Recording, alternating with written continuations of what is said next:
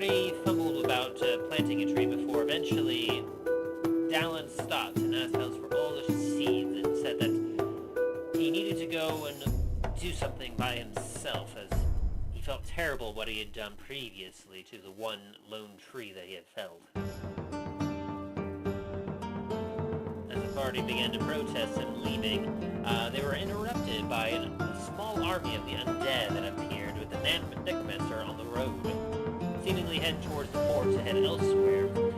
They told the party to pay tribute to them or die and join their ranks. The party quickly showed them what for and absolutely demolished the Necromancer and his small undead force.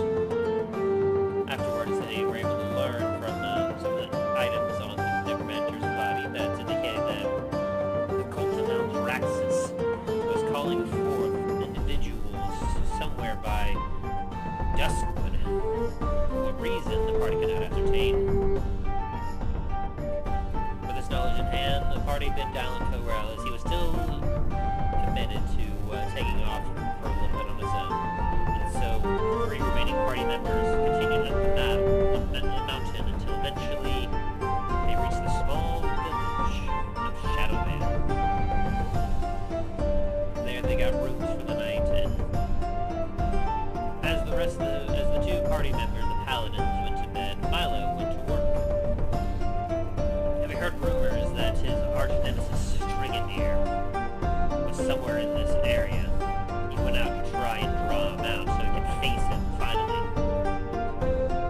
And just when he thought he had him, an invisible force before him, Milo got stabbed, and before him stood an individual that looked strangely familiar, as if he was looking in a mirror. It was at this moment that Milo realized that he had come face to face with his own son, Garret Tosscobble.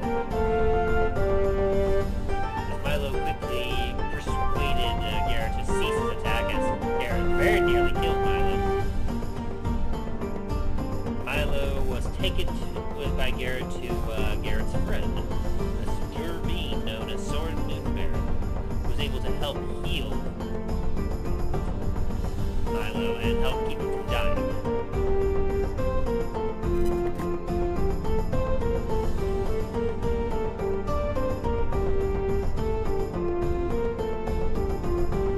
After figuring out what had happened all those years ago to their family, Milo and Garret were determined to find Strigandr together and end him for good.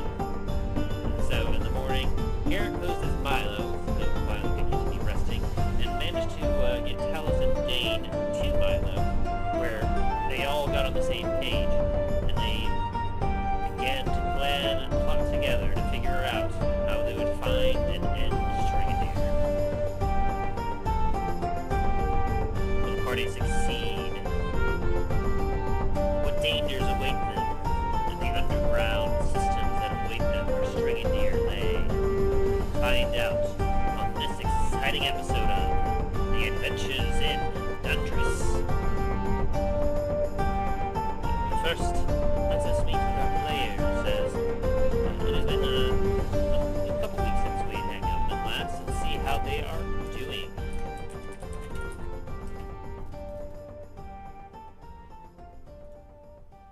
Hello there. Oh, hi. Yeah, hello there. How are we doing this week?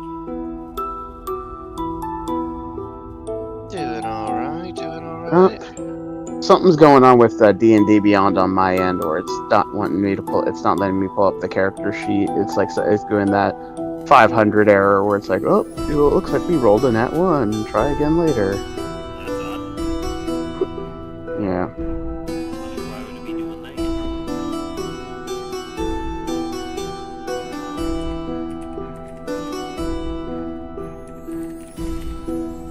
We're very talkative this morning, I can see. Sorry, I'm a little tired still. You're all good. Dain, how are you doing? Anything new with you? So my apologies, dying in the background. It's been an interesting week. You don't say? Sorry. Not really much has been going on But at the same time, just not been a good mental health week. Oof. Yeah, it's all good. I will live. But apart from that, it's been pretty chill.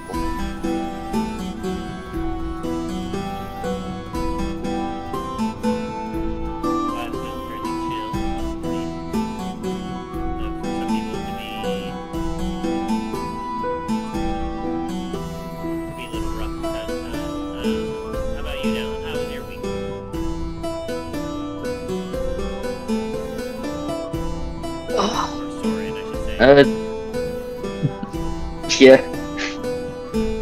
So it's been a bit of a week. I've been trying to get a 4-day work week instead of 5 days, so I can focus on some personal life stuff. But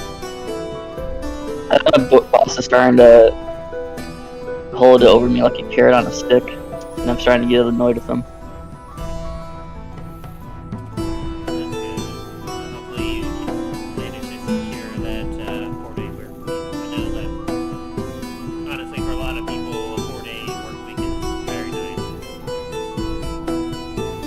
And someone with a 4-day work week? Yes, it is. Yeah, like I said though, I wish I could part that's survive annoying on the 4 hell out day of me is that my boss has been holding it over me, telling me I need to smile more or else he won't give it to me. Are you kidding? That's so asinine. Sorry to say that, just... Yeah. Imagine if you were female, then that would go across very differently, and you'd have a lawsuit on your hands.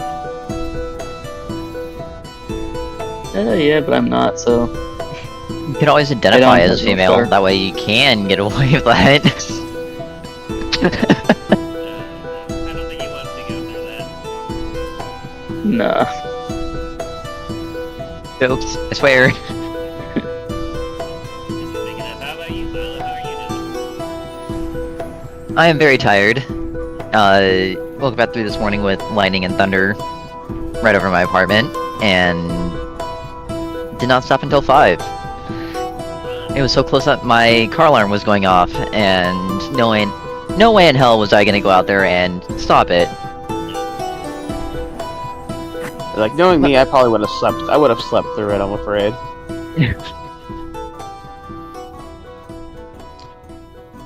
But outside of that, and the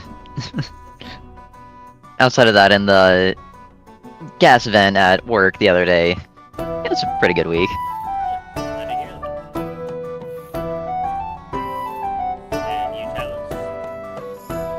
It's going pretty good. Mostly just getting back into the groove. On Monday, I had to call out because the entire household got food poisoning, so that was fun.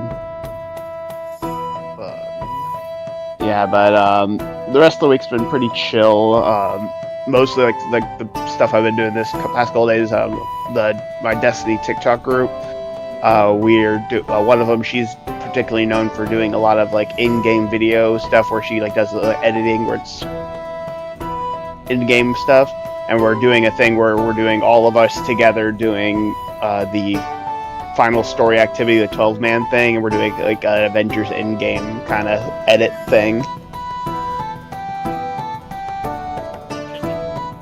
Yeah, it's been fun. It's been interesting because like obviously like Destiny doesn't have like a photo mode, so it's like there's a lot of chaotic stuff going around while trying to do in-game filming. Especially with the rant, we actually have a lot of bloopers that we're going to be having a whole bloopers reel from random people getting in the way and doing stuff. Like it's like even with the in-game team chat saying, "Hey, sorry for if we're not doing something in the activity.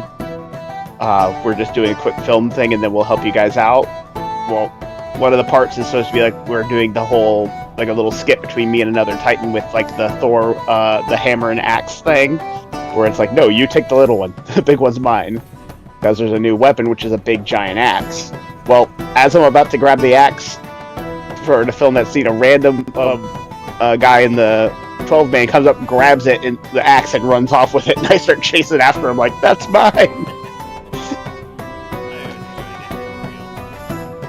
Oh yeah, like the move for reals. I think we have almost like 15 hours of bloopers.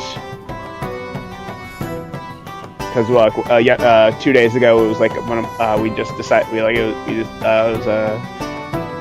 we did a whole like full day of pretty much off and on filming online with everybody with different stuff all together, like obviously different times for each of us because some of us couldn't be on, but all together it came up to about 15 hours worth of bloopers that we're going to be chopping into some little bits for content for people.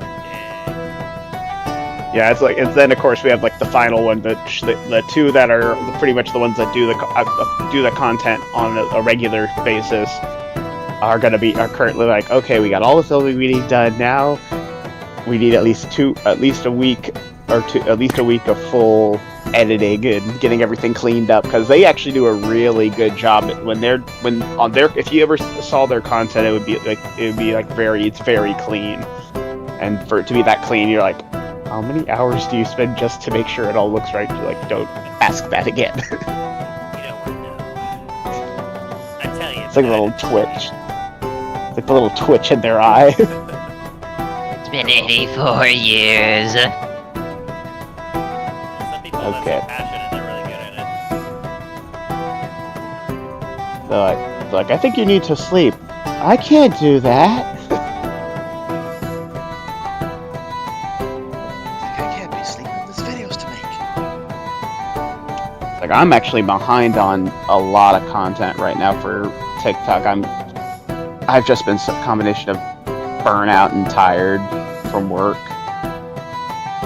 and a bunch of other stuff. Plus, I'm still planning my trip out to Vegas in November, trying to get a good price for flights.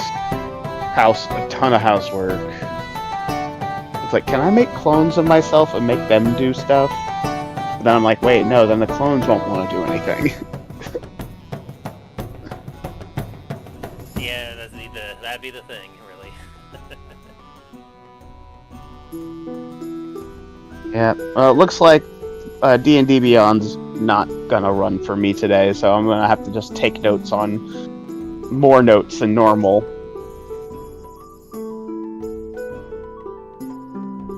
For the campaign today. Sounds good. You do have Roll20. I know. Yeah, well, the thing is, what I do is I usually put it in D&D Beyond, and then I have it where it links and copies everything, and then I can just put it straight into... Which is nice. It does suck that D&D Beyond isn't going to work. Yeah, I'll have to probably send a message to their thing and saying, hey, what's going on?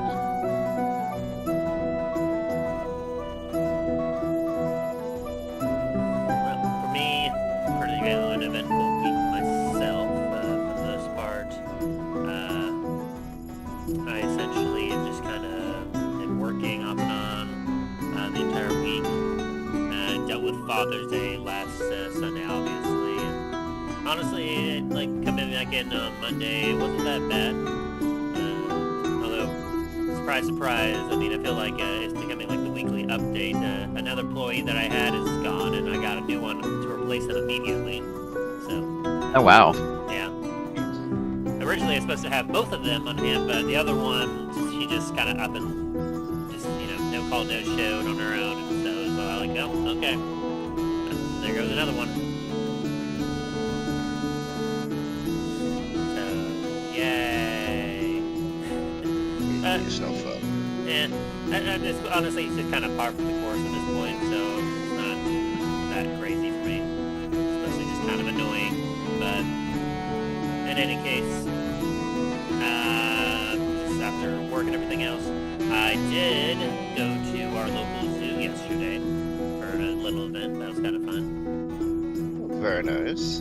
Yeah, basically, it was like an normal zoo hours thing, but there's still a bunch of people basically pay $25 to kind of go around and see the animals and then play a little game they had where it's supposed to be like a escape the zoo kind of thing, where you got a pamphlet and there were these clues and everything that you had to kind of solve, and you went around and find clues that were on signs that were posted in places, and overall it was quite delightful, and we kind of walked around, we got out in good time, and then went off to a Mexican restaurant to have dinner and just enjoyed ourselves.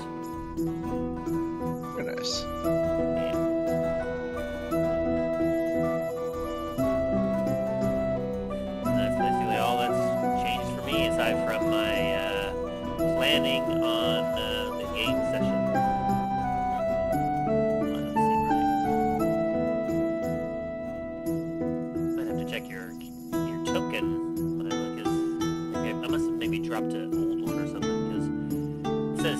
have 57 hit points total. And I know that That can't be is right. definitely an old one. Which is super weird. Okay, let me delete that. Try dropping. Let me click on this first to make sure I have this right. Okay, yeah, that's right. So let me then drop this down. That's super weird. I don't know why it would do that, because, like, it's been a long time since he didn't have that little HP. Alright, so then... And it looks like it's your right AC. Well, my AC hasn't changed since the beginning of the game. Yeah. I'm also adjusting a few other settings as well to make the session a little more immersive as it's coming up here. All good. What are you doing with 67 HP, Talos? 1 sec. That's what I'm trying to Just figure chilling. out too. Let me delete that real quick. And... I'm checking some stuff right now, just double checking. And like, Yeah, I see your proper hit points now. Okay, yeah, I just need to there it goes. fix a lot of things. Okay, I got the app on. I actually had to re-download the app because the website. Apparently, if you pull it up in Chrome, it's having issues. Apparently, they just send a message out saying, "We apologize to anyone having issues with their character sheets on the main website. Please check all this." Like, it's a whole laundry list of things to clear and check. So I decided to delete the app, re-download the app, sign in, and it's apparently allowing me to pull it up that way. So yay! That works. Works. Anyway, I guess I'm teasing you all enough. We all are here for a D&D session, and boy, do we have quite a session today. Before we start the session, you want to fix your robotic mic that just appeared? I was about to say the same thing. I beg your pardon. You sound like a robot. I do. Hell you. It's probably I'm just, sorry, Tim. It's probably just come out of the socket a little bit. Let me try that again. Give me a second. Sorry, Tim. I'm pretty sure we don't speak binaries.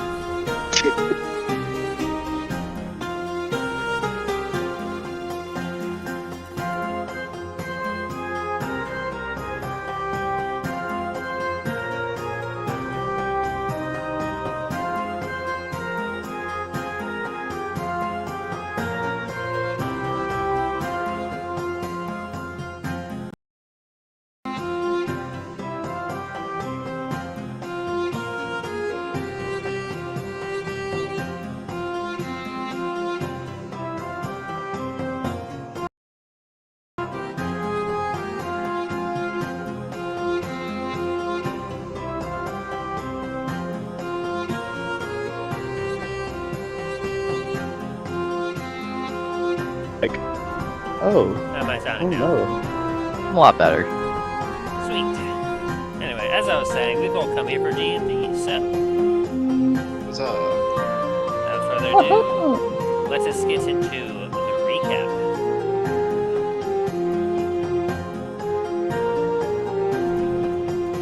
Last time, on the adventures in Dundras, our intrepid band of heroes, Talos, the Dragonborn Paladin, Dain, the Dwarven Paladin, Milo, the Bardic Halfling Rogue, and Dallen, the Gunslinging Sorcerer Dragonborn, had been making their way north from the Valewood Swamps towards Lancaster in order to grab the teleportation circle to make their way to Duskwood, to then head north to meet up with Varys and Blackheart's Haven.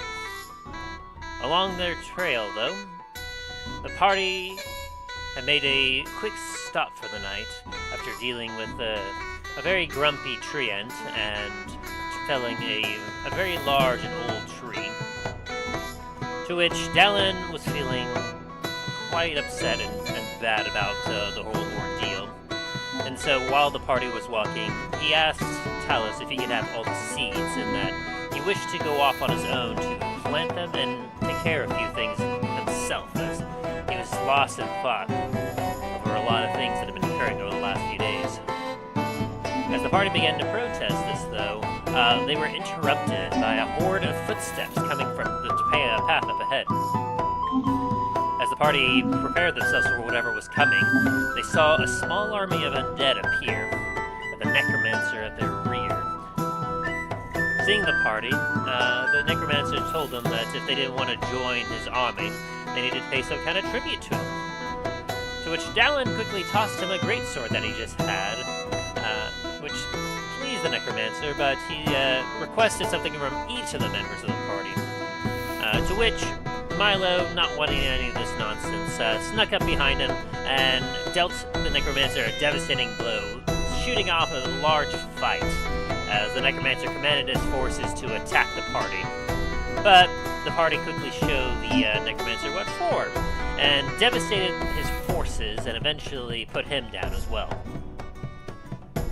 From the necromancer's body, the party was able to learn that he was heading to the nearby docks to take a ship bound towards Duskwood, where apparently the Cult of Maldraxxus was starting to accrue some individuals to do something, to which the party is not sure just yet.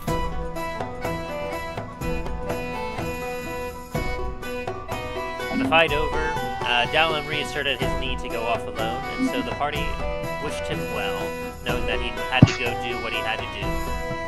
So Dallen went off to the south to go find the tree out and make good, making sure that he amended for his mistakes previously. The party then continued on for the next couple days up the mountain path until eventually they came to a small village. The small village of Shadowvale. From here it was late, and so the three remaining party members went to a local tavern in order to get themselves a room for the night. And so while Dain and Talos went to their rooms and went to sleep for the night, Milo instead went to work. As he went out into the streets, with full knowledge that his old rival and enemy was rumored to be somewhere in this here village, he tried to do a few things in order to draw him out. And eventually he got his wish as he caught the attention of something, an invisible force. As Milo turned to confront this invisible force, he felt a large stab of pain and a blinding light. As when the light cleared, this figure, his visibility wore off, and Milo was faced with a cloaked figure that, upon looking, even in the darkness, Milo could see something as if he was almost looking in a mirror.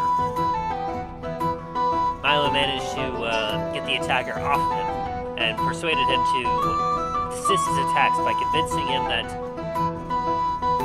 Milo was in fact this stranger's father. Yes. As he took off his hood and revealed his identity, the two stood face to face for the first time in years, decades really, as Milo was face to face with his own son, Garret Tosscobble. Beginning to panic a little bit, realizing what he had just done, Garret quickly led his father through the alleyways to an old friend of his, as he needed to get Milo's wounds treated, but also to help start to cure the poison that was in his system. As Milo learned that Garret was attending this attack that he hit Milo with for their arch rival. And so, leading him through the streets of the small village, eventually they came to a small shack, to which inside was a small Jerbeen that was rather anxious and freaking out a little bit of the fact that there were now two of his friend Garret's. Though learning obviously what had happened, he got set to work on Milo and healing his wounds and starting to cure his poison. This young Jerbeen was known as Soren Moonberry, an old friend of Garret's. The two have been working together for quite some time. It was at this point that the three of them got reacquainted and figured out what had happened all those years ago to their family. And so, realizing that they had a common enemy, this changeling known as Strigandr, or Deek to some, Milo and Garret were determined to find him and end him for good together. And so come morning, Garret posed as Milo and convinced Talos and Dain to follow him to the injured Milo, who though most of his wounds were healed at this point, he still had poison coursing through his veins, which it was being staved away by the extra hand and care of the Jerbeen Soren. Until, as everyone met in this small, tiny shack, to which Dain and Talos were a little cramped, they all got on the same page, and together they began to gather the intel that they had together and plotted on how they would find and end Strigandr. And so, we joined the party today in this tiny dirt-floored shack. Cramped conditions.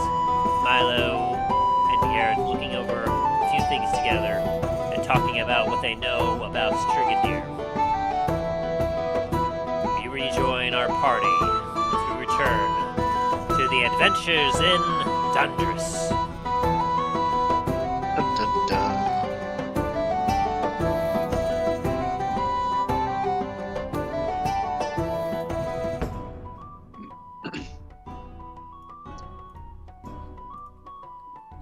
So, as you all are standing in the shack, a small Soren has handed you all some mugs of some kind of, as you smell, it seems to be some sort of alcohol-based drink.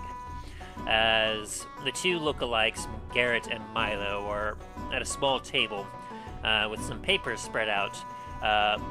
What looks to be a lot of handwritten notes from Garret, indicating some of the mannerisms and some of the thought process and observations that he has on this individual, Strigandr, to which you all have come to know is a changeling of some kind, and it's currently hiding somewhere in the underground systems below Shadowvale.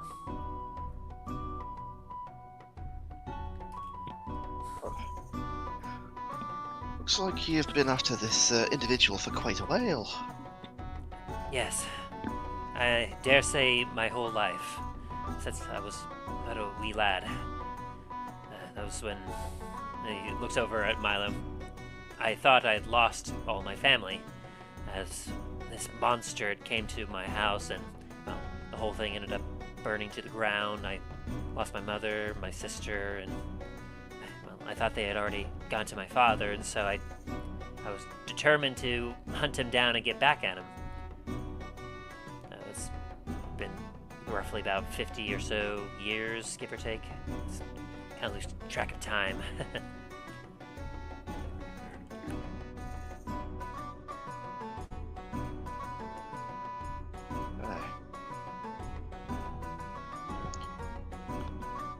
Hey, it's a long time. Yes, but I have tailored and mastered a lot of skills to help me finally put an end to him, as well, much like how much stronger I've been getting over the years, he's been improving himself over time. It's hard to say exactly how dangerous he is, but he does claim himself as the leader of a thieves guild, so do not underestimate him. Thieves Guild that's going down to shit, from what I've heard. Yeah, thanks in part to yours truly, and as he looks over to Soren, a little bit of his help too. Back when he actually did have the deceased embers organized quite thoroughly when I had managed to sneak in and join their ranks, infiltrate really. But as part of my infiltration tactics, I also made quite a few friends in there, and so when things finally went down, the guild ended up splitting, half with obviously the boss and then the other half with me and Soren, and that's everything went crazy at that point, and that's when Strigandr fled, and I've been hunting him down ever since. But supposedly he's tried to rebuild here. I just haven't been able to narrow down exactly where he's at. The underground systems are a labyrinth here, made obviously probably to be a very intricate but also deliberate way of losing any tails or losing individuals down below that might be going after any smugglers. Now, I've known quite a bit of Strigandr from the time I've known him, but perhaps do you have anything that you remember from Strigandr from before I was born that might be able to help? Anything that could like provide some sort of clues on the way he thinks, or because obviously someone changes over time, but maybe some early knowledge might be beneficial. Anyone that I've ever talked to or known, they don't really know much about his past life. Well, except obviously Bonk, but well, I kind of ended him before, and he was never really that talkative much. no, he just kind of grunted and made weird noises. Never really understood that, Yeah. but it comes to the territory, I guess. It made it very hard to heal him sometimes. Well, to be fair, that bastard deserved to die. I mean, yeah. It was probably all bronze and no brains. Yes, that was definitely Bonk, for sure. The guy's name is Bonk. You don't exactly think there's much going on up there. To be fair, that was a name that we gave him, because he didn't say anything, never really told us his name, and all he did was bonk. He was definitely Strigandr's right-hand man, though. I mean, I suppose, like, when it comes down to it, someone that doesn't really spill your secrets, but is a force of nature for you is certainly handy. Anyway, sorry, you were saying? From what I can remember, Strigandr was never really one to think things very clearly at times. Unfortunately, that had to be me when I was with them.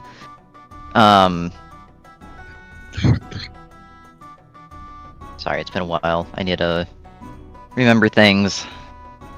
Well, certainly, I mean, for you, it's been, what, 60, 70 years? 70 years now, yeah?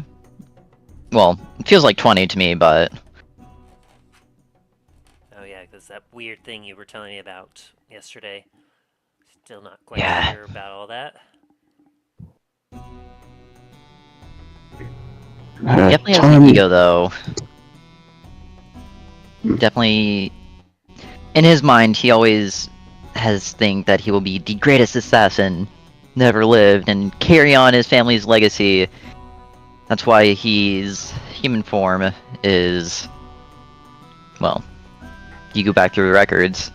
It's been there a lot longer than a human should be alive, but...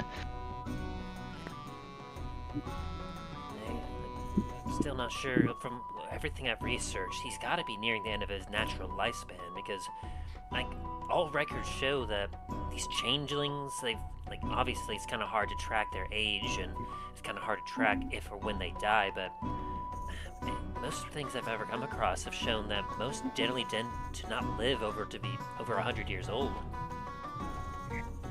It could be that he may have found a way to unnaturally or artificially increase his lifespan, perhaps. Something No. magical? Hard to say. Knowing him, the only way that would be possible is if he found some wizard or something to do it for him, since there's no way in hell he is smart enough to figure that shit out on his own.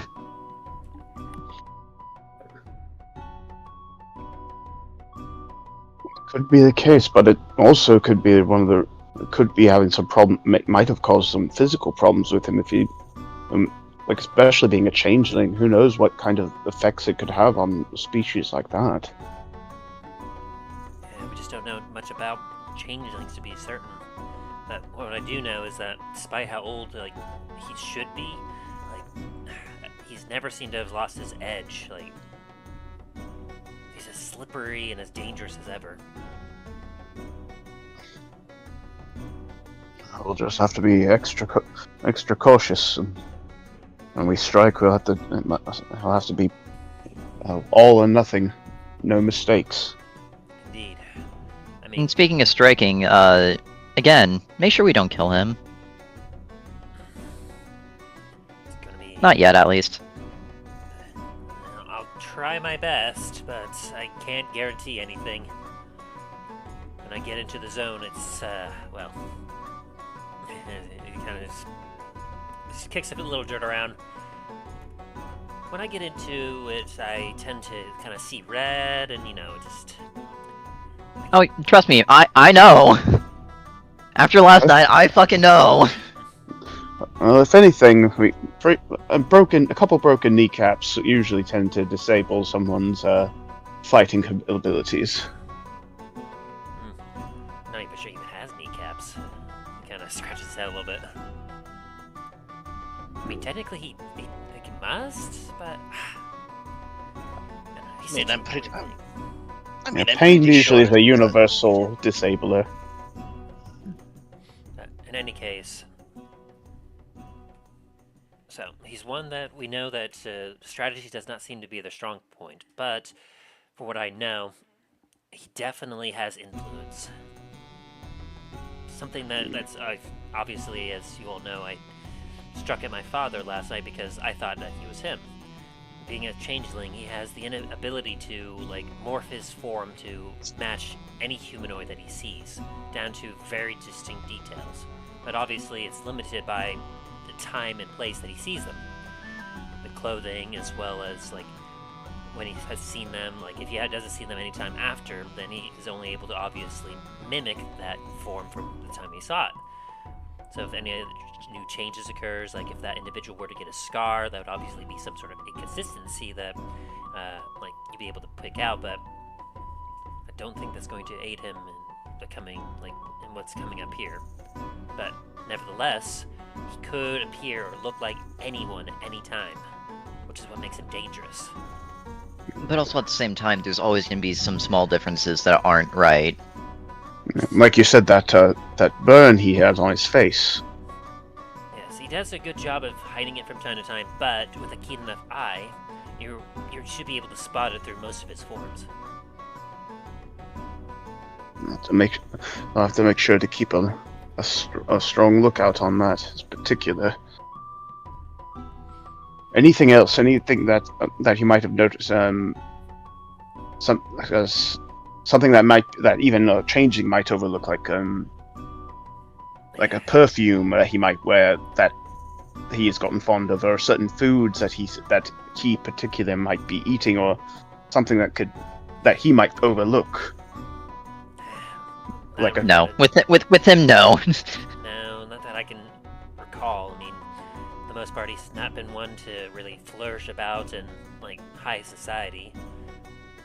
He usually uses his like changing form to help him infiltrate places. I mean, this is a master thief we're talking about. He's got quick hands. He's able to get in and out of situations really quickly. What about his underlings, those that he surrounds himself with? Anything that might be able to have them give away his location from their own idiosyncrasies or something? Mostly common thugs. I mean, they're a bunch of lowlifes that generally live in the underground or underworld of crime. For the most part, some of them are assassins, hitmen. Honestly, it's a shame to call them a thieves guild because they should more or less be kind of like a killer's guild or something.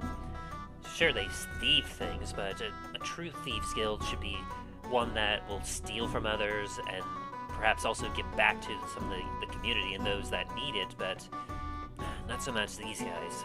Most of them are just cold-hearted killers that will then steal anything they find off your corpse. Cutthroats, basically. Precisely. More or less. Basically, if someone hired them, they not only take the coin of whoever they hired, but also slit the throat of the person that hired them and take anything else. Basically. Something else about Strigandr and some of his men, they've definitely are decent with traps. That's something we'll also have to keep an eye out as we go underground and hunt him down, as likely they may have trapped certain areas or something that they may not want people going into, or they may have possibly placed down traps in areas where they may not be obvious at first, but then as soon as they activate it, it will obviously spring. I might have be able to spot some of those. lots of underground places and certain areas finding hidden paths. They also, many of those paths are always more likely always triggered by traps as well. So plus we have you two here. I'm pretty sure both, like, I know Milo off his skills, and I'm pretty sure you've had plenty of experience on dealing with some traps as well. A few. He kind of like scratches the back of his head a little bit, looking to the side a little bit. To be honest, I mean, I am able to like use some lockpicking tools for helping with some infiltration, but most of my skills are on the more of I sneak and then I stab really good. As kind of my job when I was infiltrating the guild was, in order to really get the trust and make a name for myself in the guild, obviously I had to kind of do what Strigandr wanted, and part of that was essentially being the hitman. I mean, at the time it made sense, it worked, because I was planning on killing Strigandr, so I mean, improving my ability to fight and kill something really quickly and efficiently, it just made sense. But as a result, I'm not as skilled when it comes to disabling or like doing some other stuff like that. I have a very specific set of skills, you could say. Understandable. Tim, could I roll an insight to see if there's anything else that could help me or help us with deck here? You could do a history check. See how much you remember. Fair enough. Nat 20, let's go! Wow! Very nice. It's like ever since the ruin, he's remembered everything. I forget nothing of those who have wronged me. Yeah, everything has come back to you. Strigandr, obviously is a changeling. He's always had a handy ability to, obviously, like, he's talked his way out of a lot of situations, but at the same time, when obviously things kind of go down, he also has, like, a lot of abilities beside being able to talk that he kind of, like, calls back to. You remember that anytime he got himself into a scrap, he liked to use the environment to his advantage. At the time when you knew him, he was just starting to get into it, but you remember that he was dabbling into trap making. He was obviously very good at ambushing isolated targets. He didn't prefer to fight an entire group. And when he could, he would oftentimes manipulate your enemy. Whenever like a guard was coming by, you would often find that he would kind of go around the corner and then morph himself into a guard and then come out to see the guard and basically point them in another direction, or point them at another individual to take the heat for you guys. And so deception and misdirection were some of his defining traits.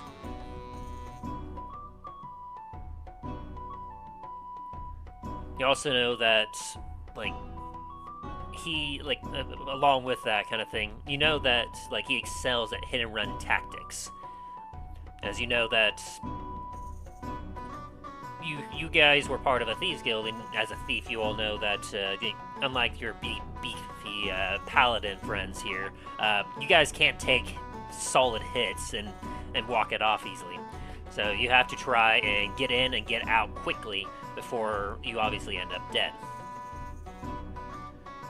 And very specifically, like, even into your eyes at the time, like, you were good at hiding, but, like, you found that there were some times where he almost seemed to vanish entirely, which always surprised you and helped you to try and, like, become more specialized and proficient in your vision in order to try to see if you could spot him so you didn't lose track of him whenever you were on any sort of job. But even still, like, he was very good at kind of being sneaky. Man, with that 20, I will also give you that, along with traps at the time, while he wasn't one to, like, kill a whole lot, he usually had, like, Bonk do his dirty work. You do remember that he was also dabbling in poison crafting at the time as well, as he had been dabbling in a poison kit. So, from what you remember, like besides his natural ability to hide, sneak, and everything else, he could be an issue with poison and traps potentially.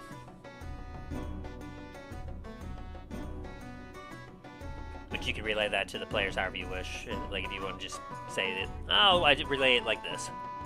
Up to you. No, at this point, Milo is being very upfront about everything, so he would have just laid it all out. Gotcha. I never once saw him use poison myself, but that's a very good thing that you brought up. If that was something he was dabbling in one time, it might be something he's been doing in secret. It could be some sort of unique thing that he has that's kind of like an ace up his sleeve. Definitely have to be on watch for that. This kind of passive stuff down. Dang. Soren, do you have like any antidotes or something that could help against poison? I do. I have a few. Let me. I'm gonna put. Let me start pull out my bag and start looking through. It's like I might have something. Let me see. Or pauses his head up and says like, "What? What'd you say? Antidotes, you got any? Antidotes? Let me see.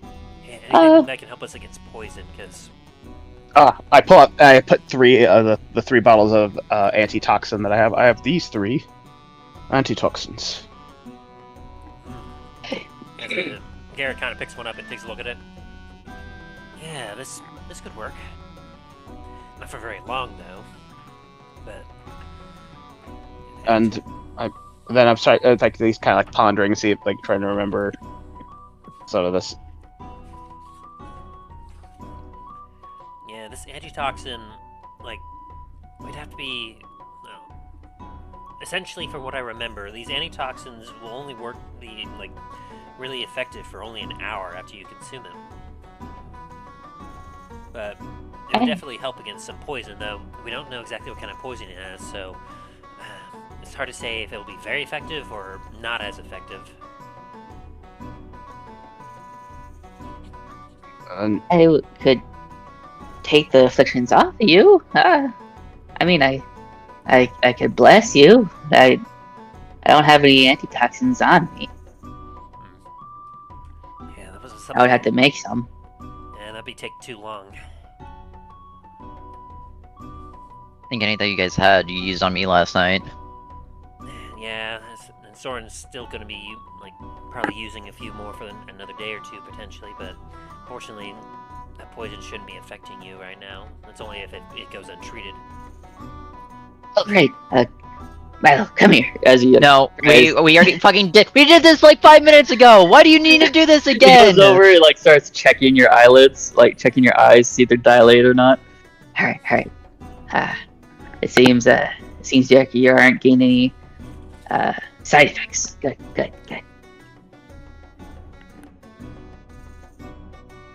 Sora looks into Milo's eyes, just sees daggers.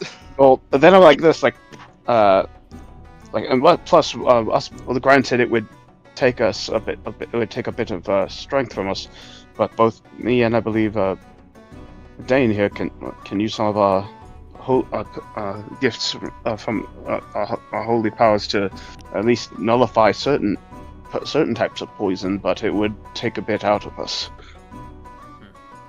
Good to know. Like I said, I can use my own magic to cure you as well.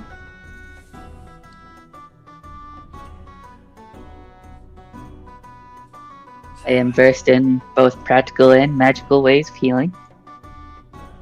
I'll have to do. Good work. That's definitely something I wasn't anticipating. But of course, we have to make sure we don't leave anything up to chance. This is a dangerous individual that's ran at least a couple thieves' guilds himself. It's a master thief. hard to say exactly, like, listen, and he definitely must know that I've been hunting him down still, and he probably, obviously, I keep myself hidden well enough that he doesn't know exactly where I'm at, but he likely knows I'm coming for him, so he's had lots of time to prepare, at least a couple years.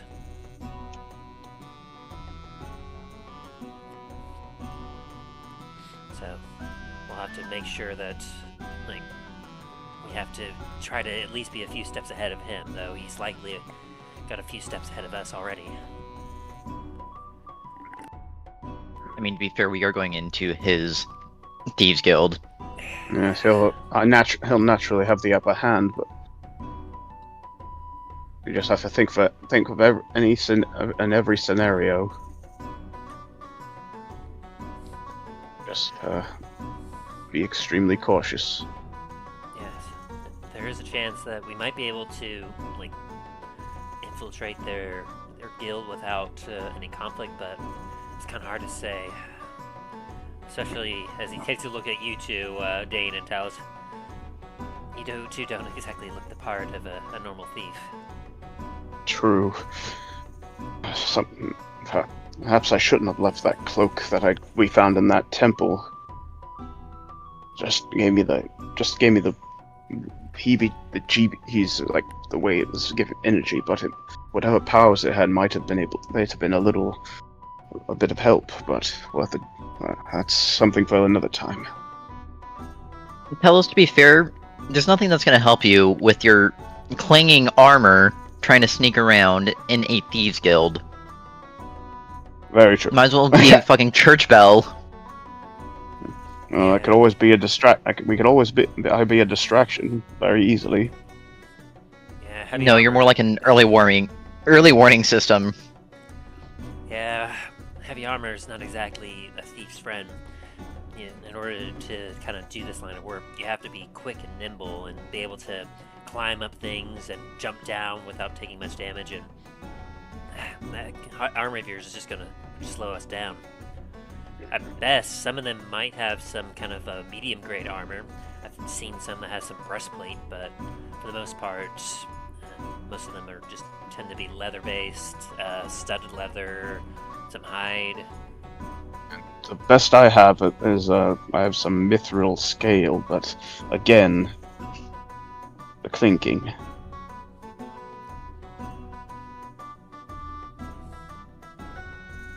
Even on my end, I've got a mithril breastplate that I can wear underneath my clothing, but well, not exactly spry. My mithril might help out a bit with making less noise, and That's up to you. as much as I would like to keep a bit more of a defense, we do need more silence than we know. So might as well change out of this. I try to maneuver my way into an area where I can. I'm trying to look. Clearly looking around, trying to find an area where I could change a bit better. Because obviously, with me being so squished in, it's like probably looking at the door, like thinking I'd probably go outside there and change.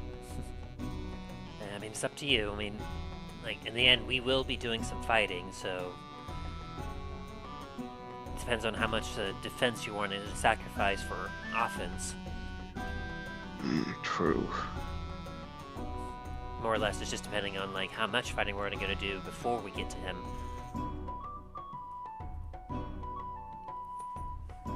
And I say win because we're not losing him this time.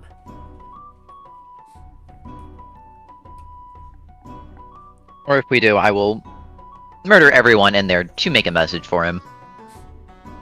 Nah, I'd be happy to do that myself. Can I have their things if you kill them? We already talked about this, Soren. You take everything off the dead bodies, except for Decked. Alright, got it. And most of those other grunts that are in there, they'll probably have some shiny coins and maybe a few nice bits and baubles for you.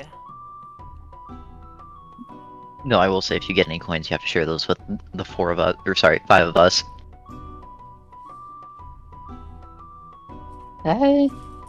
Dain would be displeased, but a deal.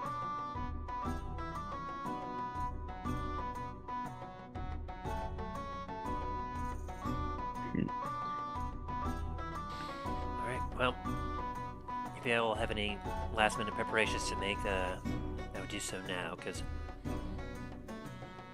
daylight's burning and we have to try and get down there while everyone is going to be stationed. Most of these thugs are going to be more active towards the nighttime, so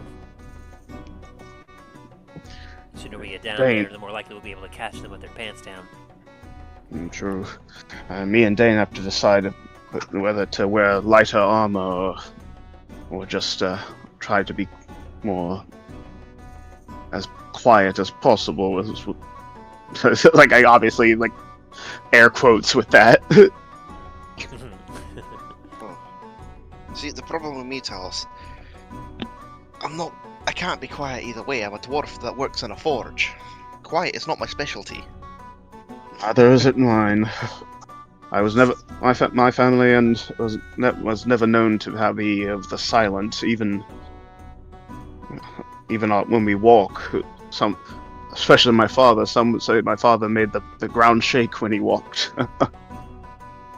That's why you're always so loud. I kind of just shrug at that, but.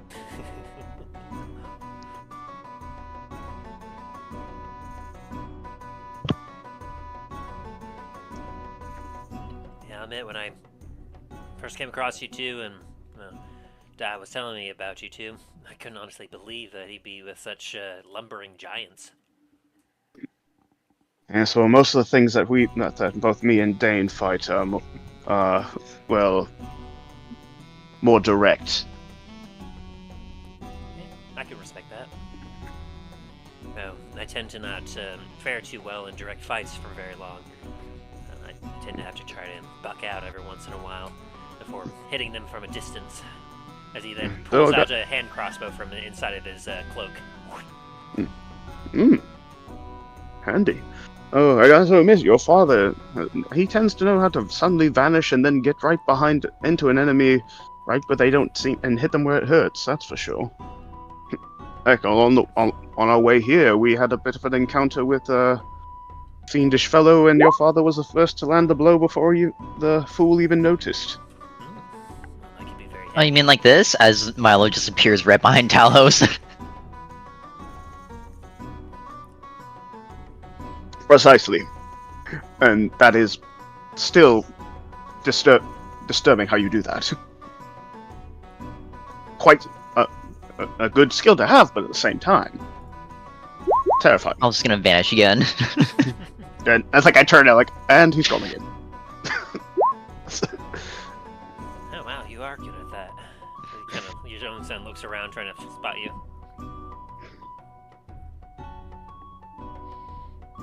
That could be handy then if because he may not be expecting you, because if you've been gone for all these years, there's a chance that maybe he's expecting me, but not you. You might be able to make your way around. Plus, with heck, if anything, I could, like, with me being as loud as I am, and it'd be more focused on the big armored lizard. Like, as soon as he said lizard, he's like, did I just call myself a lizard? Like, that look on his face, I'm like... Points a finger at you, like, yeah, you got a point there. Though, I would definitely not underestimate him for, like, how heavily armored you are. Like, he does have much like myself, like, part of the way that we do our work is we have to make sure we can keep an eye out for the weak spots in armor, and, well, I can tell you that I can at least see 5 different spots on that heavy armor of yours where I'd be able to get this rapier just in between and puncture your lung. Probably I could probably go straight for your heart, though I know you might have to have some bones in the way. Well, I do have a few tricks of my own, like a few little heirlooms of my house, as well as some things to help me with that. I also tend to get to have a little bit of extra luck from time to time, though sometimes it doesn't go my way. I kind of like that look of like I could be lucky sometimes. Everyone's luck runs out eventually, but I'm just True. saying that if I can spot that Plus- just looking at you, there's a very good chance that Strigandr will be also able to spot it as well. So if you give him the chance, he will hit you and where it hurts. Just be wary. Yes, well, with knowing that, I might actually feel better wearing this adamantine. Mithril's strong, but if he's that skilled... I mean, this is a thief that's been perfecting his craft for, well, at the very least 60 to 70 years. Like close to 80, to be honest. Damn, perhaps I should have bought some of those potions or scrolls while we were still back at the port. Well, too late now. We're not going back to port for that. Agreed. Yeah, Anyways. so far from any magic shop. I mean, perhaps when we're down there in their guild, I mean, I don't know, I haven't been in there exactly myself, but I mean, if they're a thieves guild, they probably have some things stashed away here and there, but at the same time, they might be able to use it themselves. I think the only potion I have that I currently have left that's not healing is this. Hold up. It's a potion of mind reading. Never really knew why I bought it. Huh.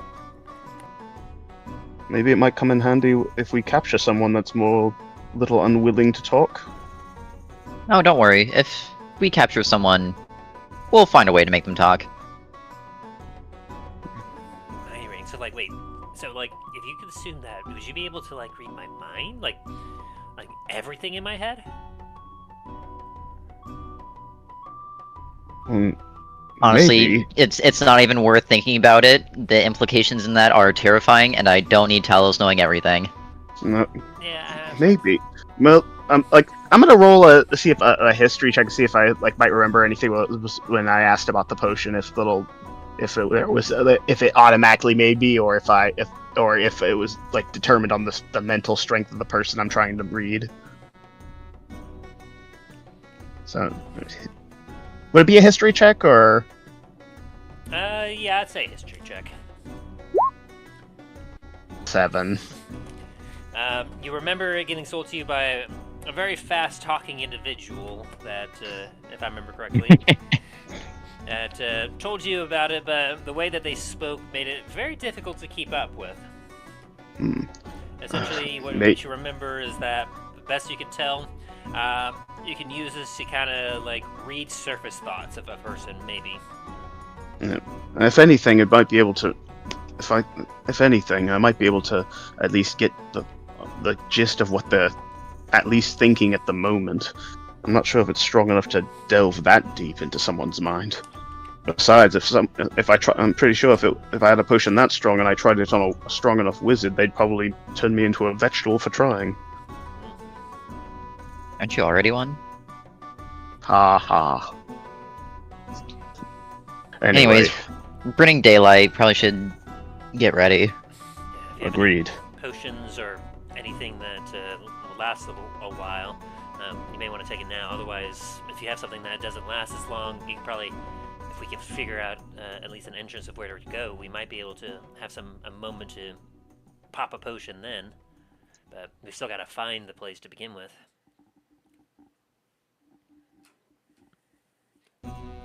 Being a smuggler's tunnel system, there's not exactly any clear map of where anything is. It's just kind of like, if you've been there before, or if you recognize certain signs, you'll be able to follow them, but otherwise, you're kind of alone in the dark down there. The only other thing I have is this, and I hold it like the rope I pat the rope that's at my side. I know it looks like regular rope, but it has some unique properties. Yeah, he looks over at you, Milo. Does he I have go- some keys? I go. Here, boy. And then it jumps off your hip and makes the kind of like slithers on the ground, and it's frayed and kind of looks up at you expectantly, and the back end of it, the rope kind of wags. Good Lord, what? Bailey jumps under his bed and starts hiding. It's a rope that's been enchanted similar to a probably almost like a dog in a sense. It does what it will obey certain my commands. So Trust me, if that's the weirdest animal or thing close to an animal that you think we have, you are far from wrong. your father's not wrong about that. It probably has the mind of a dog, most likely. And I pat it like what would be the equivalent of what its head would be. It wags the end of its rope. But it's a rope. Yes, it's a rope. So imagine someone. Imagine it say. Actually, I look at a play dead. It flattens down on the ground.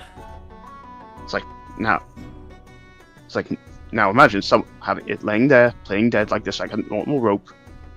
Someone one of them walks by it or picks it up, and I point toward Milo's son and goes, tie him up. Excuse the fuck out of me? Not Milo, like his son. Just it's just to No, prove. I heard what you said, but excuse the fuck out of me? It leaps up at him and he's gonna do a quick I'll do you do a basic check. It's more like a demonstration of show how it might work as a trap. Yeah, do a let's see. Roll a d20 to see what kind of skill it's going to have in this, because Garrett's going to acrobatics away from this. So we'll be competing a d20 check of his, a 3. Oh, that's low. Yeah. Compared to his acrobatics, that's it clearly tries to at least grab him, but it's see, it would be at least to be a surprise. You all throw watch someone off the rope as it leaps towards Garret. He kind of sidesteps a little bit, just almost like a glide, just as the rope heel boy where he was. It turns into a hangsman's noose and then lands on the ground. All right, heel boy, heel. And then it Tell us, slips we're not back over again. We're not trying to kill them, so probably best to just put that in your bag. Did it just tie itself into a noose? Yeah. All right, boy. It's like, oh, here, boy. It at least back up onto your hip. At least and plus, and if anything happened, and plus, it'd be a quite surprise to anyone not expecting to be attacked by a rope. No kidding. I mean, I was certainly not expecting that.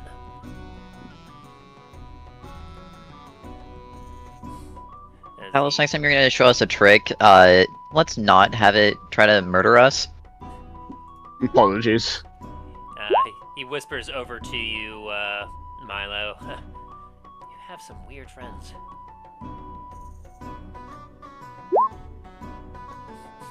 Yeah, I know.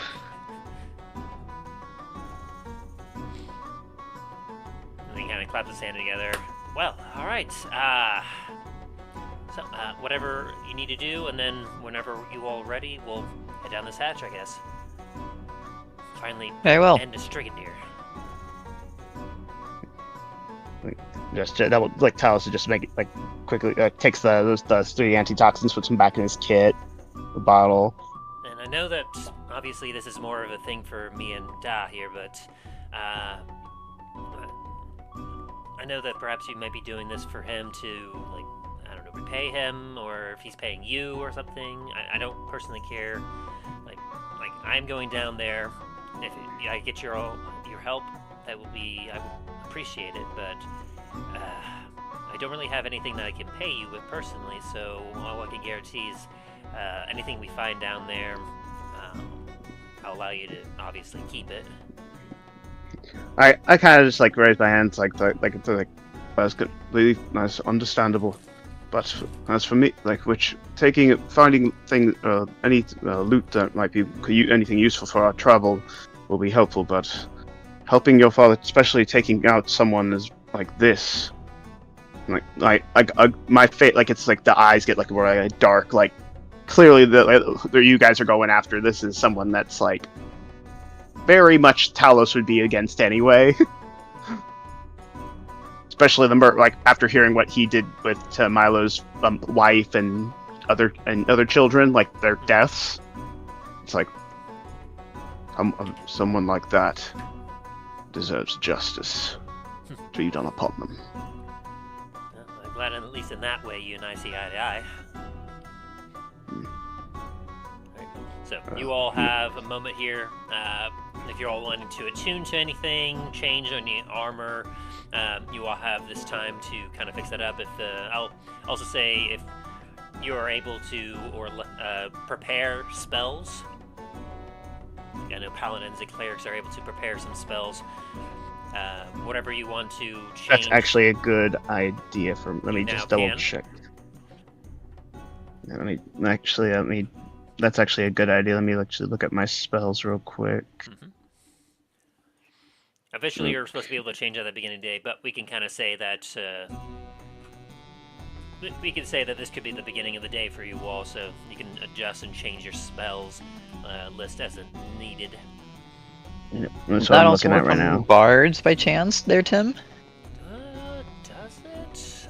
I can't. Let me double check that because I know that bards are similar to wizards in a lot of ways, and wizards generally can't tend to change their spell lists.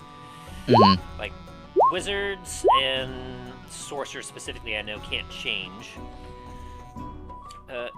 And I think like Eldritch Knights as well also can't. But let me double check bard here. I don't think I can, but if I can, that'd be amazing. Let's see. Okay. Bard, spellcasting, learn and untangle, reshape the fabric of really harmony. You have cantrips, spells known. You know 4 of your choice from the bard list. The spells known shows when you learn. These spells must be at the level which they have, or just additionally when you gain level. Spellcasting. You use a mystic enrichment.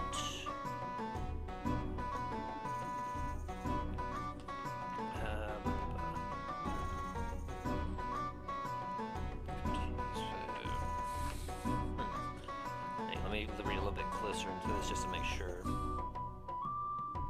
Your spells are part of your vast repertoire of magic that you can tune to different situations. For bard list, you know 2.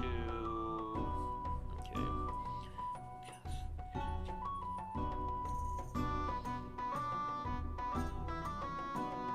The spells known column of the bard table shows when you learn more bard spells of your choice. Each of these spells must be of a level. As we reach, you can learn 1 new spell, first or second level. Gain level, you can choose one of the bard spells you know or replace it. So no. It looks like for a bard, it works similar to a sorcerer. That you have spells that you know, but then every time you get a level in a bardic level, you can choose one of the spells that you already know and to replace it with a new one. Gotcha. Okay. Shame. Oh well. Yeah, so a little more limited, but the bards I'm pretty much powerful magic. Yeah, I'm just switching out one of my spells instead of like Purify Food and Water. I'm switching it to one of the ones I can cast, if needed for emergencies. The Protection from Poison. Granted, it only lasts about an hour. Yep, which is fair because as I'm looking at other ones, like Paladin has specific preparing and casting spells, whereas Bard doesn't have a preparing on it. Yeah. So that makes sense. So yeah, clerics and paladins can prepare their spells. And then wizards I don't think can. Let's see. Wizards just have an ungodly amount of spells. Yeah, well, the other thing is they can spend gold and literally learn whatever spell they can find, so long as they get a spell scroll for it. So they could have like an unlimited amount of spells that they can learn, but they're limited obviously by the amount of gold they have, as well as I think that's how it goes. Yeah, and since I have real quick question, just so that with protect, since I had not because of my level, I have protection of good and evil automatically continuously on.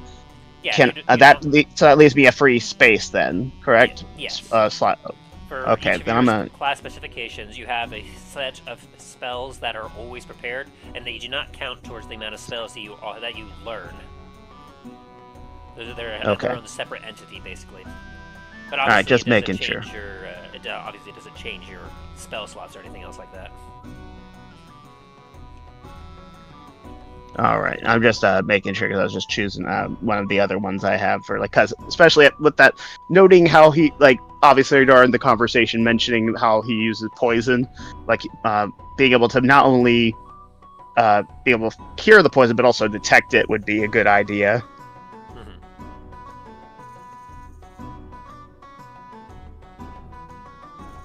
Oh, well, that's interesting. I'm reading this wizards. Apparently wizards can prepare new spells. That's interesting. Of course, they're a wizard. They learn things. I just figured they had just had it in their book and they just opened it up and just had it available. Interesting. I think they know certain spells, but you have to prepare a smaller amount from those spells. Yeah. Sorry if I might have clicked certain things by accident. Well, I don't know why it popped it. I was trying to. Oh, my bad. Yeah, I was trying to get the info on it, and for some reason it was I was trying to just look up the description. For some reason, it popped it up on the screen. For some reason. Perfectly fine. Man, I need to read up and do more stuff with wizards. There's always one that they have incredible abilities and whatnot, but I don't usually spend a whole lot of time with wizards. It's the wizard. They usually become just sitting ducks after they use up all their spell slots. Yeah. Well, while we are preparing for this battle, Milo is going to put one use of mucus crawler. Yeah, crawler mucus on his tentacle dagger. Good to know. Let's see. And it's charged.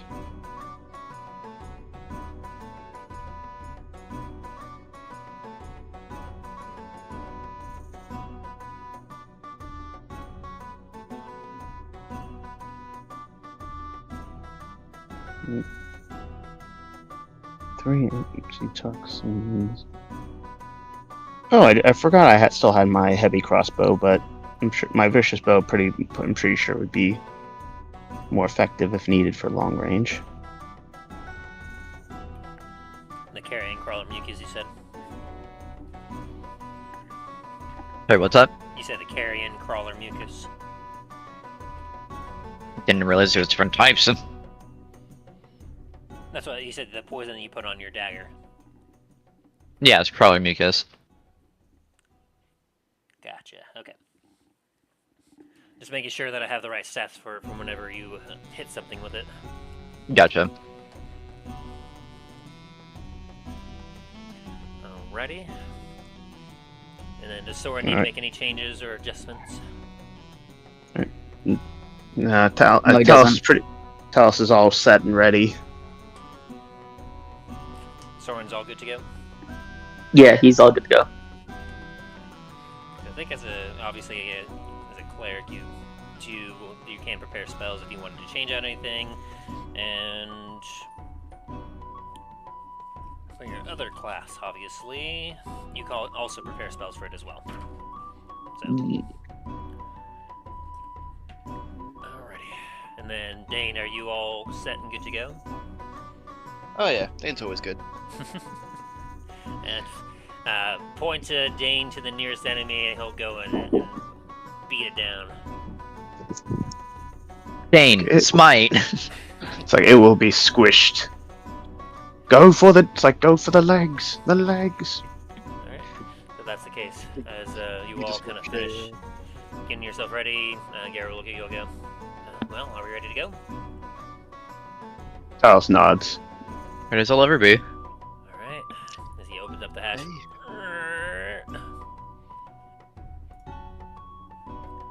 Well,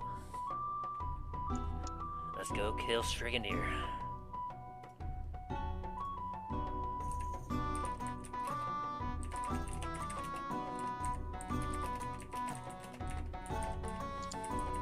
As he kind of hops down, and it's a bit of a squeeze as he gets down into the hatch and eventually kind of disappears into the darkness. as you all proceed to kind of follow him.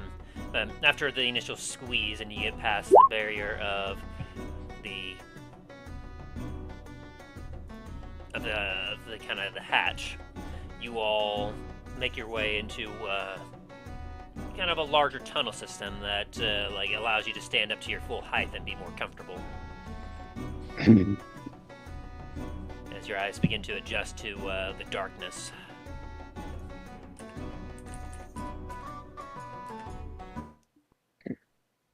Sorry, quick question. Did anyone else's Roll20 just stop, or is it just me? Sometimes if you don't do stuff on it for a certain amount, I think it's like 5 to 10 minutes. If you don't like really do any inputs on it, it will kind of freeze. So you got to reload the page. Unless it just went quiet, in which case Tim was changing the music. No, like Roll20 was saying, oh yeah, there's a connection issue. Oh, I have no idea. No. It must be on my end. Sick. Like mine does a thing where if I don't interact with it for a few minutes, I have to reload the page. Gotcha. Unfortunately, it's like the abilities tab page, like that for like if you just want to click it to roll your abilities. I have to, if I have it in another, if I pull it up and then pop it up into my other tab, if I don't mess with it or pop over to it, it will freeze up and won't input, so I'll have to reopen it again.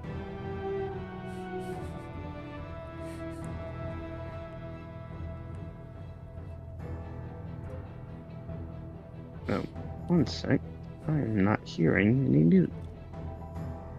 Not from Discord? Yeah, that's fine. It's something on my end. One sec, I'm fixing it.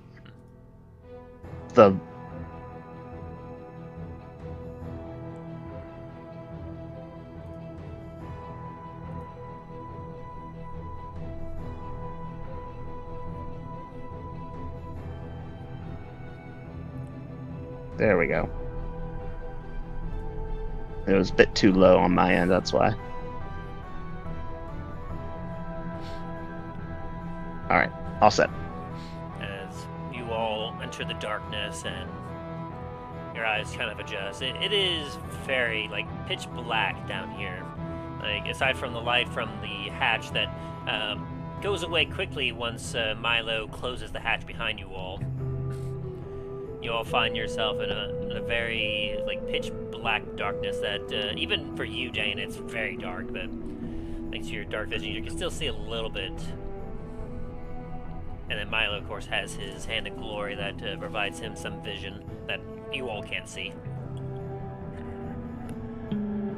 Hey, you turned out the lights.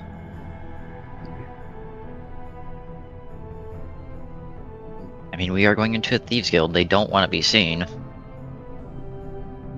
Hey, but this is dark. Advanced darkness. Normally I'd pull out my drift globe, but I'm gonna keep that a bit quiet for now. Yeah, if you pull that out right now, I'm gonna break it. I don't give a fuck. No. A small light appears in front of you as Garret has on a very low light setting a lantern, a hooded lantern. There we go. Managed to provide us at least a little bit of light to make our way through safely. Hey. Good. At least with a hooded lantern, it can be shuttered a lot quicker than my little drift globe can. Talos, don't you still have a lantern? Yes, but that's a backup. Oh, fair.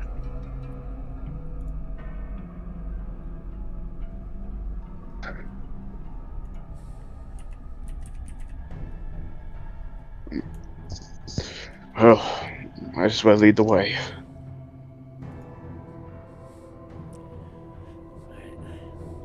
I'll kind of show you where I have a general idea about where we might have to go, but from that point we'll have to try searching manually as he leads you down the tunnel, footsteps echoing in the dark.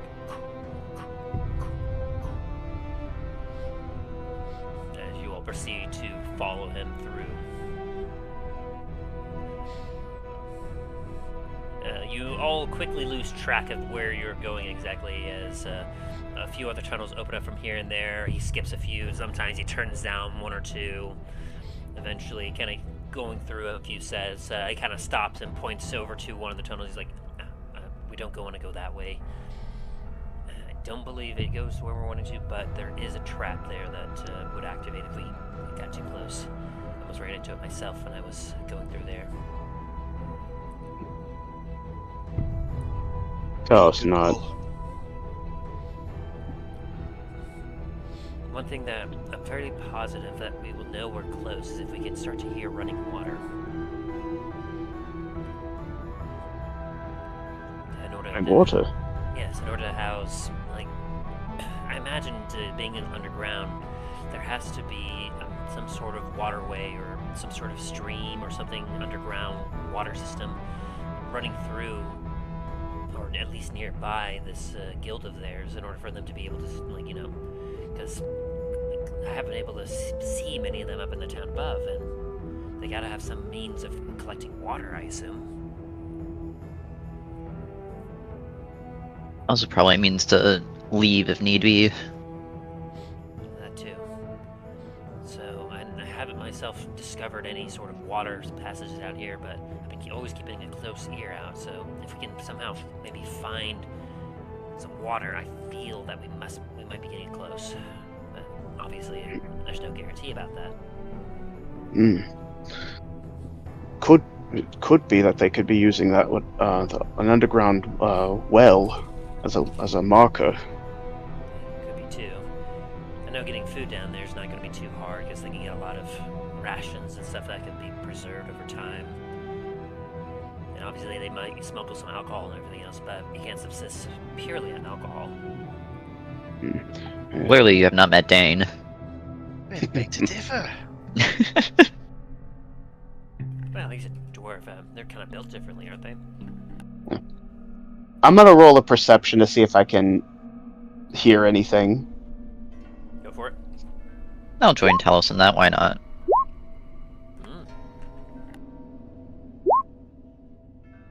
I'm surprised they being underground. Like I don't. Dain got distracted by alcohol. As you kind of listen closely, it is incredibly quiet.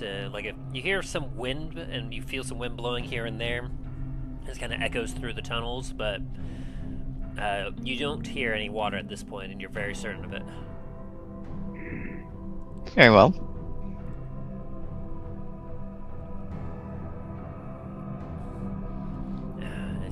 You all continue walking down a little bit. You get to a point where there's 3 split off paths before you. One kind of in front of you, and one to the left side, and one to the right side. And he kind of goes over to Garret goes over to a wall and kind of feels, and then holds up the lantern. Here it is. I placed this marker here to indicate like the last place that I've been searching for this lair of theirs. So. This is as far as I've gone on my own, unfortunately. Everywhere else behind us has always been dead ends or led outside somewhere else. So. And Milo roll a investigation to see if there's any other, like, thieves' camp marks indicating the way. 17.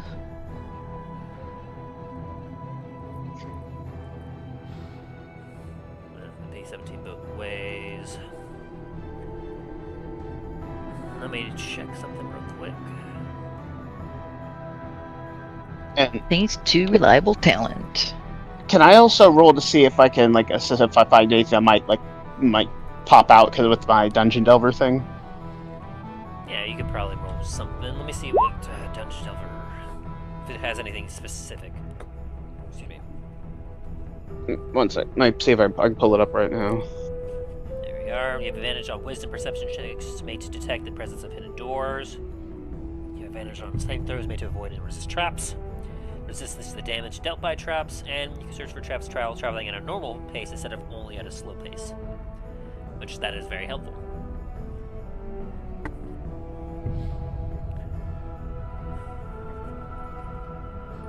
So, like, basically, I'm looking to see if there's anything that, like, other, hidden passage or doors or something that might.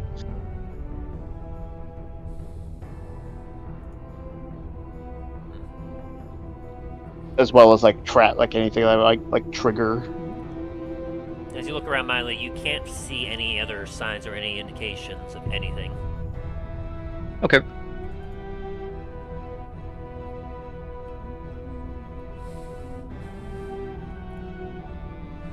Well, Mr. Trap Finder, what direction do you think we should head? As he looks at you, Talos. Talos is gonna like peer really like for a good at each of the passageways one by one. I got a 24 on that roller, by the way. You cannot detect any hidden doors or like any hidden passageways in the immediate area, nor do you see or sense any traps nearby as well. There's no traps or hidden doors on either of the paths. Yeah, we have 3 With a choices. 24, do I see any like marks on the ground that might indicate like the passage of it, people or other people before us? Let me. That wouldn't be them. Let me check something else real quick.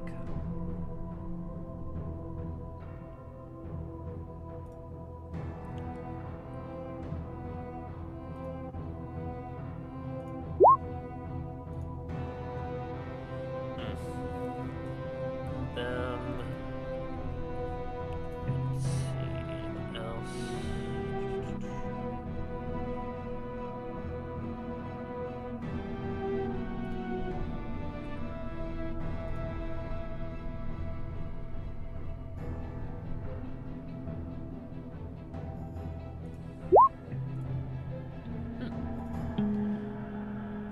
Yeah, looks like they weren't being as sneaky. You do, as you're kind of taking a look around, you do see what appears to be some footprints that, and what almost looks like some, maybe something wheeled.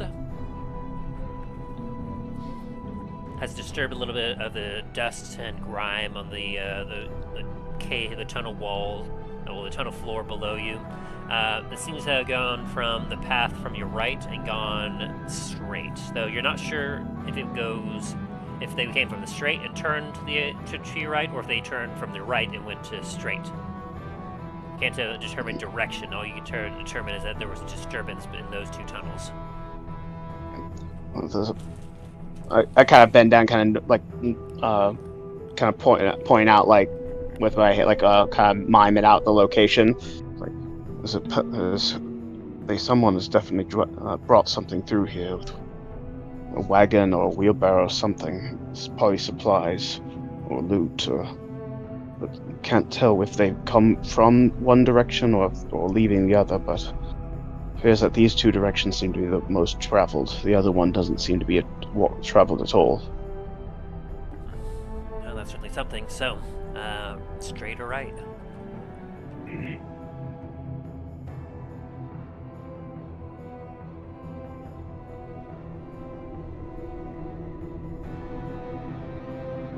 Let's go straight for now. And keep an eye, and if it leads back outside, then we can double back. Alright. So, you all continue forward. After about a couple minutes of walking, the path makes a few turns here or there, until eventually it kind of opens up into another set of tunnels. This time one seems to be going on a somewhat left direction, and one seems to be going on a slightly right direction.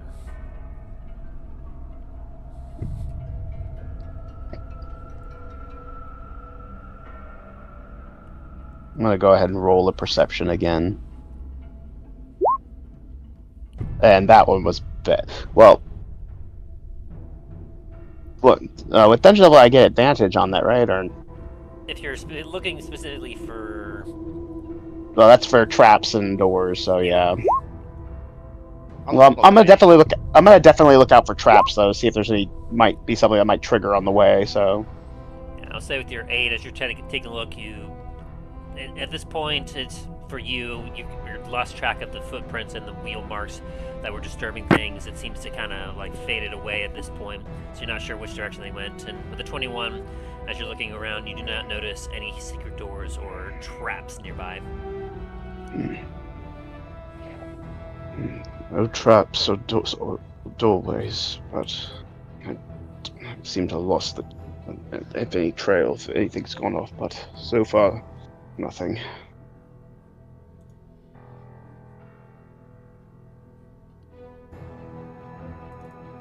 And I don't suppose I would be able to see the footprints with 17. Not quite. It's just below what was needed. Damn. If we're losing their tracks, that must mean they're likely trying to hide their tracks. We must be getting close. Which way would it go?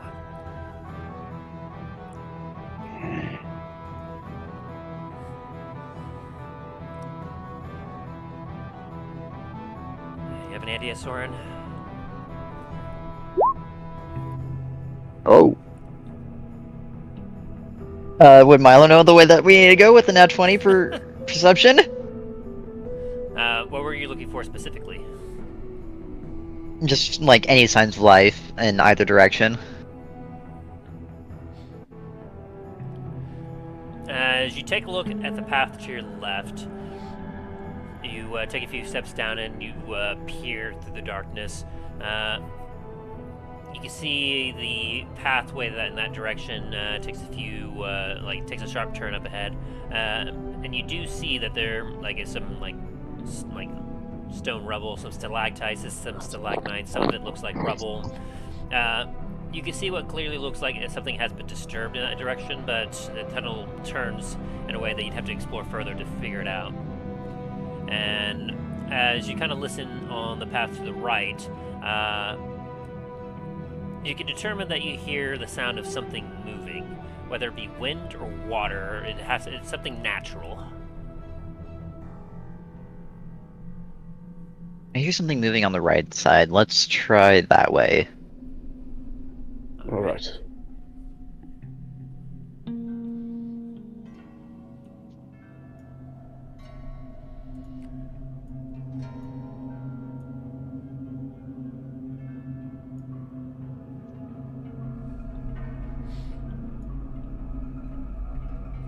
As you all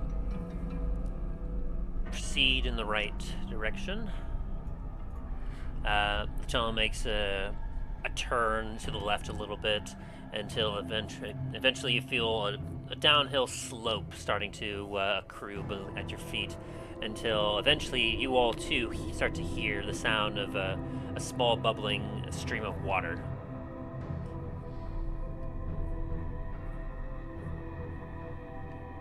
And eventually you find yourself at a dead end. But you still hear the water. Do I hear anything with the 26 investigation? As you kind of go up to where you hear the water, you kind of feel and you knock on the stone a little bit, and you can definitely feel it is hollow. I wrote a 22 for my perception on the doors. Yeah, with that 22, as you take a look, you definitely can tell that this is a hidden door in front of you. As you feel and you actually find the cracks where this wall would be moving. With my 26, would I find the lever to open it or something? I'd say so, especially with Talos kind of pointing it out, like, hey, we got a hidden door here. With that information, your 26 would guide you around until you see a very sturdy-looking lever, kind of cleverly hidden in the wall. Just gazing at it with a light passing over, you would think that it was just kind of like a stone jutting out with a bit of a shadow, but as you kind of pull on it a bit, you can feel it start to budge, although it seems to be a little stiff.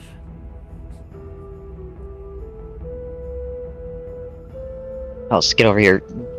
Should be a lever right here if you can open it. On it. I go ahead and put a little bit more, a little more strength into it. Like, obviously not trying to, obviously not trying to break it, but. I mean, athletics check. Oh. Oh dear. I'm gonna use one of my lucky points to re-roll that. Thank you. Go for it. Because part of me feels, oh, there we go, much better. Part of me feels a bit of give to it, and I'm like, oh, maybe not that strong. Maybe not that. Don't do it that hard. Yeah, went from about to snap it off and to you have a little more grace with it as you feel it, and you kind of slowly, and then you hear a very almost silent as if something is popped. And Dain, as you are looking at the craftsmanship for this stone, you see as it kind of it seems to almost push forward ahead of you just an inch. And there's now a small gap where the sound of water is a little louder now.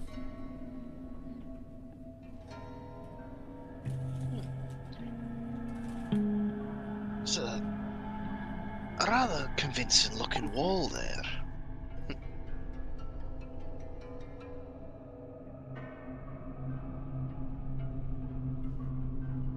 As Garret kind of steps on up and pushes on this wall, and easily groans a little bit as you are revealed to what looks to be a little bit more of a carefully constructed pathway where there seems to be a stream of water heading in a bit of a southern direction, or at least you can only assume it's southern.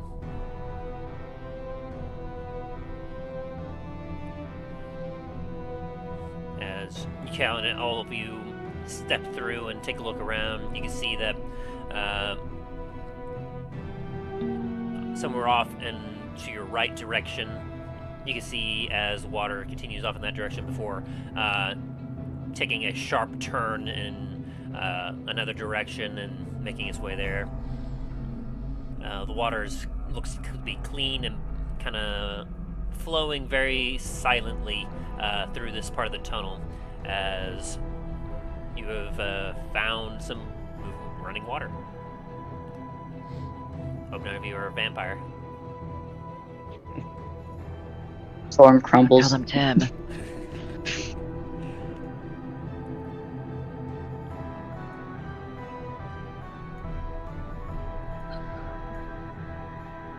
Goes to Definitely Dain, hisses and runs away. We found the little hidey path. Like, Makes how sense. how fast is the water moving? Is the water? It's not fast enough that it would risk any of you being swept off your feet. It's steady enough that it's obviously like a small stream burbling water on a steady downhill path. Not enough to be damaging. With my previous perception, like that I rolled, would I be able to notice if there was anything that would be like that would be able to for anything of note, like for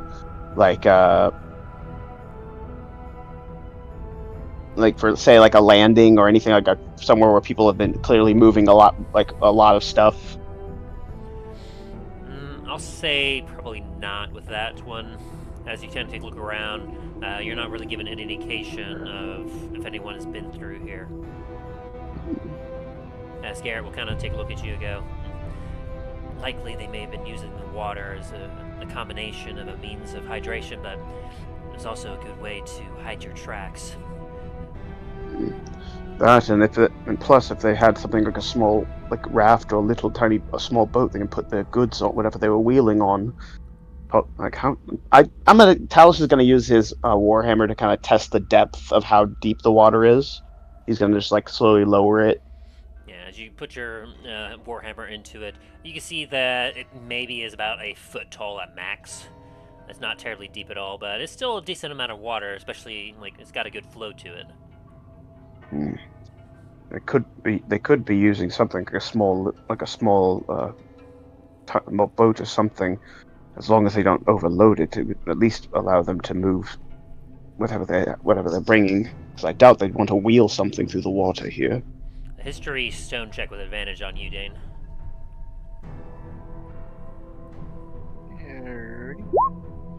Nat 20. Nat 20. 20. As you take a look at this tunnel you're in, Dain, you can easily tell that this particular tunnel you in has been very, constructed carefully. Whereas some of the other tunnels that you've been in, there's been some touch-ups here and there. Most of it always seemed to be, as you were going through, kind of naturally formed.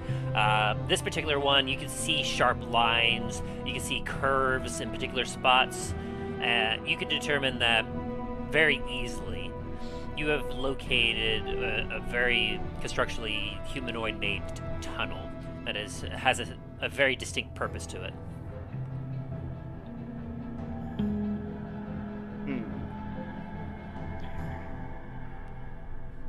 Barring the secret door that we just went through, this tunnel is definitely built. It's not formed naturally. Perhaps at one time it may have been. They may have decided to, if they are smuggling some supplies or something through this path here, and decided they had a better way of doing it with the water. They may have constructed this here tunnel to perhaps allow them to fit more goods through it or something. Makes sense. Possibly. Maybe mine, they turn it into something for them to smuggle thing, like a smuggler's run or something like that. Maybe. Given that knowledge, then, do we follow the stream of the water or go opposite of the stream?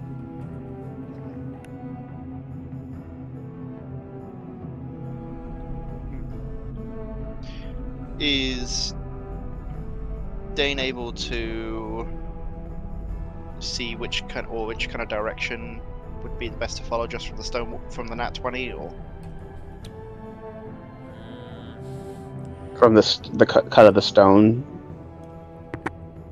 Yeah, I would say that as you're taking a close look, especially near the edges of the stone that's close to the water, where it would get a lot more of the wear and tear from obviously the water, you can see that there's a few slight indications that something more than water has been pushing its way, following the stream, seemingly using the power, what little power there is to the stream to help, essentially push it along its path.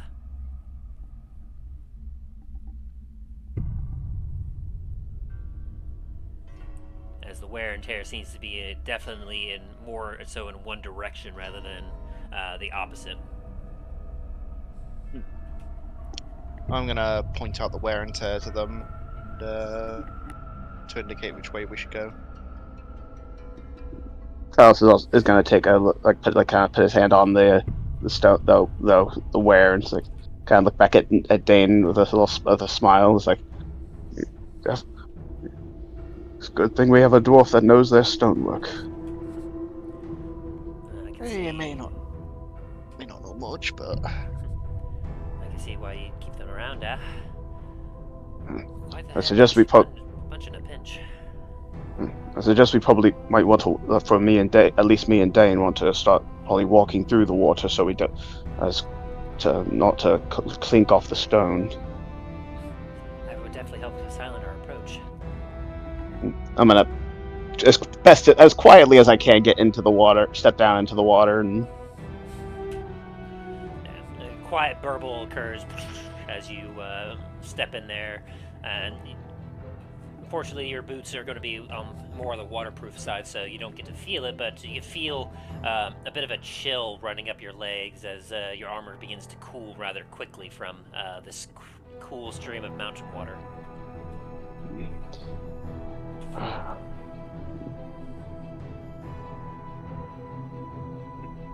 how's the water down there, Talos? a little chilly. Miles can just kind of pull out his magic carpet and ride that. That way he doesn't have to get in this water. Go on, like try jump on it. What the fuck is that? sinks the whole thing. As he just You wanna get in looks at you in disbelief. It's like, you have a flying carpet? Yeah. And he just shakes his head and just looks at disbelief. It's like, okay then. I'm more surprised that you're not freaked out by the fucking mimic on my hip that just regurgitated it. Oh, trust me, that has definitely been a concern of mine. I've been keeping at least one eye on it this entire time, making sure it's not gonna jump out and try to eat me. It won't, unless I tell it to. But you're my son, so it won't. Well, I'm glad for that. You getting on this fucking thing or not? Yes, as he gingerly kind of gets himself up on that. It's kind of comfy. Better than walking in the water. As the garbage just kind of idly floats, then you all proceed to head down the stream. Yeah. Yep. After a few twists and turns, you traveling down with Dain and Talos kind of leading the charge a bit. The three of you hanging a little bit back on the carpet.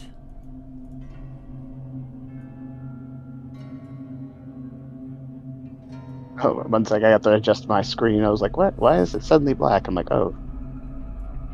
Because I've moved you all to a map. Weird. Hooray. Lovely. You all proceed down the path till you get to this point, and I'll allow you all to kind of like explore on your own now if you wish. So I was gonna carefully move down. And three of you will obviously keep together on the magic carpet.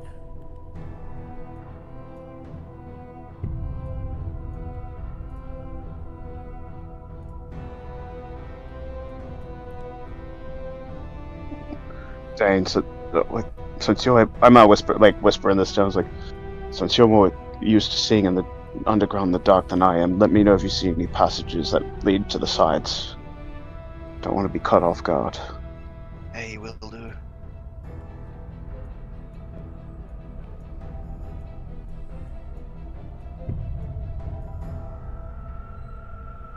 Got a turn here. Of course. Yeah, thanks to Dane's vision, he's got dark vision that's able to peer ahead. As this is still a very dark passageway for all of you. And Talos doesn't want to bring out any extra light than needed.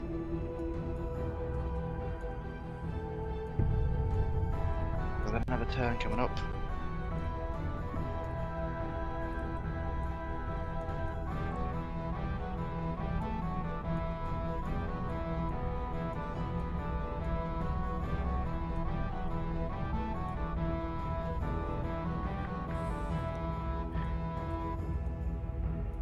Looks like some sort of junction up ahead. Got a left and a right. It's rather curious. Which way is the water flowing?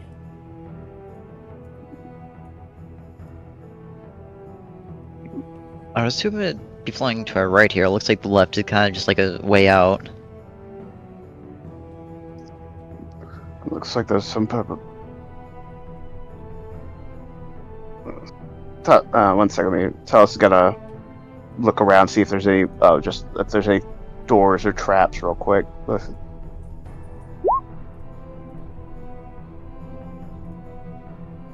That 21 on the regular and that 20 on the... for the traps and doors. Very nice. Give me a sec.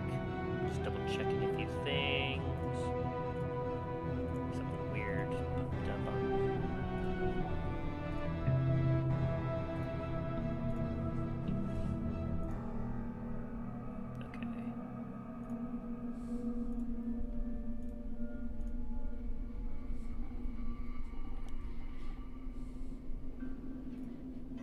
Okay. just making sure. Something weird popped up on Wallflower. I want to make sure that everything is still hunky-dory. So let me just make sure that's all good. Let's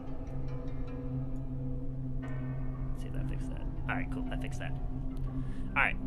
So, as you are taking a look, you don't see any hidden doors in this particular area, but you do see that there is a grate right here that does appear to be locked. As the water is indeed burbling in this direction. Alright, if it's locked, step aside.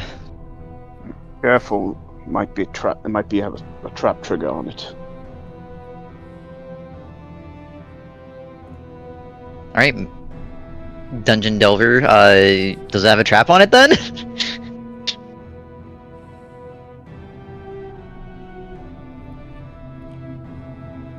With that nat 20, if I like by expecting it closer, do I see like any like thing that might look like a trigger or? I will say no. There, as far as you can tell, it just seems to be a metal grate that seems to prevent any solid matter from being able to squeeze through. No, but definitely Okay, need to keep 23. keep things out. As you look at the padlock, you give me a quick perception check as you're working this padlock, Milo. 18 or 24 with advantage. For being so close to water, this padlock should be very rusty, but you're able to unlock it very easily, and like it doesn't look new. Like it definitely seems like an older lock, but it definitely does not have any rust on it. I will say you will notice that there is light up ahead, where you're able to see that area that you can see that is lit up. Oh. Like the gray part you might see here, Dain, that's your dark vision range. Obviously, around you all where you have some light being emitted, that is whatever light you're emitting. And there is light down there. Neat. In that case.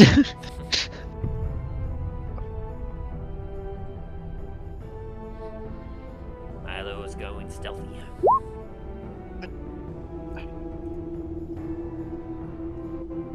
You hide in a tunnel like this. There's nowhere to hide. Nevertheless, I'm on a fucking magic carpet that flies. Yeah, we don't. We just see the carpet floating in midair, but no one's on it. Oh, he just vanishes to Soren.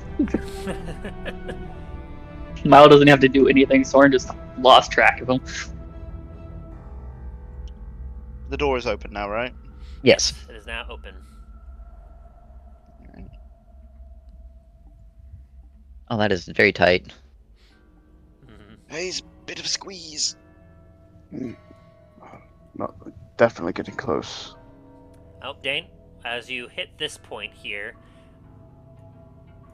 I faced into the wall. Dang it. Here, move yourself back into that spot. Which spot am I going into? Yeah, that's that spot that you're either or.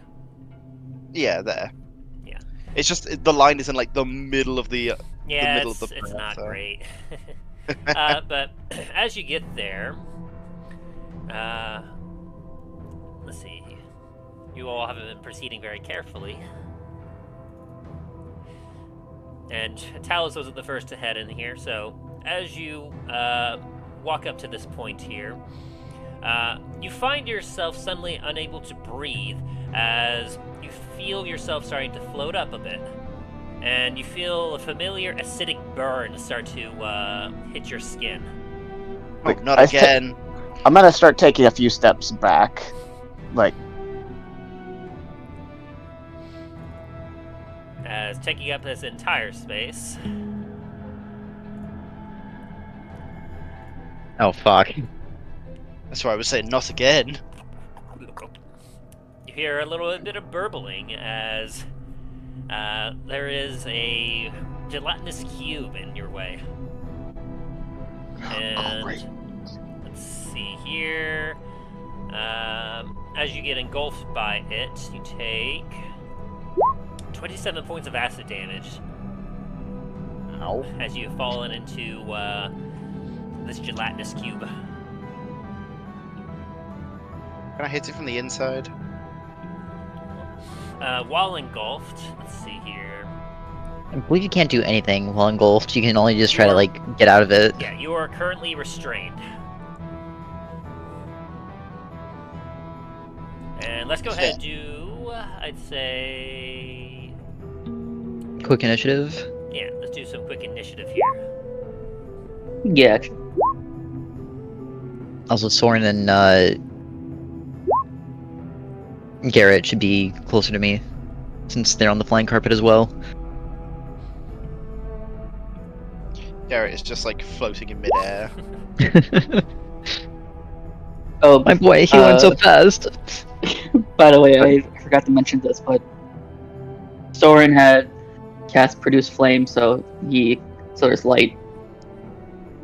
Produce flame, and let's see, how much light is that producing? Yeah, Dane's definitely gonna be first. 10-foot radius. Alrighty, so... I'll just... see. Excuse me. And Is it a dim light as or a bright flavored, light? it is just the main direction of either nor equipment. Flame sheds bright light. Bright light, in a 10 foot? Yep. Say- As flavor, his whiskers, the tips of whiskers, have flames on them now. Very good. Alright, and so, as we get to this bit of combat, the gelatinous cube is starting to enjoy absorbing you, Dain, as you actually get first initiative. Which is Surprisingly. very surprising. You never get that. The ruling of restrained is your speed becomes 0. You can't benefit from any bonus to your speed. Attack rolls against you have advantage, and you have disadvantage on dexterity saving throws. And your attack rolls also have disadvantage. But as you've experienced before, you know that you can make a strength check to escape this thing.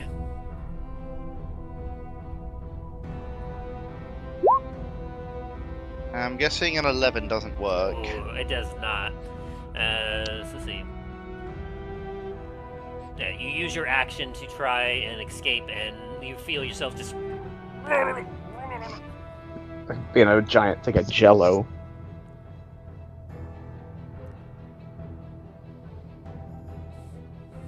As you have a decent enough constitution, you don't have to worry about suffocating just yet.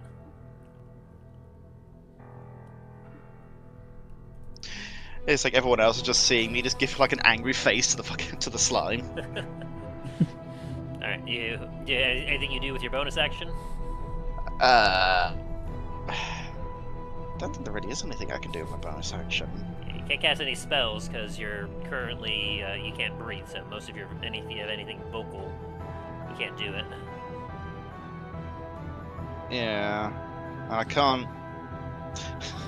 I can't use my my shield master shove to like punt the slime down the aisle because I'm in it.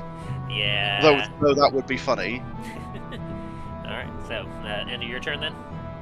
Yeah. As Milo, we get to your turn. As you see, All right. Dain starting to float up in this almost invisible cube of jello. Okay. So since I'm on the magic carpet and I'm the one that controls it, both Soren and Garret would be moving with me, correct? Mm-hmm. Okay. In that case, I'm going to move right here and angle it so Soren is also right next to the gelatinous cube. And then I'm going to attack the gelatinous cube, and because Soren is hostile towards the gelatinous cube as well, I get sneak attack. I know, Soren, are you hostile towards this gelatinous cube? Or big friend danger. Sorry, need help. Okay, go for it.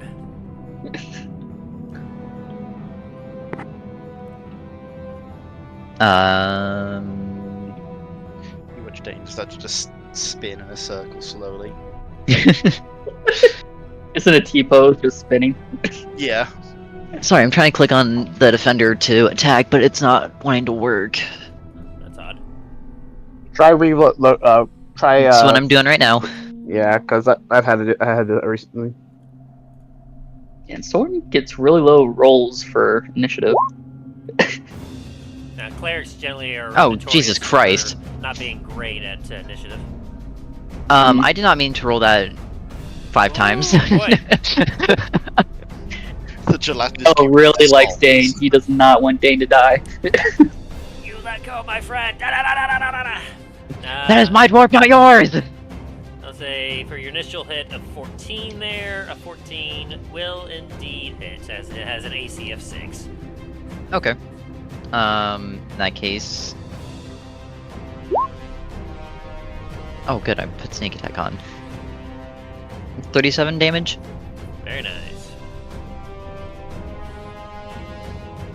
Let me get his HP going.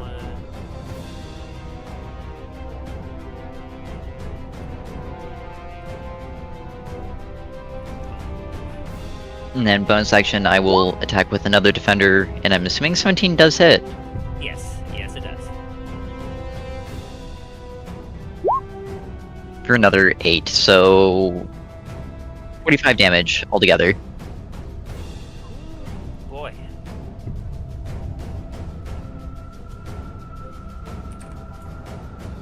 Also, how high is this tunnel? I'd say it's about 15 feet tall. Okay, can I just like fly just above, over the top of the gelatinous cube? It takes up the entire tunnel. Like, Never mind then. there's like it is a complete barrier in here. It's squeezed itself every inch, so there's no squeezing past it without running into it. Gotcha. What is that thing? Let's not worry about that right now. Let's just get it off of Dain. Alright, as he draws out his scimitar and pulls out a... he pulls out his hand crossbow and looks at it and goes, okay, maybe? As it is now, it's Gelatinous Cube's turn. As... just check minus that, minus that, minus that. Just make sure I have its HP correct. Cool. Yeah, you brought it down well past half health at this point. Woo! Let's see, start of its turn. Yeah, it takes up its entire space. Other creatures can enter, but a creature that does so subjected to the cube's engulf and has disadvantage on saving throw. Creatures inside the cube can be seen but have total cover. You can take an action to pull a creature out. Destroy its parent. It moves up to a speed while doing so. So yeah, it's going to try to engulf. As yeah, it moves 15 feet. So it's going to drag you with it, Dain, as it's going to try engulfing everything, as you all happen to be very close to it. And what do we need to roll for this? To not be engulfed, you need to all make a dexterity saving throw. Everyone that's near me gets a +2, by the way. 22. Yes. Oh, yikes. Oh dear. Oh no. Garret, That's a 24, Milo. You're also a 24 since we get +2. Garret, No, it would be save. 22 since it's already added Alright, for so- me for whatever reason. Oh, okay, so mine's 24. I'm in the walls! Sorry, it's gonna be No, you're good. weird for a moment. And I'm definitely in that thing, so Yep. I'm like, As it moves, It's like- Your friends are in danger. it shoves the rest of you back. Because you can't be pushed to the side, so you all get pushed back as Talos gets engulfed by this thing. if Talos could make a face, it would be very upset right now. And you will also take. So you will take 3d6 this time, as it is in this thing. You take 6 points of acid damage as you get entered into it, Talos. You are now restrained. You can't breathe. Oh, and I forgot. Since it's the start of the Gelatinous Cube's turn now, Dain, you take 21 points of acid damage. Ow. As the Gelatinous Cube is trying to dissolve you. I would prefer it if it did not.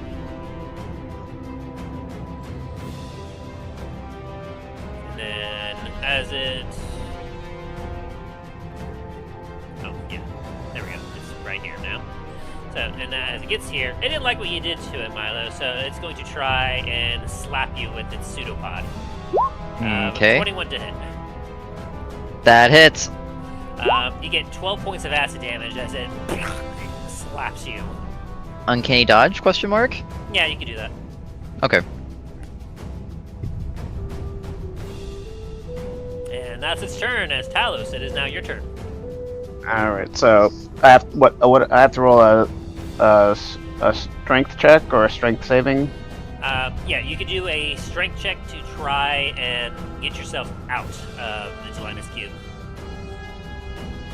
Right, 1 sec. And you can choose to be within 5 feet of the cube in either direction. Oh, yeah, you pass easily. Oh, like I just sloughed my way out of it. Like,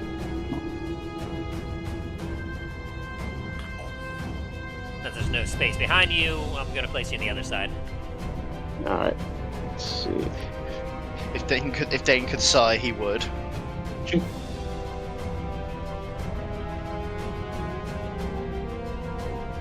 Let's see. Could I use it as a bonus action?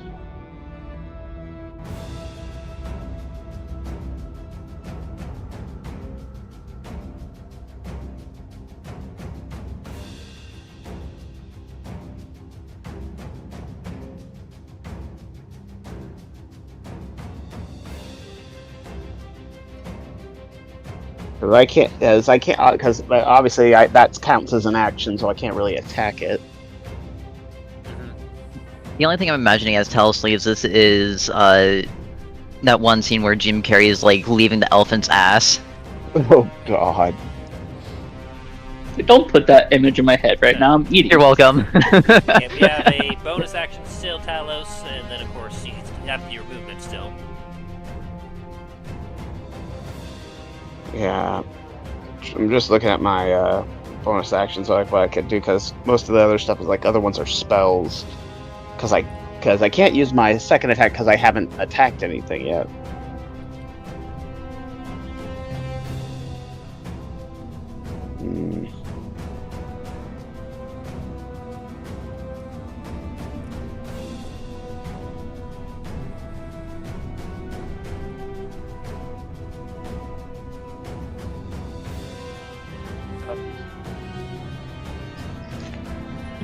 Dang. Is that it for you? So I want.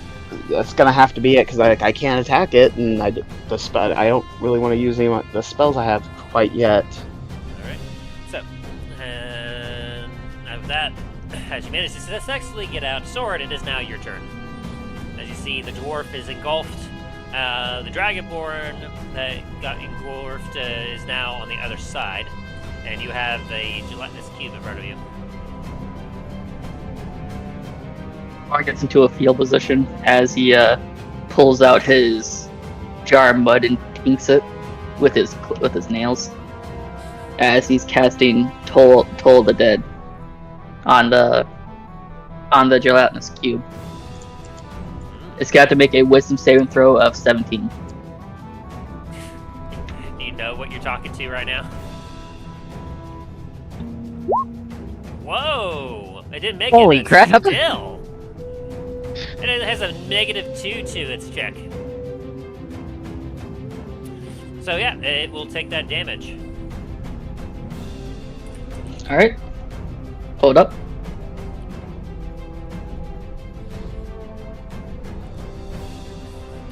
Let's see. At this level, it would be 3d12. It's missing hit points. Oh, okay. 3d12. Yeah, Nice. Toll the Dead is it must make a save, or it will take 1d8 necrotic damage if it's missing any of its health. it will instead take 1d12 necrotic damage. Which it does not have any immunity or anything against that. 3d12. And Yeah, that's a pretty good you roll. all hear an echoing bong. Two natural ones, come on. I mean, hey, damage is still damage. As you all Damage, hear, yeah. You all hear an unearthly bong as the gelatinous cube jiggles, just and a bit of it slows off into the water.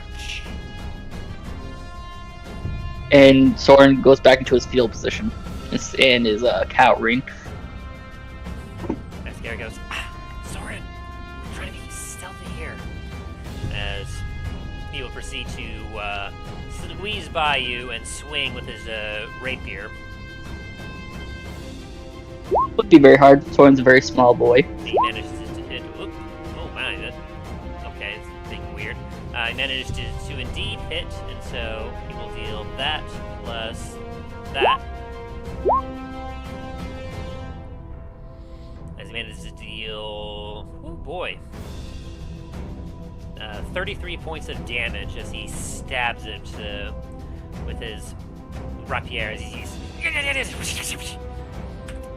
and as he kind of backs up, the gelatinous cube will attempt to make an attack of opportunity against him and miss.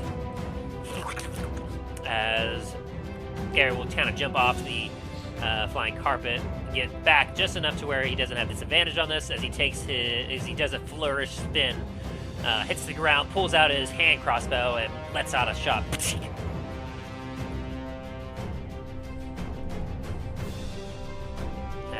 His hand crossbow will hit and deal 11 piercing. As you all watch as he takes the shot and it hits just into the center of the cube, passing by your face, Dain, as it then proceeds to lose its form and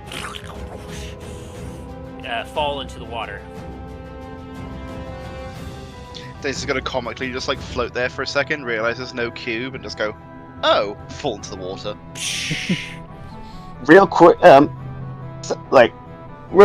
I roll a perception check to see if there's any more noise coming from the direction we just, ahead of us? Go for it. It's like the realization of okay, crap, how loud were we? I will also do that. You both 20. very clearly hear some footsteps as you hear a gruff voice go, "What was that?" Fucking hide! This Garret kind of waves you all back. He's like, back. Talos is gonna try to, as quietly as he can. What the heck? 20, 25, 30. He manages to get to here, so you all have one turn to get back and away. Yeah, can I move me out of the way? Yeah, Out of the wall? you're probably gonna. Yeah, you're gonna have to do that with mine because Thank you. it's not letting me control mine. Nope, I'm still on the wall. Yeah, same here. I can't move my guy either. I can rotate him. I can't move him. Oh, there we go. Thank you. Yep, still can't move mine. 15. Oh, I can move mine now, though. There you go. Now you're able to? There we go. Yeah, Okay, hopefully get back behind here. Hopefully with you controlling it from here, you might have better luck getting through. Getting through the I'm also gonna wave over to them to any light sources, kind of to shutter them. As Garret will turn actually- off his lantern. After And everyone, Soren's gonna start putting out all of his fires on his whiskers. as everyone gets past the grate, I'm going to close it once again. Alright. Dain's gonna move back a bit more. Also, is Soren still on the flying carpet with me?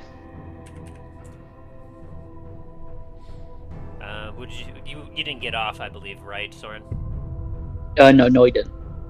So yeah, so you would continue to be with him as you all manage to get just out of the way. As you see a light peering down the tunnel.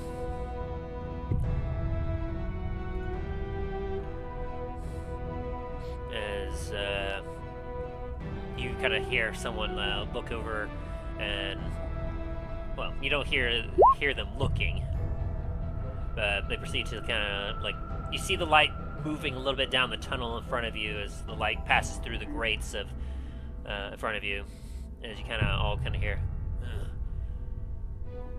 I wonder if gelatinous thing managed to try to get through the grate here. As he takes a look at it, it seems to still have its charge. And he kicks in the water a bit. Ugh. I wonder if it expired or something. Still got its bits on the water. Hey lads, don't drink the water for a bit. It's got gunk in it. And then you kind of hear a grunt and grumble in the distance. Yeah. As you hear steps and the light go away.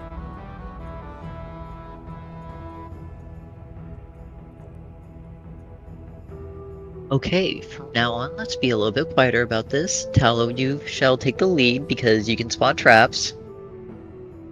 And let's be a little bit more mindful. Talos nods, like, gonna peek around the corner real quick. Yeah, that was close. I'll stay in the back this time. I don't think that Strigandr would be able to summon or just have one of those things at its beck and call. I wonder if that thing just wandered in here and then just kind of got stuck there. Okay, so, You heard what he said about charge. Maybe those... Yeah, I'm assuming it's on the next grade. Sorry, what were you saying, Soren? Soren's going to reach down and touch Dain's head, top of his head. I don't know if you're hovering above Dain, but Soren's going to be put his hand out and touch Dain as he's casting Cure Wounds at yeah, 3rd level.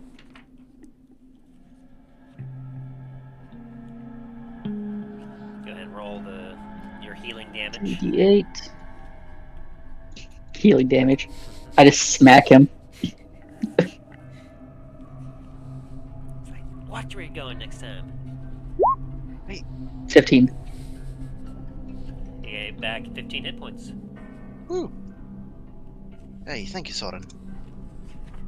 Yeah, Soren actually smacks you in the back of the head, trying to heal you. Both this, like, tiny little pod feels like you just got, like, picked by a pin or something.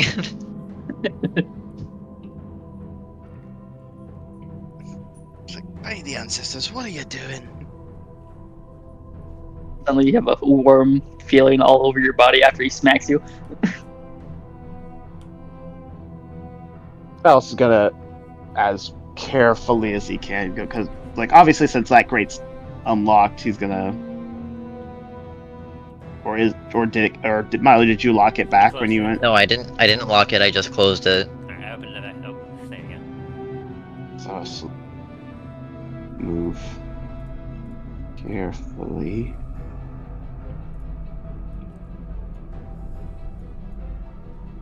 As we get as I get closer, I'm gonna specifically because of what that guy said about charge. I'm gonna look for trap triggers. Go ahead and roll with advantage. One sec to reopen it.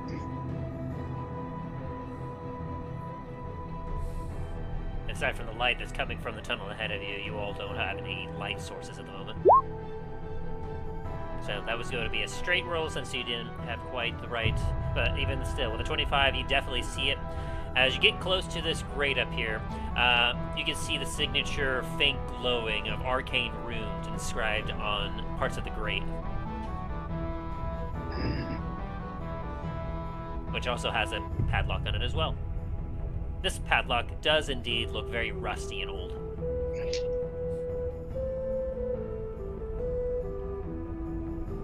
No.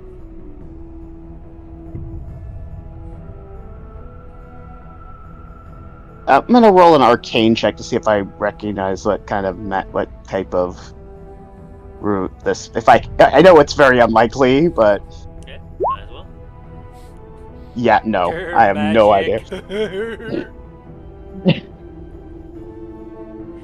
Activate the intellect like perk from Fallout 4 sound.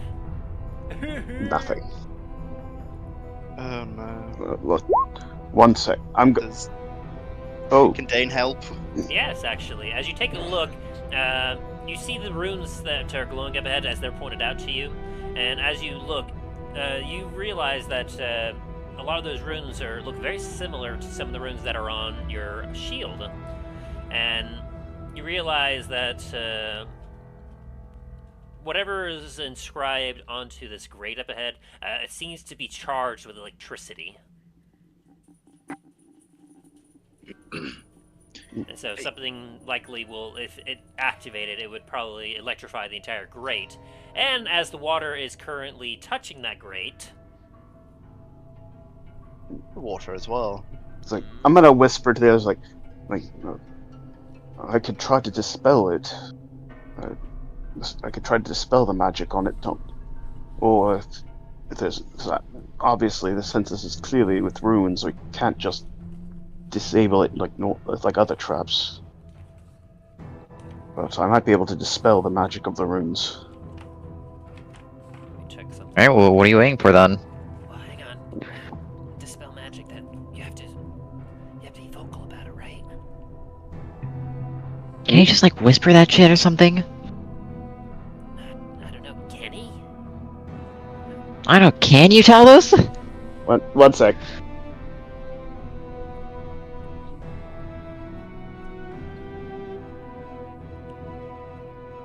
And it doesn't specify if I have to say it out loud. Dispel magic is vocal and somatic. So you would have to not only, you would have to speak out the spell, but also rotate your hands or, move your hands in a way for the incantation. It's more so just can you whisper it and not just, fucking yell it out. Talos is gonna say it, try as quietly as he possibly can while dispelling. So let's get that. Do we want to try going this way? Because there's obviously got some guards there. Do we want to try this way, or well? What other way is there, since it's the only way that we can see? Well, maybe there's other ways that we can't see. Talos, you're good with secret doors. Did you see, or were you even looking on our way over here? Talos is gonna double back real quick and take a. So about here. I mean, I'm all It's fine 'cause with it's- charging head first into this, but especially with a combination of a lock and a trap, obviously the most obvious way is heavily guarded. 22. You do not find or see anything in this particular area. And you do, if you remember, you also did already do a check here previously as well. You did not do a check in the rest of the tunnel, though. Okay.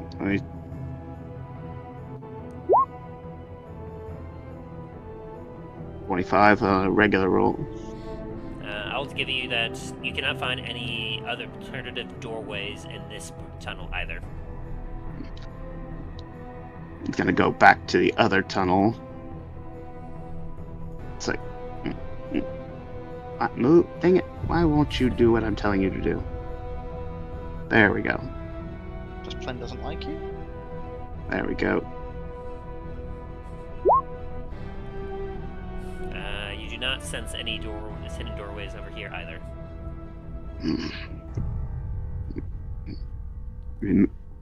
I whisper, we may have to double back a bit.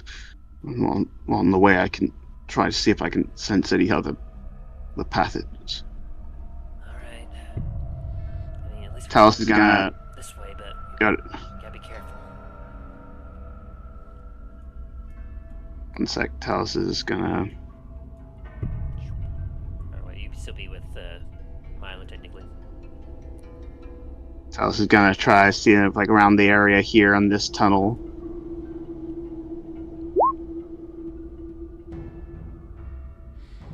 $19.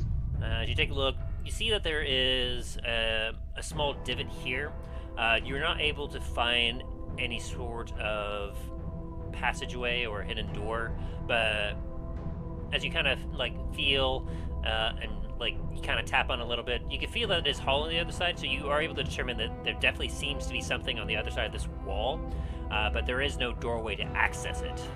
Though perhaps a hard force could blow down this part of the wall.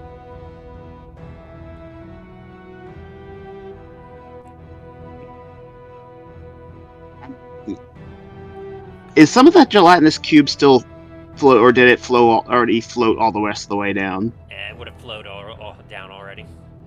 Damn. Because I was like, maybe you could use some of that to melt it. But there's definitely a cavity here. There's no passage. A hard blow might be able to, but I don't want to. But again, obviously there's somebody that way, so that I don't want to alert anyone. Yeah, they would hear the crashing of stone and banging of easily. And I doubt any of you has any ability to like mold earth or move stone or whatever. If he guides you, Dain. They don't exactly have a quiet way of doing it. Dane's going to have a look at the rocks, see if there's a way that he could possibly, without using his ring, just like quietly break the wall down.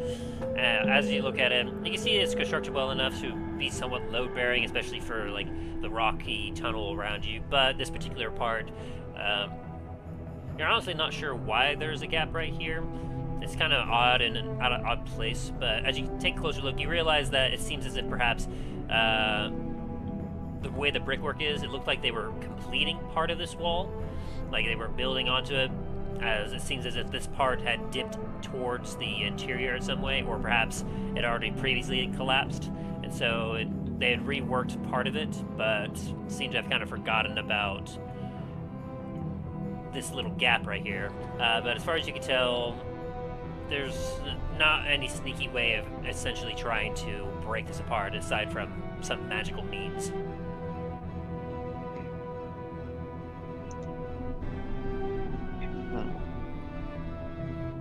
Well, Talos, go check the rest of the tunnel quickly, and if all else fails, well, we can make a loud entrance this way. Talos is gonna start moving farther back down the tunnel, like kind of backtracking. And quick question. Mhm. How did this gelatinous cube come out? Or was it just there the entire time? Like it was just hanging out there in the tunnel? Yeah, that's what I'm asking. Yeah, Nat 20 on it was that hanging one. out there. Oh, gotcha. Okay. Never mind then. I did give a few verbal clues as well as to how it got there. For example, this lock and grate over here were very rusty and kind of old looking from moisture humidity, whereas this one was a lot clean looking. Mm-hmm. So I went through the grate.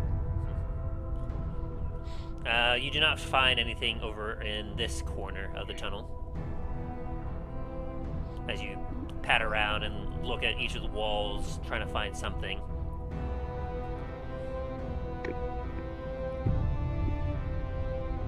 Oh.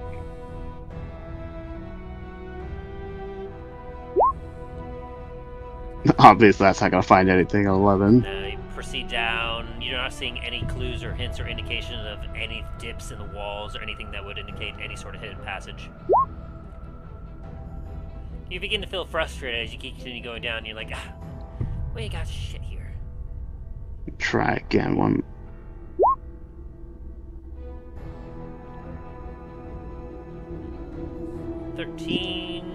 You notice something over here. Take a closer look. 21. 21. You realize as you kind of take a look, this wall looks a little curious. Gonna attempt to like see if I can push something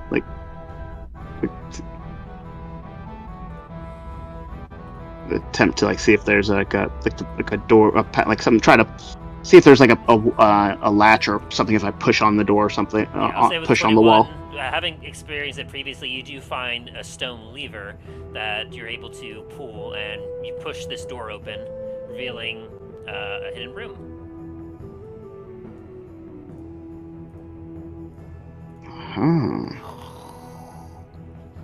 You see there's a bit of a small tunnel going off in this direction.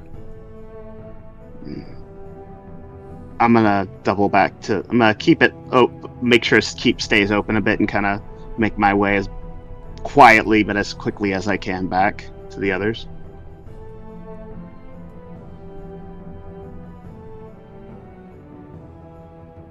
I think I found something. This way. Alright. Come on, Soren.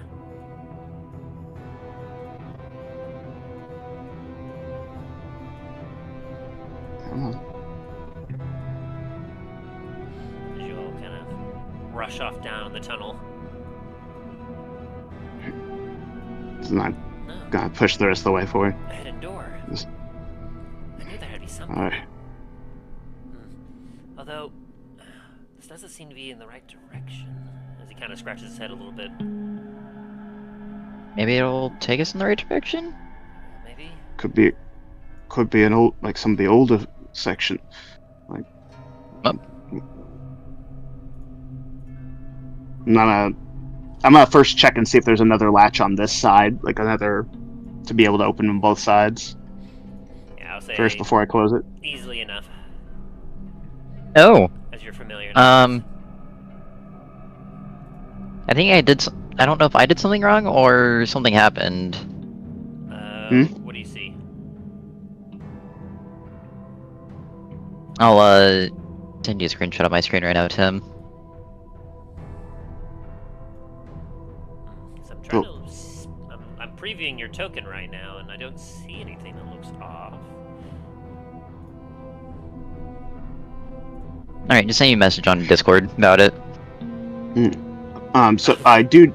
So there is a door. So there is another latch on this side, correct? To open it from this side. That is correct. All right, I'm gonna go ahead and close the door just in case something comes down, they don't notice it. Go for it. Do you want to have Soren come in here first? Oh, I thought he was already in. He's kind of hanging out somewhere behind. I lost track of everything. I don't know where one is. We're at the back of the tunnel. Yeah, but way up at the where we first entered. Got it. I feel kind of stupid now. I thought he was on the carpet. Yes, but I can't move him. He has to move himself. Oh, okay. Oh, okay. Sorry.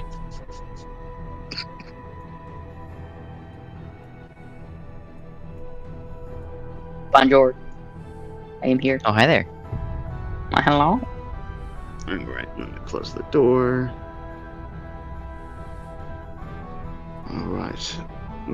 As I'm moving forward, I'm gonna take a look around the area as well, see if there's Anything you look for in particular? traps, other doorways. You do not sense any traps or other doorways. You see before you what appears to be kind of a thin-looking tunnel that you believe you would be able to squeeze through. And without a check on your part, Dan, you can tell that you appear to currently be in a naturally formed cave.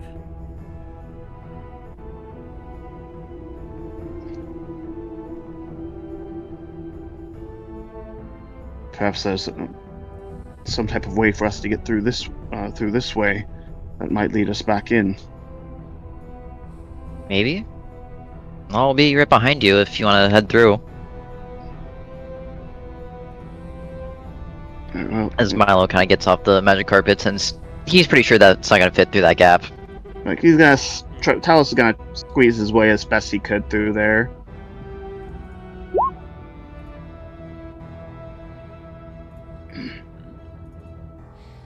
You make your way through.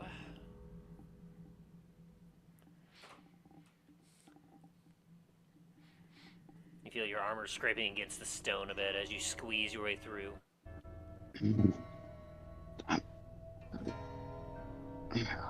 Get to a little. Roll me me a quick perception Here. check as you get there, Talos, just to see. Alright, you don't see anything out of the ordinary, just cave walls. And Milo roll a perception check. Sure. Dane's gonna roll a history check on the stone. See if he sees anything. As you take a look, this is very naturally formed. You can see clearly water used to have flown through here, kind of just flowed through and formed this meandering pattern naturally. And you can tell with that history check that it seems to have led itself into the larger area, pulled itself back there at one point before leading itself through what was an obviously added secret door, and then added itself to the stream. But at this point, it seems as if the water no longer flows this way.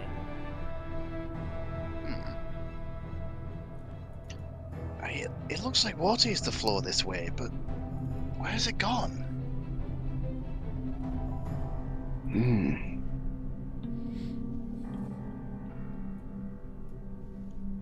And it looks like it at one point went through that secret door and joined into the sewer system, but Man, you all see nothing but basically cave walls and a few stalactites and a stalagmite that's by you, Talos. It's probably the other way that we could have came into this tunnel. Probably should not head over that way, since it looked like something was moving around over there. Talos is gonna look toward where, like, are you pointing toward it? Well, you're moving in that general direction, so I was saying... Speaking of stalagmite, fun thing, you know stalagmites are on the ground? Also, fun fact, stalagmites don't have tentacles and beaks, as seemingly coming out of the stonework itself from its kind of stony camouflage, you see this tiny little creature just as it proceeds to give you as a surprise round as you've fallen into its line of attack. And it's going to slap at you with a tentacle for an 11 to hit you, Talos. Nope. And it bounces off your armor as it just kind of... let's do... before we do initiative, can I make my round, since I have alert and I can't be surprised? Ah, you certainly can. Okay. And there's very confined spacing in here as the tunnel is very tight. Yes, but I also can pass through creatures that are larger than me, so I could pass through Talos. Yeah, you can Right right under my legs. Right there. And... is a 13 hit? It does not. How about a 27? As you swing your sword at it, you see that its skin seems to almost actually have a stony consistency to it, as it kind of glides off. But a 27 will indeed hit. Okay. Or... damage. 33 damage? Okay. As you quickly recover from your first strike, you spin it around, and with putting it your blade like underhanded, you swing back and pierce it into the wall itself. Oh. What the... Hey, what's going on in there? Nothing. I suggest we turn back from this part of the cavern. What was that? You can do a quick history check, Milo, to see if you've ever encountered something like this. Okay. 18? You've done a few cave delves before for some jobs, and not to mention, you did a little research back when you and Dain were initially diving into that cave for that artifact. You know that every once in a while in some caves, some wild monstrosity creatures known as gricks inhabit some of these caves. And you get that it's a grick from the fact that it has a stony camouflage to it. They tend to be something that has a nasty beak and tentacle, and they can be a bit of a nuisance, especially if they get the drop on you, as their natural camouflage allows them to kind of hide, almost like if they're a stalagmite or stalactite. Neat. more of an annoyance than much of a threat at your guys' skill. Mm-hmm. And Talos is just gonna be like, oof, and start heading back this way. There's another path here, but I'm not sure if I can fit through there. Are you guys finding anything down there? It was Nothing over here yet. I thought I heard something. There's some creature, but it's dead now. So You know, just your father saving everyone's ass. What's new? I think there's another path right little through here, but I don't think I can fit through that. Milo, do you think any of you could fit through there? I don't know, Dain's kind of in the way. Hey, well, let me try getting through this tunnel dead ahead. Dain's gonna try and... Yeah, go See ahead, if try. You'll be able to move your characters through if it is indeed passable. Nada. Hey. The armor's getting in the way. I can't get through there. I'm gonna step back out. Wait, what? What about you? Took a look over at our new little friend. I can try. And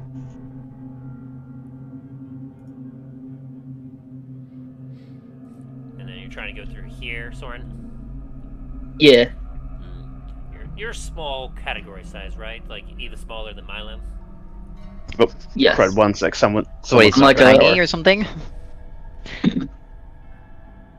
I'm about like 1 foot tall. 1 to like 1.5. I will allow you to make an acrobatics check to see if you can squeeze through here with your Jerbeen physiology. Alright. That'll be enough. As you...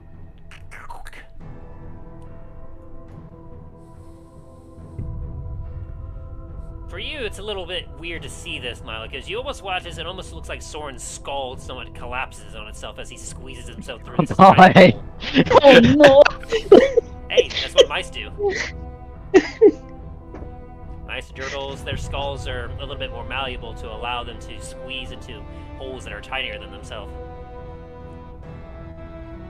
So, Soren is holding on to a shovel for dear life. As he's gonna say, I don't see anything right now. I'm gonna keep looking.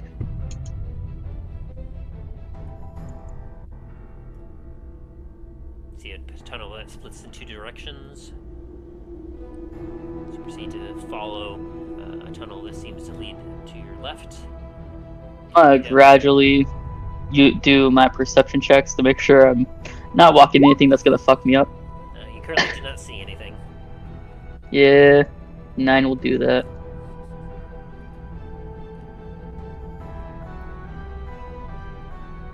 By the way, do any of you have a light source right now?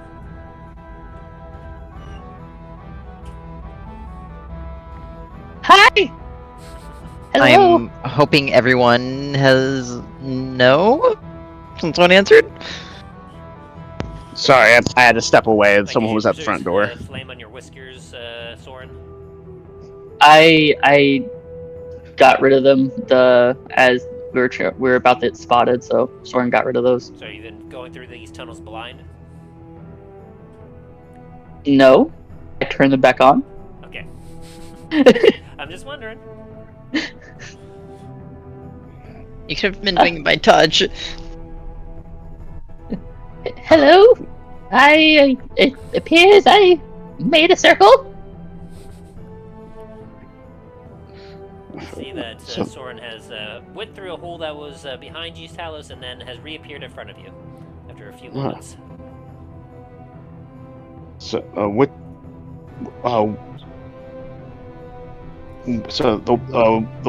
tunnel again? Just can you ping in on the map?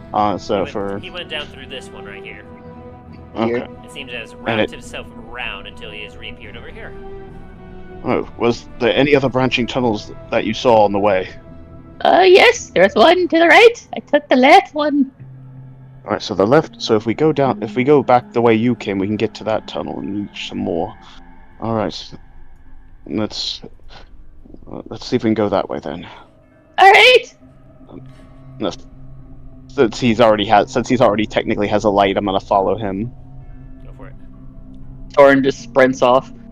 But like, slow down! Like, I'm not trying to yell, but like whisper loud, just enough so he can hear me. Like, You hear Don't- How sternly do you say it? armor and just like some grunts and whatnot as Talos is squeezing his way through the tunnel, whereas you have no difficulty in this small area.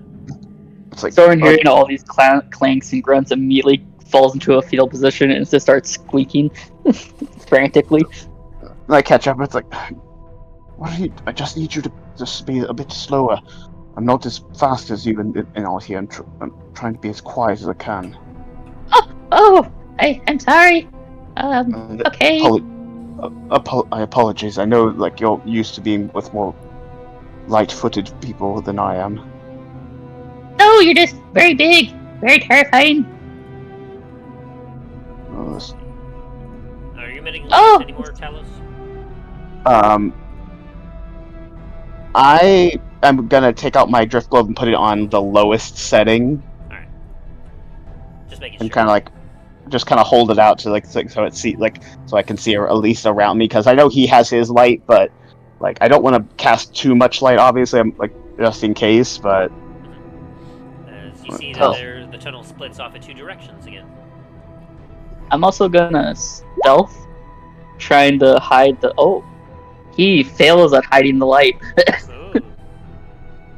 he's gotta check this way. He's gonna see if he Oh. can. Okay. Give me a quick perception check as you are walking around, just in case. Okay. Alright. You know, it's probably a good thing that you failed that, because otherwise Talos would probably just, like, squish you. Probably.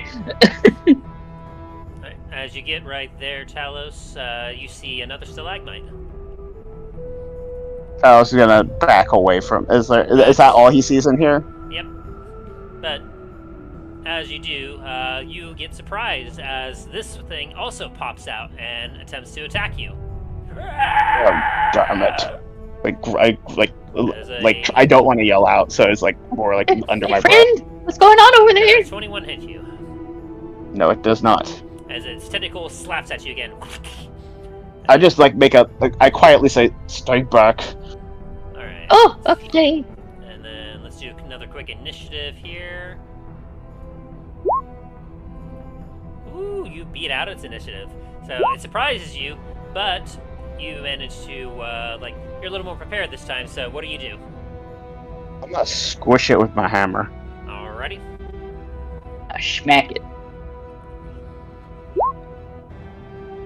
18 will definitely hit. And does that include your radiant damage? No, we still haven't figured. I don't think we've added. Let me roll the radiant one because I know we added that as As a side. the extra. Yeah, as a side thing. So Ooh, very nice. As you deal 19 damage to it, as you BAM! As it.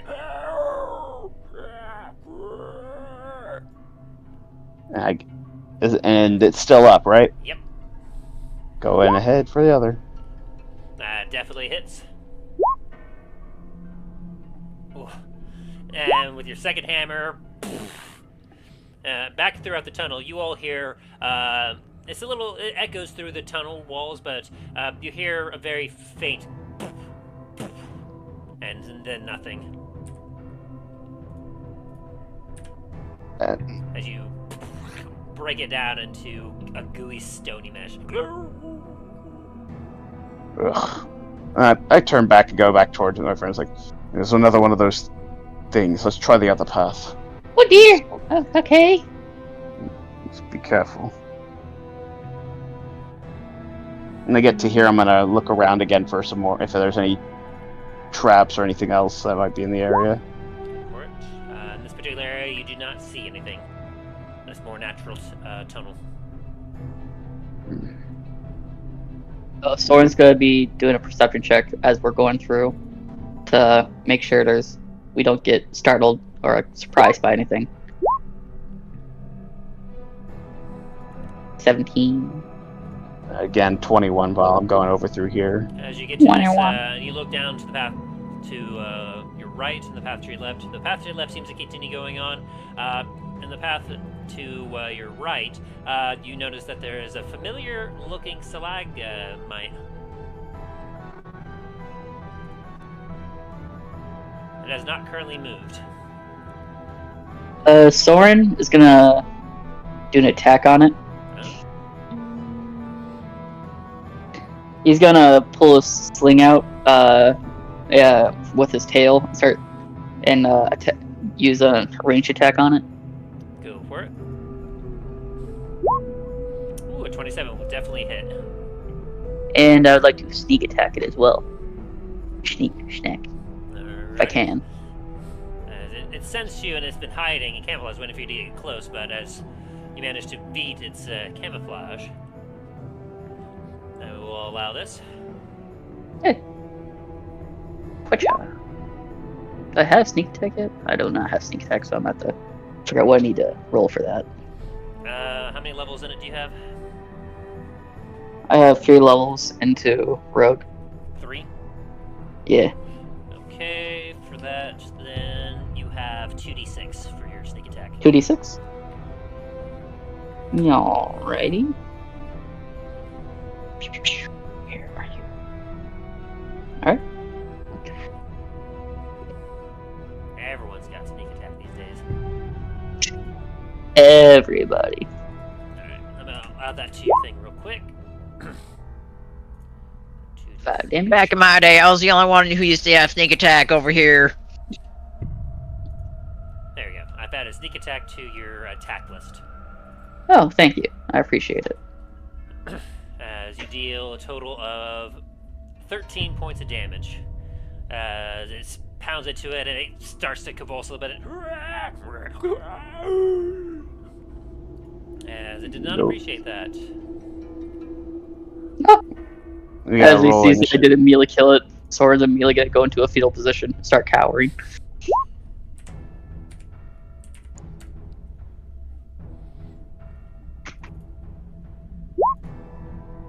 Ooh, I got a natural 20 on its initiative there, so it'll beat you Isn't- out. It is not happy. As It's it's not. going to lumber towards you, Talos. As it's going to slap a tentacle at you for a 13 to hit. Nope. As it Nothing. bing, just slaps off of your armor. I'm just gonna just look at it like, really? And it is now Soren's turn. Sacred Flame? DC 17 Dexterity. Let's see. It should be Dexterity. Last time I checked, it was Dexterity. It failed. So it takes the 10 radiant as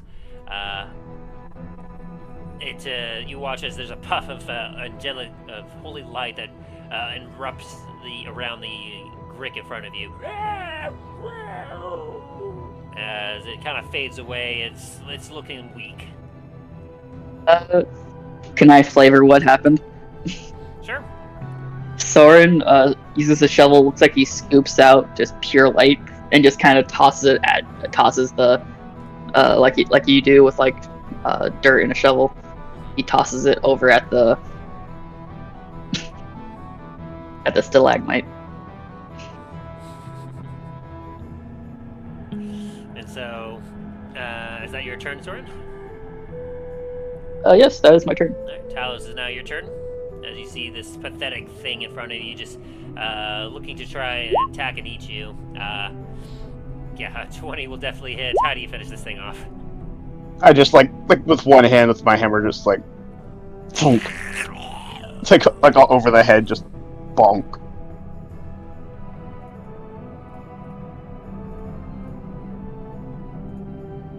You all hear some more commotion down the tunnel. So, you think they're alright? I don't know what the fuck's going on. Gotta stop playing with the fucking wildlife. Let me go check on them. go. I'm rolled for perception over here. As you all continue down the path, you see that you come to a point where, as you look on ahead, you can actually see almost a familiar spot where it seems as if you see two more splits in the tunnel up ahead.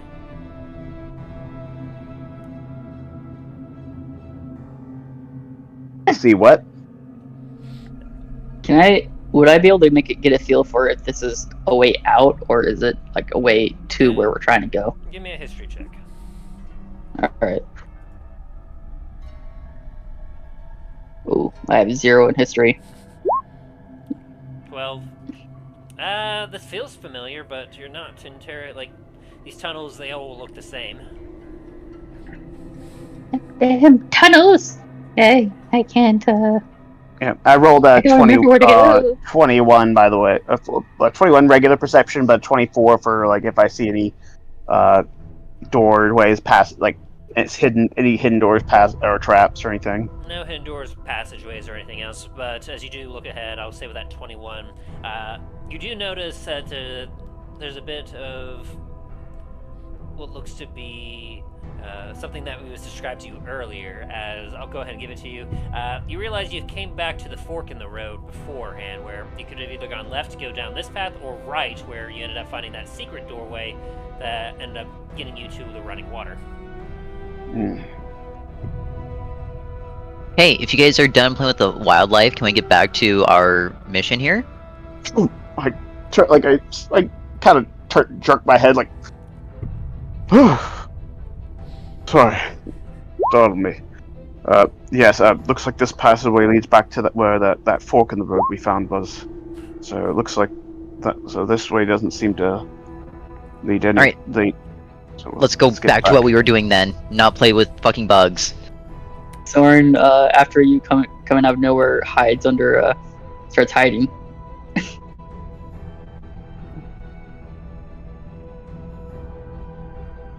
Probably would have, like, disadvantage with the light, though. Yeah. Still beat out Milo's perception.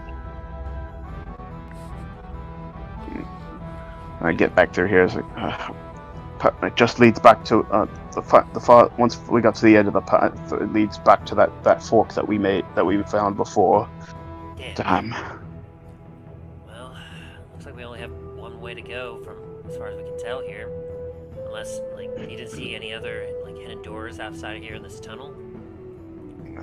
Let me go back and check the walls again. Talos is gonna go out and, like, there. Ah, damn. Since Milo's also starting to get a little frustrated that we're just kind of fucking around, he's also going to investigate. Soren's gonna help out as well. Oh, Soren cannot help for shit. Yeah, because I got a 15 for my traps and doors and hit check. Your keen eye seems to notice something. Whose eyes? Milo. Yep. What is this? Appears to be a locked door here, from what it looks like. Is there like a padlock I can see, or is it like a hidden lever or something? As you take a look, like, it seems to be similar to the other door that it was behind you, but this one is significantly smaller in size than the larger door that was behind you. And this one is a lot more cleverly hidden. It seems very obvious that someone was not wanting this one to be easily noticed. Can I make another investigation to find like another lever? Go for it. 22? As you kind of take a look, this one is very hard to find as you're kind of feeling around. You don't see any obvious indication of any lever until your hand kind of rubs up against something that feels uneven. And as you kind of like put your fingers through this gap, you pull and you watch as a hidden hinge, like stone, like panel just creaks open, and you can see right behind it what appears to be a lever with a metal bolt locked onto it.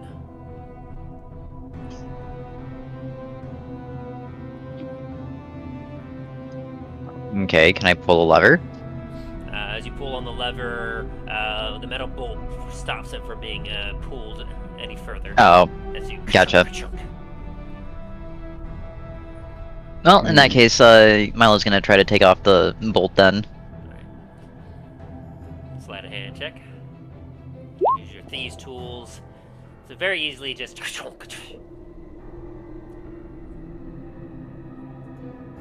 And now he will pull the lever.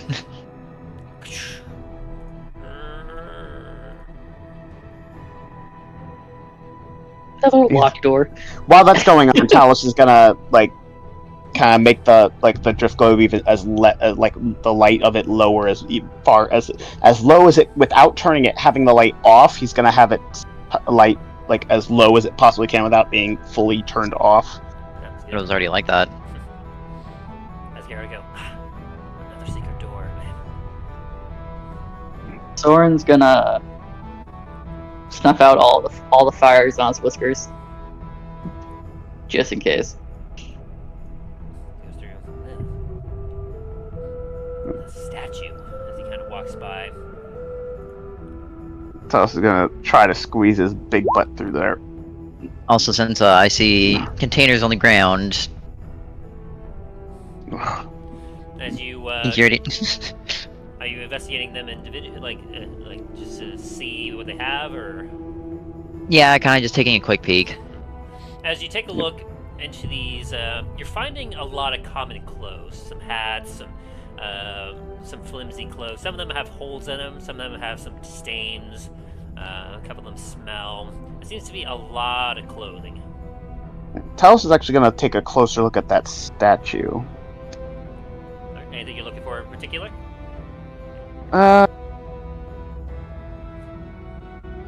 More or less, he's trying to figure out if he recognizes anything about it. If there's anything if it might be something of historical, something maybe a figure that might be of note. History check.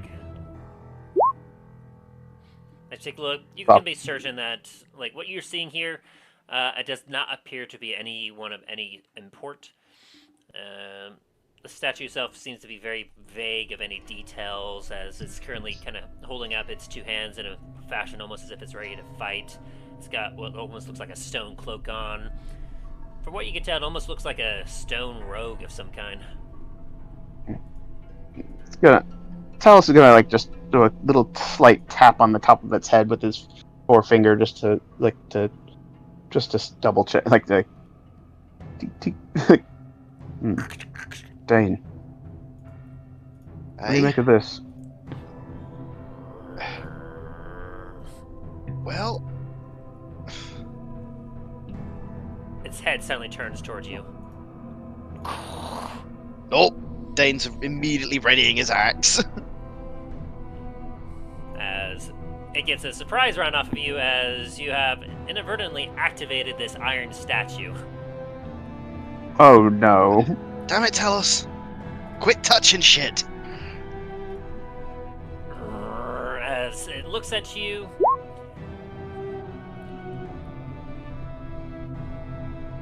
Yeah, none of you did investigate on it specifically, so...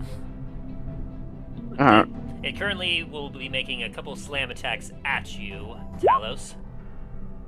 Oh no. No. 13 and 19 does not hit. No, it does not. Very nice. As it...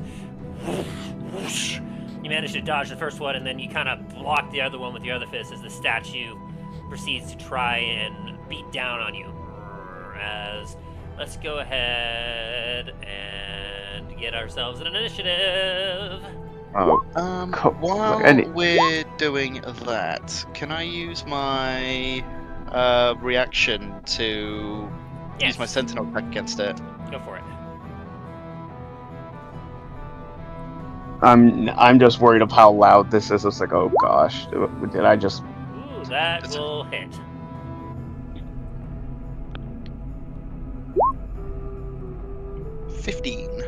Ooh, very nice. As you take your axe and you whoosh, you smash into it. It has a very solid thunk into it, not a bong, but a chunk. As this thing, it sounded very solid there. Do I get a initiative from everyone else real quick? Well, I think Milo and the other two are already around the corner. Oh boy. Are you even able to hear this whole situation to know that's happening? I would say so. You would hear the thunk, like a solid pound that would have hit Talos' armor. Maybe a little bit on the quieter side, but you would have heard it.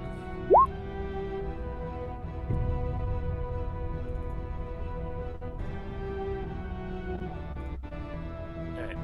And so, at the top of the turn order, we get back to the statue, as it didn't like you hitting it, so it's going to try swinging at you a couple times, Dain. With a 10 to hit and a 9. Miss both times. Woof, woof, as it tries to swing at you, but you dodge both hits. As it is now Talos, your turn. Smashy, smashy. Oh no! I'm gonna have to use my second. You're using roll. I'm gonna have to use my second lucky, even though I really don't want to, but because I was hoping to save those when we deal with the assassin, but I'm gonna have to. That leaves me down to 1 lucky. Fuck, at this point, if we get to him today. Yep. Alright, a 33, that will definitely hit. And let me get that radiant. That's You almost feel your hammer almost vibrate in your hand from hitting this thing. It's so solid. 24. I'm gonna do it again.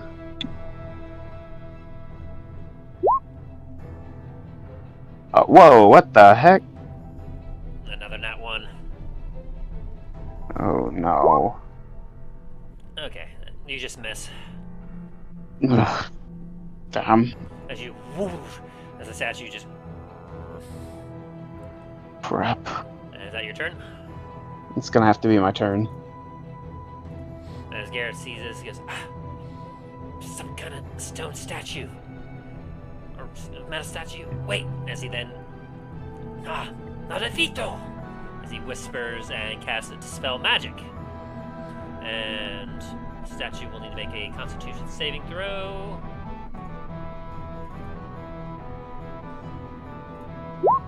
And that's a 9. It fails as the Dispel Magic hits it. You watch as the statue just... It seems to slow down its fist and it stops. Oh, damn, I didn't think that would work. Nice. Hey, nice moves there. Let's not touch any more. Is it A reminder disabled? to myself. I think so. A reminder to myself, don't touch statues. What did you do there, Garret? You dispelled the magic on it. Yeah, I picked up a few things over time to help try to, get into places and whatnot. And so I've learned a way of how to temporarily distort the magic around certain things and kind of dispel it sometimes. I thought this thing is moving on its own. It's a statue. It's gotta be magic, right? We didn't use that on the lock that we went around all this up for? Well, clearly we don't have any other enemies nearby. I mean, listen, and as you go, pause a moment, you don't currently hear anything attracted to the sound you all were making. This thing was a little louder than that gelatinous thing, so I assume that if we hadn't attracted attention by now, then likely it would probably be fine. Fair enough. Talos, just make sure to close that door to hopefully try to mitigate more sound. I nod and I go ahead and close it. Yeah, as he kind of looks over at the statue. I think it's good.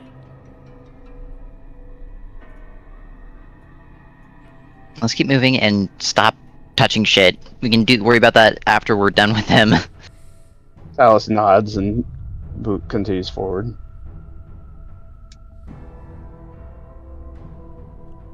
Dane's gonna warily back away from the statue, but still keep it in eyesight for the moment. Talos gonna look around make sure to spot any more traps. There's another one of those statues over here. You think it's the same as this one? I wouldn't test it. Probably. What'd you do? Did you like touch it to activate it? Yes. Okay. No one fucking touch the goddamn statue. Yeah. I got the 17's normal, but 26 for the nat 20 for the trap perception. I will say that from what you could tell, you don't sense any natural traps, though. As you take a look, the statue does look very eerily like the one that you activated over there, so you can make probably some assumption about it. I'm gonna move over to here and take a look down this way.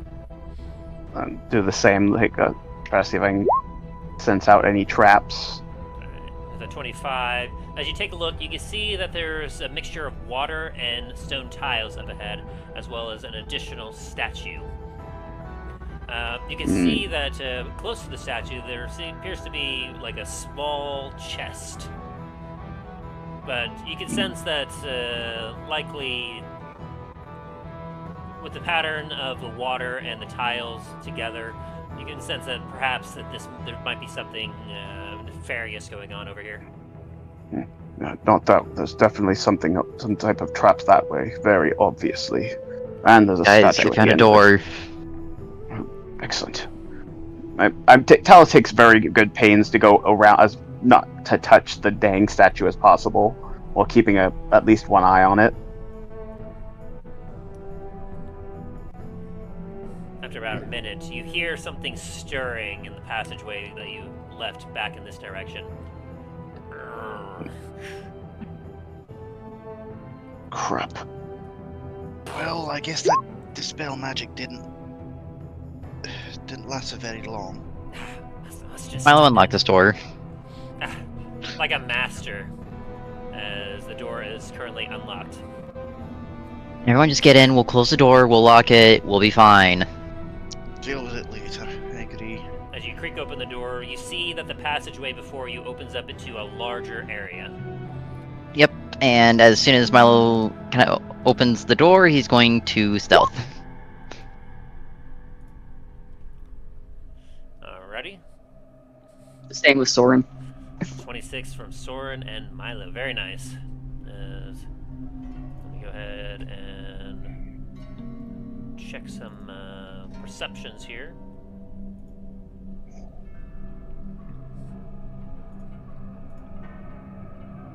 They do not spot either of you. As you take a look around, you can see a couple of thugs over at this table here with what appear to be some cards, and another thug over here that seems to be on their own drinking.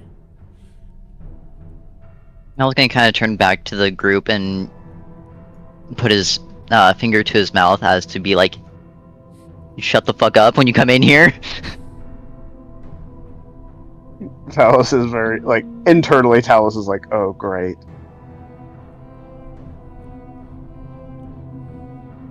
And Milo's gonna get out of the doorways so everyone can kind of come through. Some Actually, lit braziers, currently braziers, lighting up this common area, where you can see that there's some water kind of flowing in here gently. Actually, because he is now realizing new things, Milo's gonna kind of just sneak over here. Let's see, as you're getting into his vision a little bit, let me make him a perception check here. He's not got good perception at all. Yeah, he doesn't see you.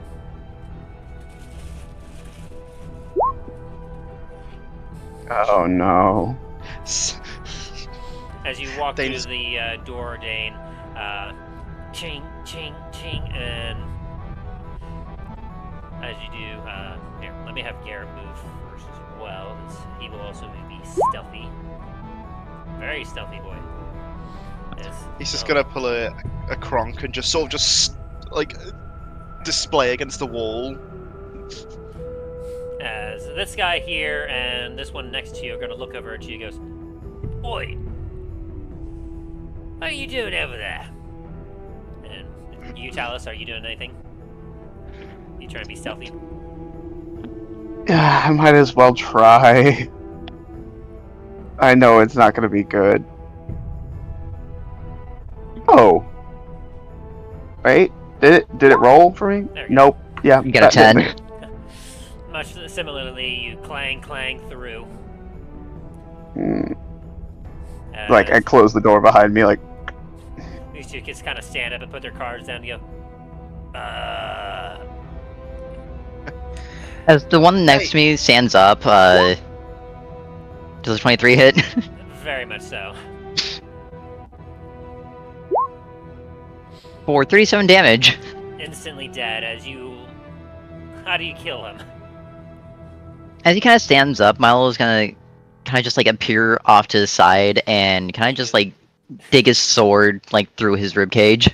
Yeah, as he kind of goes up, he's like, "Wait, who are these?" As the blade comes through. As he's doing that, can Dain throw a shield at this guy? Go for it. Does a 26 hit? Yes, it does. I'd be very concerned if it didn't hit. do I see anybody else in this room other than those two? One sec. I don't know, do you? Wait, oh, okay. Someone drinking on the Okay. phone. Hopefully they haven't noticed. He takes 7 damage from a shield bashing him in the face.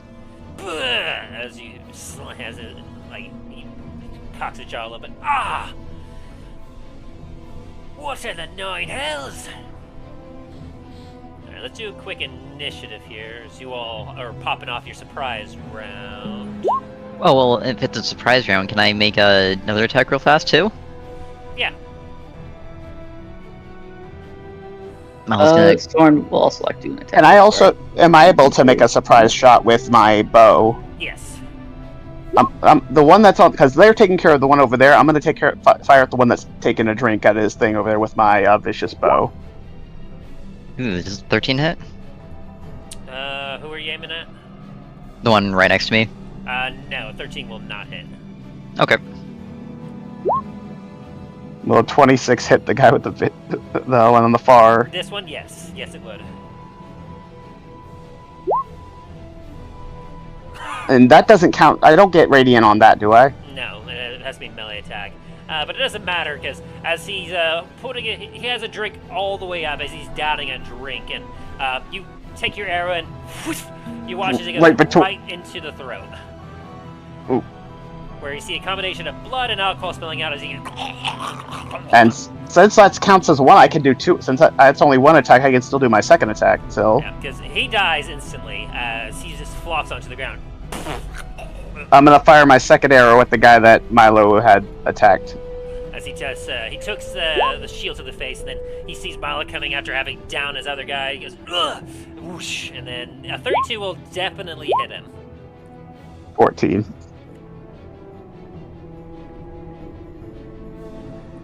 And then Soren, you're activating Spear Guardians. Yes, I am at 6th level. And Sixth level? you're doing Yes. Radiant or Necrotic?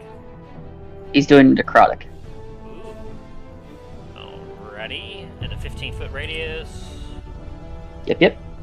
And it, Wow. like, is he still alive with that 14 damage? Oh, yeah. So let me calculate. So hang on. So he took 14 from you. And then he took how much from you, Dain? 7? Should be? 7 from me, yeah.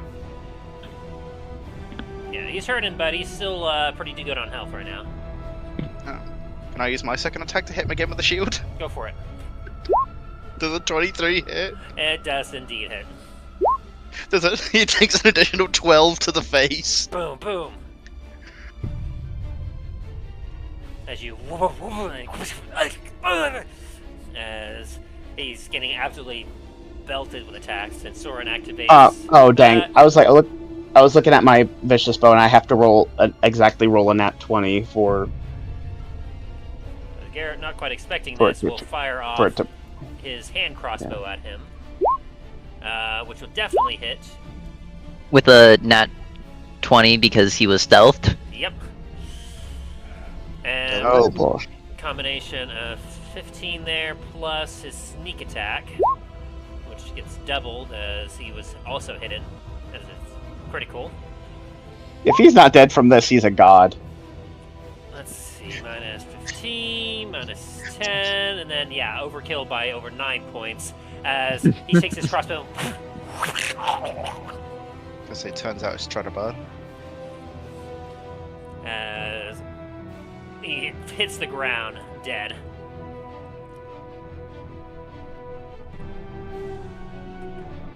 Yeah. So now, Do I see it? question.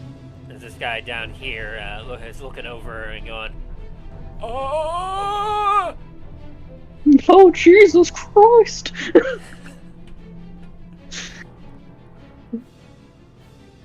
Crap.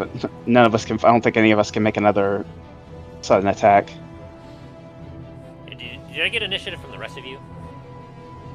Oh no, I didn't. You didn't get it from me, I think. Alright, roll initiative.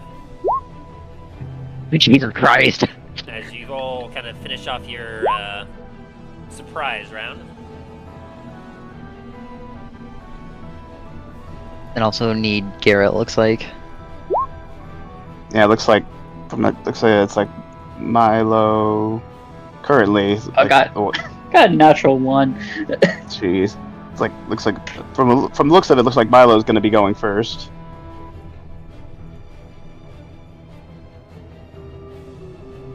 Yeah, Milo, then Dain, then the thug.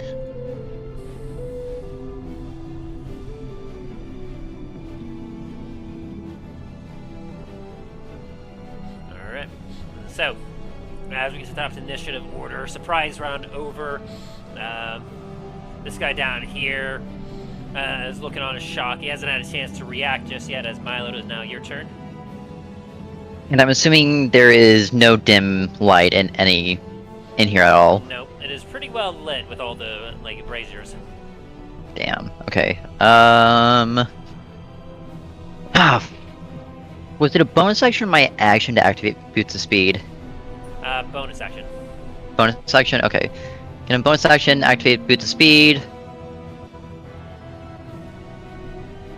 15, 20, 25, 30, 35. Go here. Does a 27 hit? It definitely does. For 7 damage.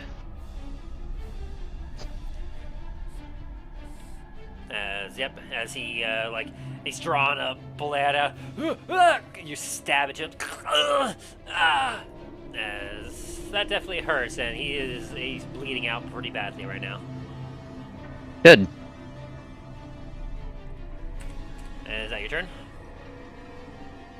Yeah. Alrighty. I'm concerned what that thing is, though. Dain, is now your turn. What thing? Oh, no, don't worry about it. I don't want to spoil the surprise for everyone. Alright, I don't like the sound of that, Aaron. It's fine. Is it though? It's fine. 5. And seeing this guy here, Dane's gonna throw a shield at him. I'm guessing a 15 will hit. Oh, it will hit. Very nice. These guys they have leather armor on. Fair. You take 7 damage. Bam! As you clock it into him, and he's like, what's going on? And then you As it rebounds and hits him back in the face again. takes his head off as it just through his neck. Jesus and his head Christ! pops on the ground, and the shield just nothing is stopping your shield from returning to your hand as his body flops to the ground. I look at the shield. There's just a row of teeth. It's like, oh, okay. Dane's gonna win his turn there. Right. Maybe you should line up on the weightlifting, sir. That was pretty disturbing. As we get to his turn, you watch Milo, as he's going to turn to the left and shout, "We got intruders! Help! Shit. Help!" As he's going to attempt to Shit. swing at you with a scimitar for 11 to hit. Come on. As he is trying to swing at you. Stay back! Oh, really? You want me to stay back? You shouldn't have worked for this fucking dickhead. These three down like here hear something and they're gonna 30, 35, 40, 45, 50, 60. He's gonna start running this way. He's like, "What's that? What's going on?" Talos is like internally like shit.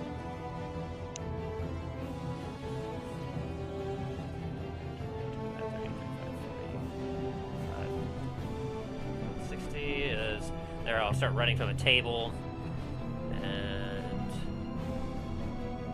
5, 10, 15, 20, 25. This gets open, and this gets open as well. 30, 35, 60. As he dashes to use his action to get here, he's like, "Who's going? Who are they?"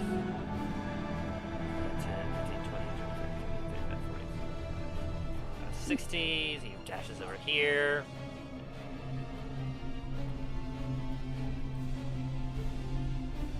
He dashes here as they all are reacting to whatever's going on here.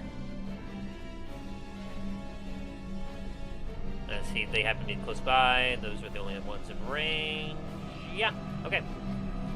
As that is their turn, as Sword is now your turn. Oakley dokley. Soren, right off the bat, is going to,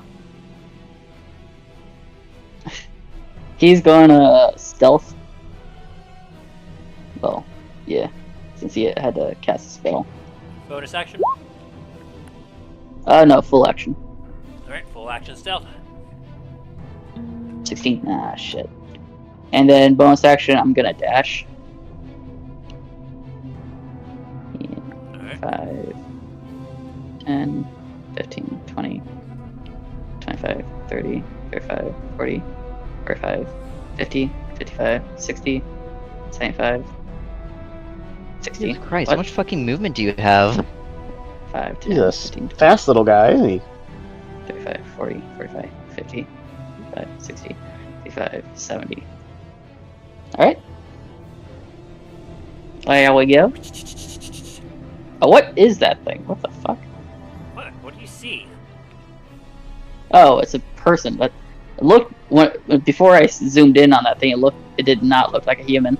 No, you're talking about. Must mean like the monk Yeah, or whatever that is. Yeah. yeah. I was looking at what the fuck is that thing? I was like, oh, it's a person. Okay.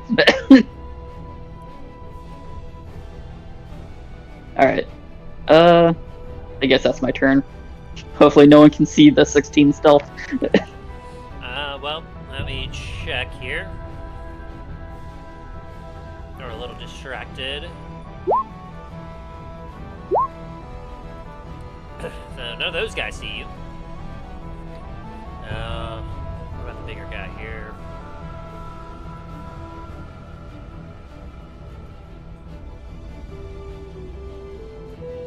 Yeah, he can't see you. Nice. And so far, let's see. Yeah, he can't see you either.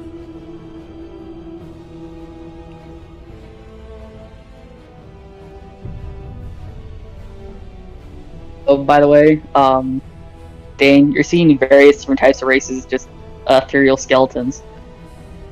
We're holding a bunch of shovels. Someone sees you. What is that? A rat? Shadow Fist Assassin? Oh no. That don't sound good.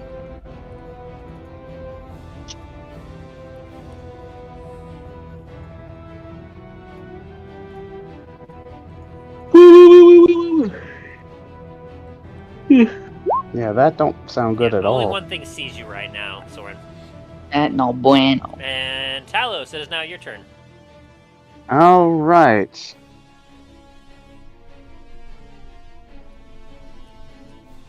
Let's see. Let me just should we check then close that distance. door? I did. When I came through it. And why is it open? Wait, why is it showing that it's showing it's open? Which one? Oh, That not? one. What are you talking about? You're lying. Now it's not.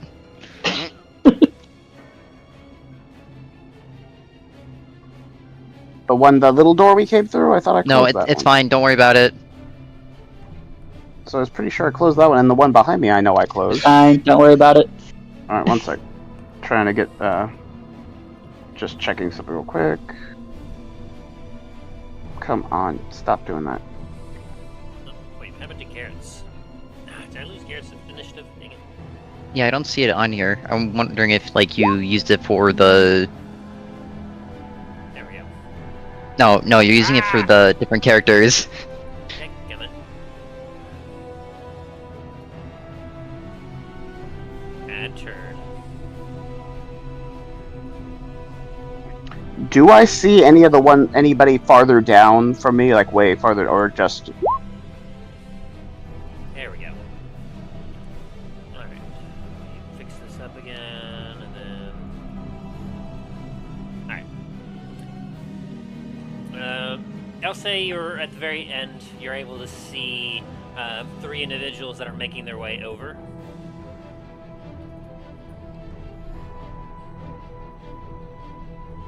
And because you kind of caught them off guard, this assassin does not get many of its benefits.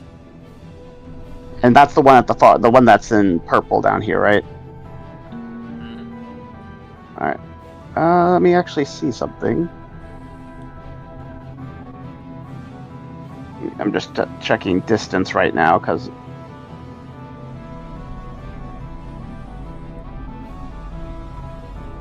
It's my bow, and I currently have out my vicious bow. Stop moving, screen. Oh, by the way, Dain, you also feel skeletal hands trying to get into your pockets. Let me pull up Hey, ancestors, get out of my pockets! quickly check my distance on my bow. 150 to 160 feet. At the max.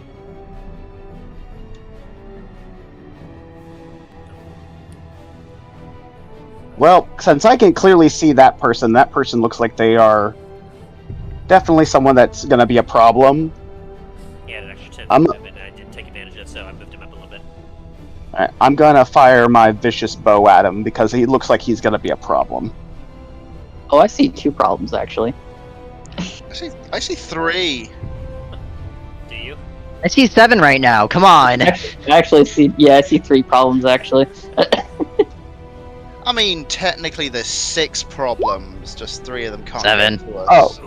Oh, I'm going to have to use my final lucky to reroll that. I can't risk. I'm sorry. Alrighty. Oh no! Okay, something's up with roll 20 with... Something has Are to you be sure up. it's roll 'cause 20 or you're just getting really unlucky?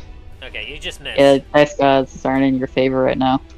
Your arrow zoos and clatters behind him.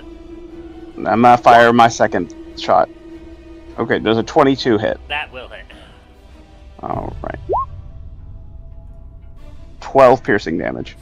As this individual in some darker clothes watches his arrow zooms by, it looks back at you just as you hit him in the shoulder with an arrow.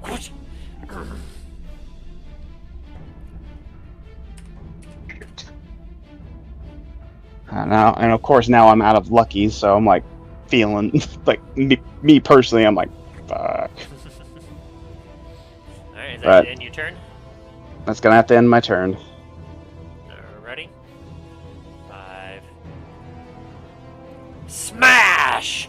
The door behind you busts open as a fist flies through and tries to hit you, Talos.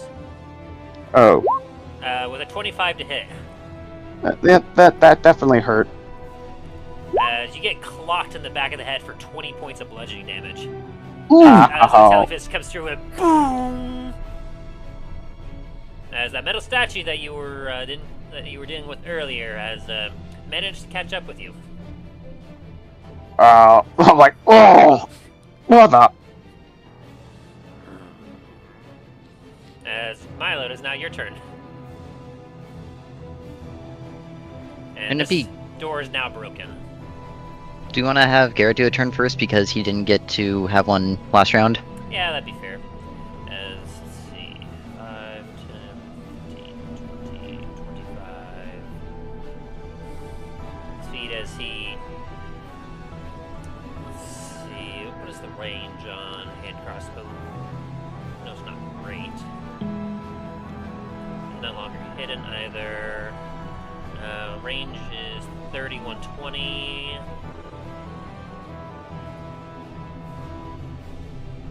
So be able to aim, and he'll try shooting at this one with disadvantage. He takes his hand crossbow and reloading real fast. Let's see if you hit Garret. Hey, a 20 will still hit. As he manages to hit this one square in an eye socket. As he falls down. And then I'll bonus thanks, action kid. dash. 5, 10, 15, 20, 25. As he kind of goes up, he kind of quickly goes. If we're quick, we might be able to silence them before Strigandr can hear. As Milo, it is now your turn. Alright.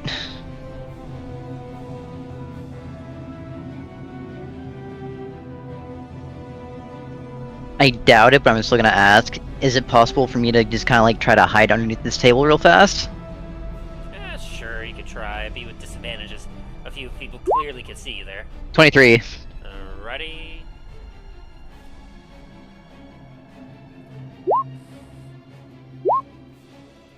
None of them see you. He sees you.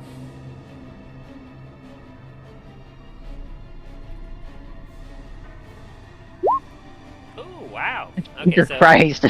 these two see you. But the rest Okay. of them do not. Perfect.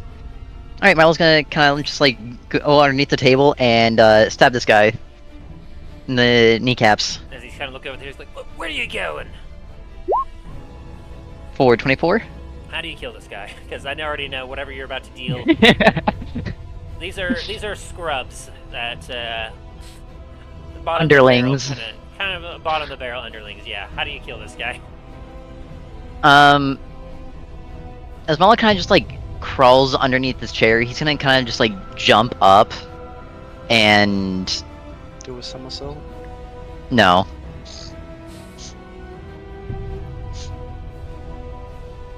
I had what I was gonna say, then Dain distracted me. Dang. I'm just gonna stab him, I guess. You jump up and just you stand on the chair. Jay goes like, "Oh, do the thing!" And then you just like you look back at him like, oh, "Dang it, I lost my!" And then you just do a frustrated stab into his neck.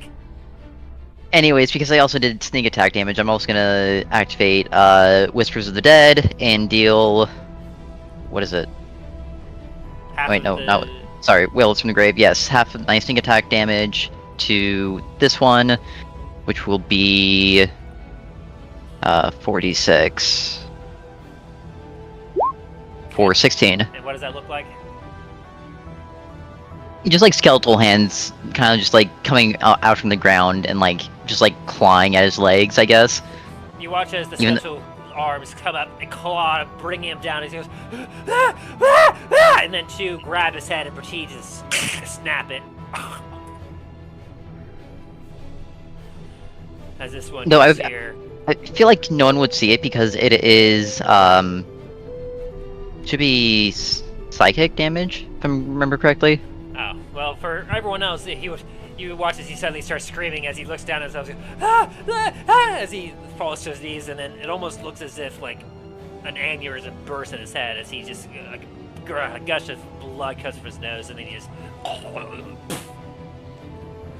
as this guy here is gonna look at what you just did, and look to his right, he goes, "Holy fucking shit! What the hell is going on here?" That's the real, like Talos is just that like currently like internally like, oh great. Actually, no, sorry, they would see it because it is necrotic damage, not psychic. Okay, well, in that case, that's what you all saw. Oh, It's wow. still it's still traumatizing. Bandit Captain is feeling a brave boy. He's looking at you going, "Oh, I'm going to whoop your arse." Okay. Do it. Is that Be a your man. turn?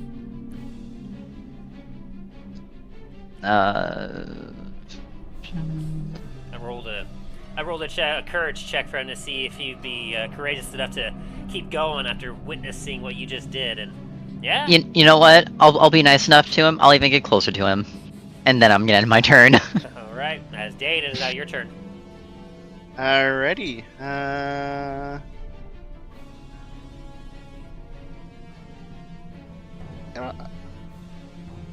What's down here? I don't actually know what is. I forget what is the range on the shield. I believe it's your based off your strength.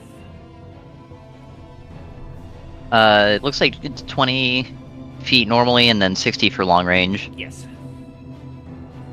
So you can anything that is within 20 feet of you, you're able to throw at and hit easily. Anything past 20 to up to 60 will be with disadvantage. Alright.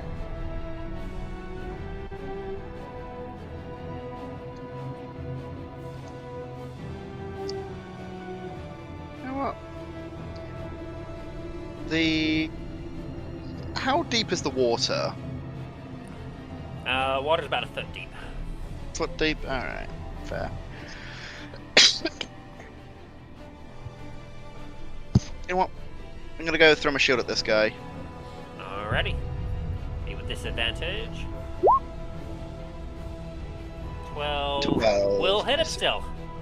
It will hit him? Damn. Yeah, he's got some basic leather armor on. Takes 10 damage. As it just hits him as he's distracted walking and running across this little bridge thing, and he doesn't see it coming. As it just slams it to his side. Does it It 24 definitely definitely hits. hits. Yes. He takes an additional 6 damage. As he almost stumbles into the water a bit. He's hurting now.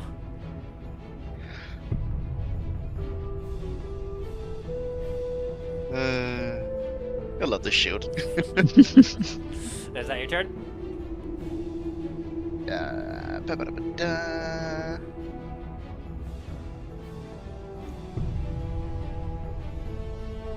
Stand by. Yeah, that's gonna be my turn.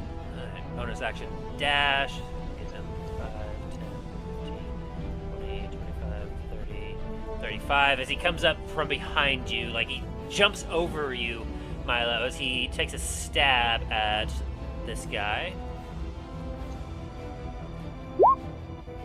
Let's see, with a 15. That just beats as it matches his AC. So Garrett's gonna get a stab at him as he deals 10 piercing and 14 sneak attack. As he 24. before he lands on the ground next to him, and then proceeds to swirl around and stab one more time with his rapier.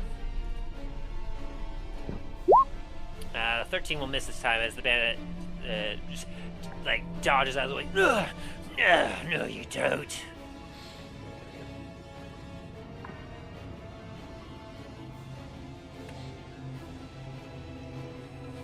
As Garret will then hold his rapier up in defense against him. Come on then. No, it's 24 damage. In fact, he'll do one even better since he dashed, and he's going to shimmy right behind and get directly behind him. Very nice. As he takes a look into your eye and gives you a slight wink as he does so. As he's smart enough to know the tactics that you would also be familiar with. He'll hold his turn there. Never been a proud father before. As he's at that HP. Alrighty. Soren, is now your turn. Alrighty. So Soren is gonna bonus action dash real quick. 5, 10, 15, 20, 25, 30, 35, 40, I should be right back. 45, 45, 50, 55, 60. Alright, they should be in my range, both of them. You run directly next to this guy. Well, I'm stealthed as well, though. Let me double check to see if he sees you as you're coming by him. Does a 16 beat your wisdom? Or your stealth? I think it was 16 for his stealth. Yeah, I got to it. Yeah, it's 16 stealth, so if it meets, it beats. Yeah, a combination of he'll need to make a wisdom saving throw as you're passing by him.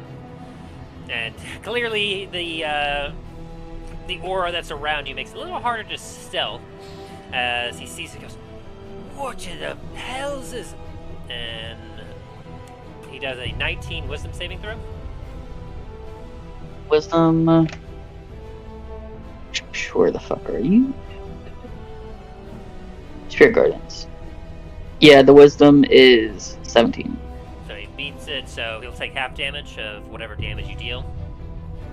Alright, let me roll it. Spirit Guardian. Alright, I need to make some changes to it to add on the damage. Yeah, I lost the initiative on the bandits. There, let me just do this. 7. Yeah, I'll add this for him. Okay, so we'll have to go right after this then. Man, roll 20 is being weird.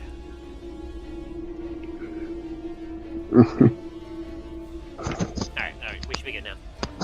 So, go ahead and roll your damage for Spirit Guardians. It should be rolling. Why isn't it rolling? Okay. Try Oh. reloading your page. That's why.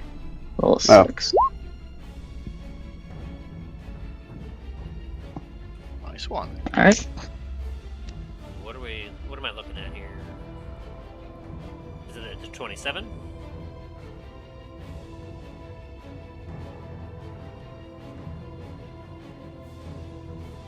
Believe so, yes. Okay. Yeah, it's a 27. Okay. Alright, so then he'll take half of that, or 26, or 13 points of necrotic damage as these things start bashing with a shovel. And then do you still run by him? Soren?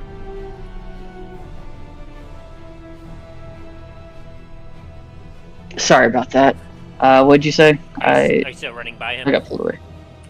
No, I'm not. If it makes me have to, You could disengage to run by him. He did a bonus action dash, so you have to use your action essentially. yeah, I'm disengaging. All right. So as he's trying to like he's getting ready to try to swing at you with his sword, you kind of do a nimble dodge as your spirits continue to bash him with a shovel. As he's not looking too great. As now. Yeah, a bunch of random looking races of skeletons are just hitting him with ethereal shovels. Ooh, and the Shadow Assassin misses as well, so he'll take the full 27 points of necrotic damage there. Yeah. That must have been a really good roll that you got there. I mean, how high did you upcast that Spirit Guardian? It's level 6. Oh! Yeah. You went with level 6? Yep. I You thought know, I the main guy was gonna be in here, so I went all in. The thing is, that's going to stick around for a while. Yeah. Only for, what was it, a minute?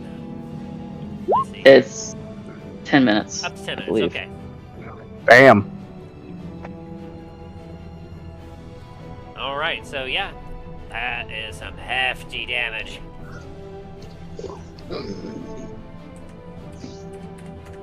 I was just thinking, Alright, I was like, that wow, is- that's a pretty high rolls there, and I was like, oh no, you just like did it at like some of the umpteenth level of spell casting here. So no wonder Again, why like I it's so said, I damaged. thought the main guy was here, so I was like, I don't want to fuck around right now. Alright, so that's the end of my turn. Alrighty.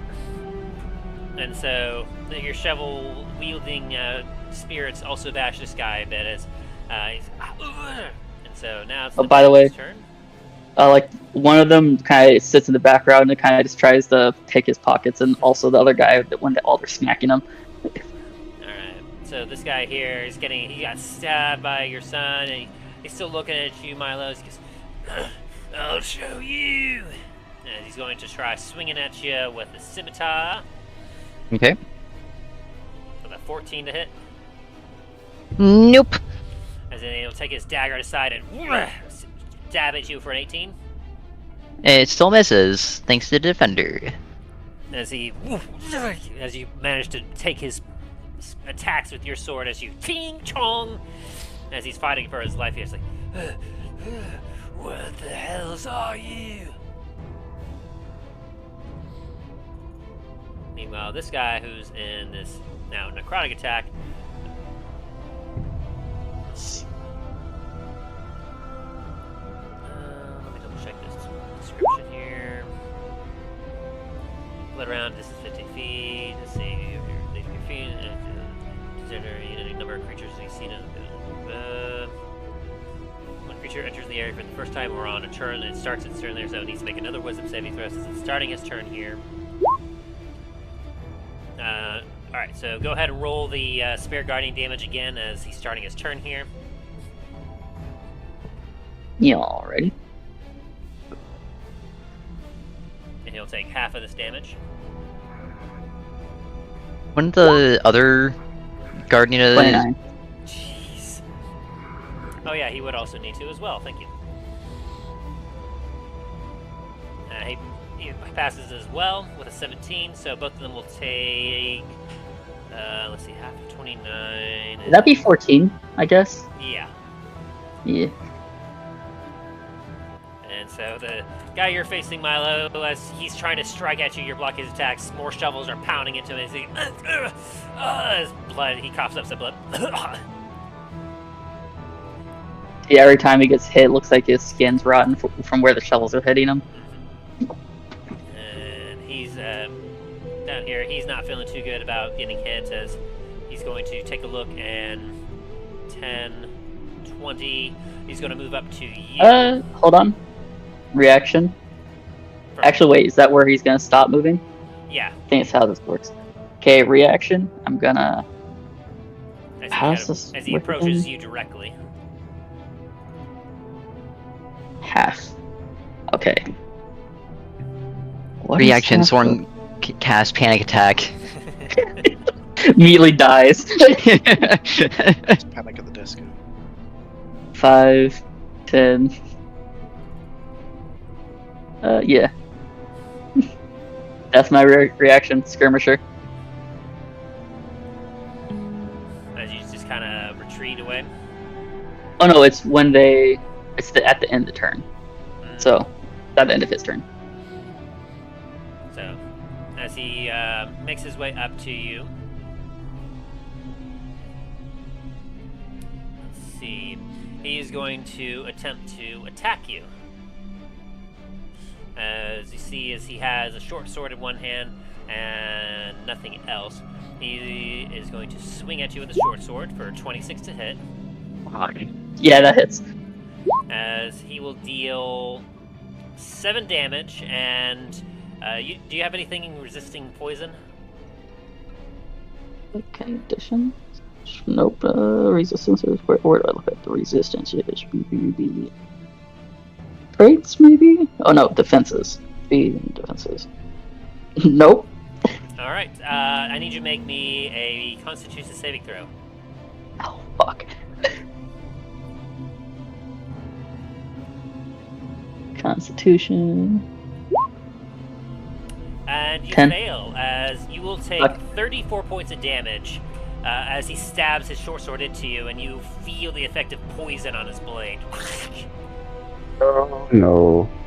And He's I need fine. you to make a Constitution saving throw again to see if you maintain concentration of your Spirit Guardians.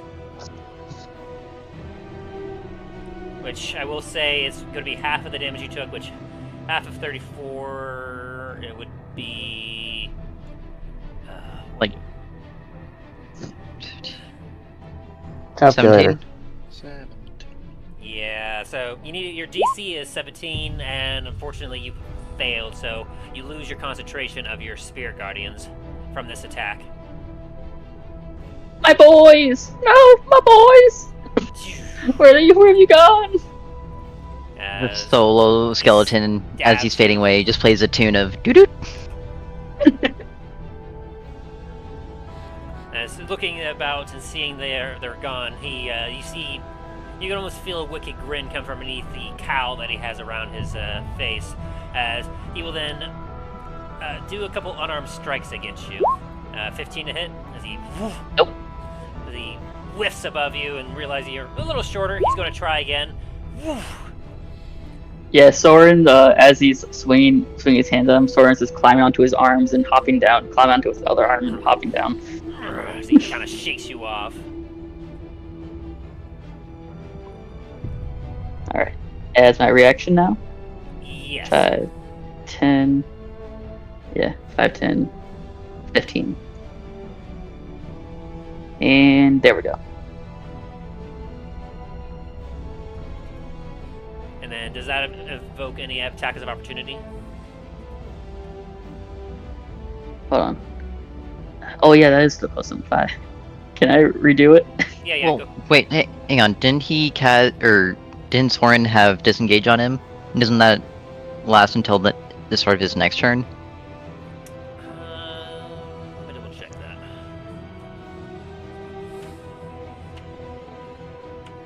That is a good question here. Where's the disengage action? How about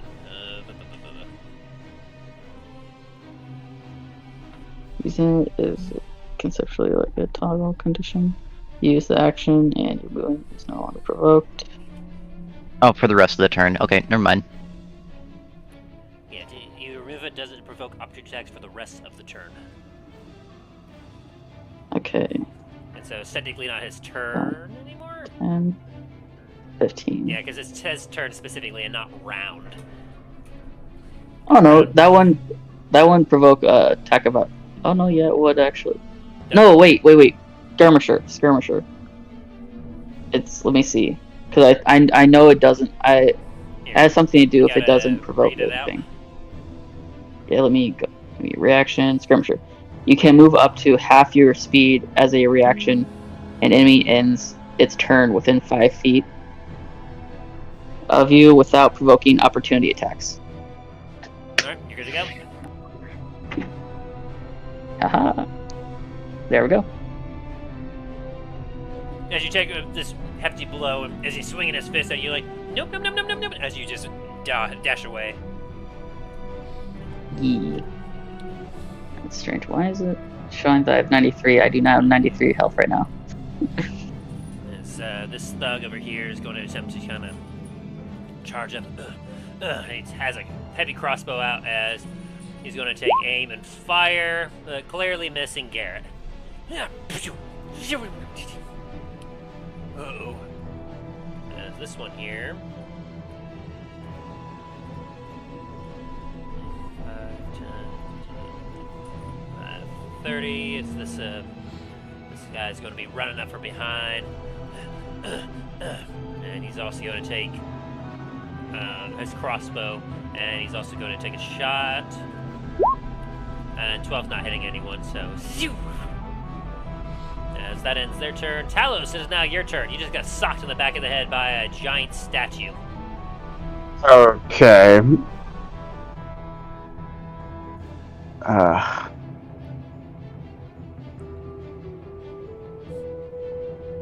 Definitely need to deal with this before, cause like, even though I'm pretty sure it moves pretty slowly compared to everyone else, I don't think any of us want to be fighting a freaking statue.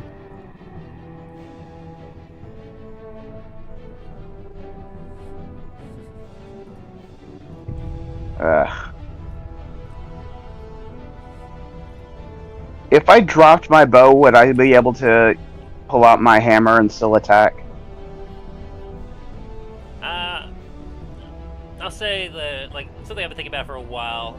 I'm thinking that to help with combat, are you all fine if I just go ahead and just allow you to swap your weapons, so long as you say you have them equipped?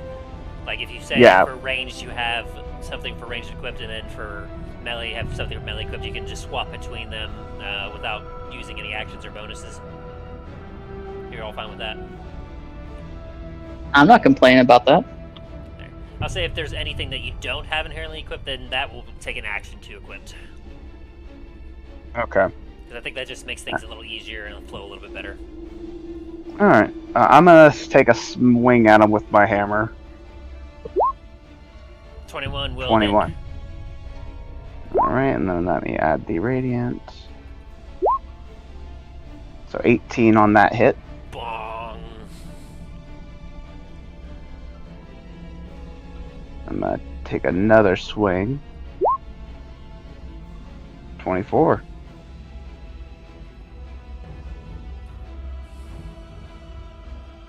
That will hit as well. That's a 16 on that one, so it's 18. Ooh, as you're having more focus on this thing, you're bong, bong. You're watching as huge metal chunks are falling off the statue. You're breaking off pieces as it is starting to look rough. Okay, As one its sec. movements are getting a little more. One sec, I'm just checking something real quick.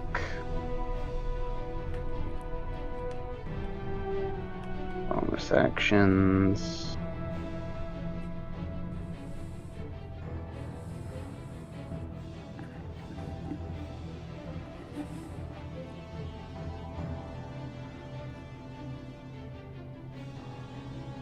I'm gonna do. I'm gonna use Shield of Faith on myself and give me an extra +2. Alright, as you kind of pound your chest. My faith protects me. Like that. Like every time I do that, I envision like the freaking like the holy bubble, like from Warcraft, like the divine, like that kind of bubble, the yellow bubble. It's like, you can't hurt me. I'm in my bubble. Pop. No, my bubble. Oh no, my bubble. Alright, is that your turn? Yeah, that's gonna be my turn. As we get back to the statue, it's going to look at you, and it's going to proceed to try and smash your face in. A 26 to hit, and a 20. Right.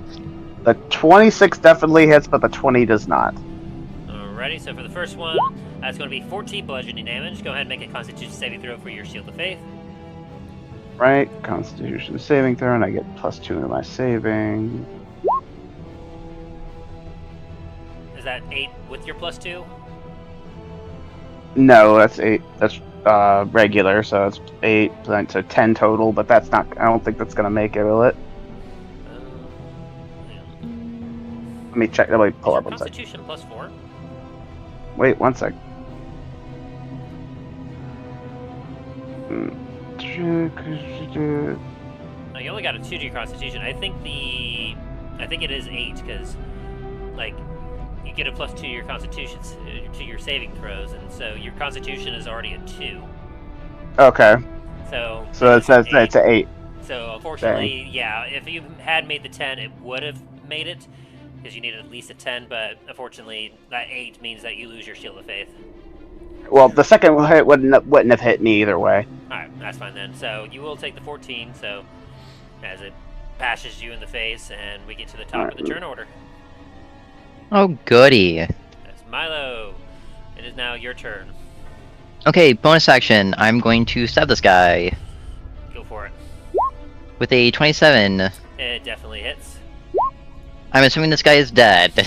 Yeah, how do you kill him? As Garret kind of turns around or goes around him, and this guy kind of like... He starts For to a get brief- distracted. He's like, wait, I'm always seeing double. Wait. Yeah, as he's having like one of those moments, Milo's gonna kind of just like shove his sword kind of like through his neck. Wait a freaking minute. Is that you, Garret? As he looks down at his chest. And he just... Oh, I said neck, so I don't think he would be looking down. Yeah, he like tries to look down at his neck, as his hand goes to, he drops his weapon, his hand goes to his throat as he just slumps to the ground. Alright, and because sneak attack damage was dealt, let me just make sure that this guy is in range. He is. This one here is also going to take Wills the Grave, which is going to be 4d6 for 10 damage. As it comes up and he starts to scratch and claw at him, he takes his fist and sword and kind of starts smacking these skeletal hands away as he takes damage, but he's not down yet. Which is fine. And because of this new rule, Milo's going to switch over to Hail of Thorns. And he is now going to shoot this guy. Alright, go for it. Does a 15 hit? A 15 will indeed hit. Perfect. He has terrible AC. That works out in my favor right now. So he's going to take 16 damage, and also I'm going to activate Hail of Thorns.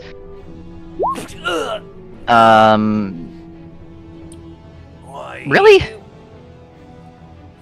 that right? 2d10? Yeah, 2d10 because we upgraded it. But also... a 1 and a 2 on that roll. Yeah, but also I'm going to use 2 charges out of it rather than just 1. So that'll be an additional 1d10? No. Oh, an additional 2d10. Yes. Alright. So then that'll be 10 points of damage total, which all of them will have to make a dexterity saving throw or take half, was it? Yep. Alright. Dexterity. Oh, they fail. Ooh, wow. Now that sucks, because like he'll take half damage still, because this one in particular has evasion. So he'll take 5 points of damage. Okay. So let's see,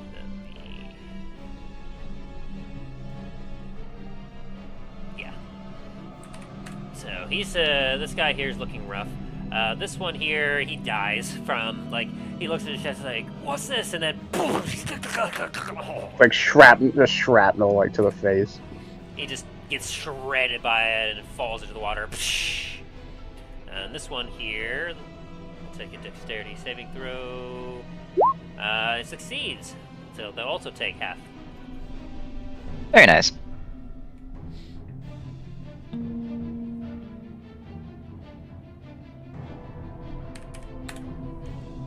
Alrighty. As the last 2 opponents that you can see are looking pretty harried.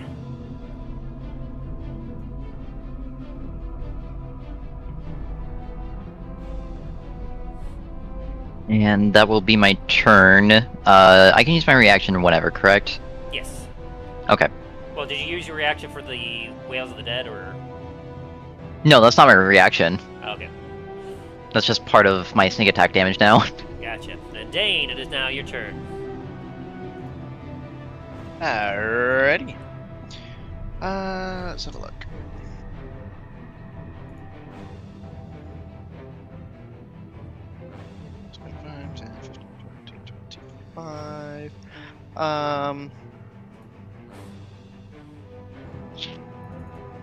Dick. Dane's gonna use a shield against this guy. I'm gonna toss it. Does a 24 hit? Yeah, that hits. He takes 13 damage as it hits him in the face. Pong! Does a 16 hit? A 16 will not hit. Oh. And he's got a bloody nose. He, like, this robed individual is looking rough. As as the shield, as your second throw goes by, and he just kind of ducks out of the way, and it just flies back to your hand.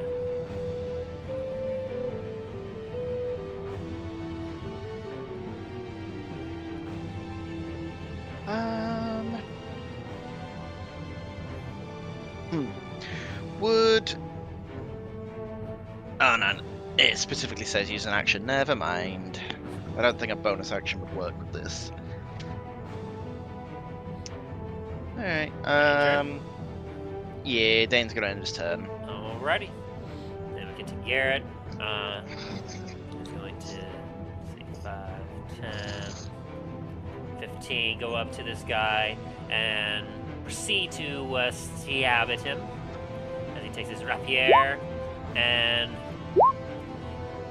yeah, you watch as he takes the rapier and he proceeds to jump up into the air and takes his rapier underhanded and stab down into this guy, pinning him into the floor as the individual before And will then take up his rapier and proceed to flourish around to stab at the next one. And he's getting quite tired of all this, and so he's going to stab again, and a 19 will... Yeah, 19... Oh, wow, 19 just hits. That thing's got high AC. Will deal an additional 14 damage, plus... Oh, yeah, you're dead. I don't need your stats up anymore. Where is your... There you are. Oh, really? Well, that's an additional 5 points of radiant damage as you watch as he slashes his rapier into the side of this individual, dealing an additional 5 points of radiant damage, and it kind of flashes. For 19 total. As he stares down and goes, come on, we don't have time for this. As the Shadow Fist Assassin dies, Milo's going to use his reaction to get a soul trinket from him. Sounds good. Alrighty. And then that will end Garrett's turn, as is now Soren's turn. Alright.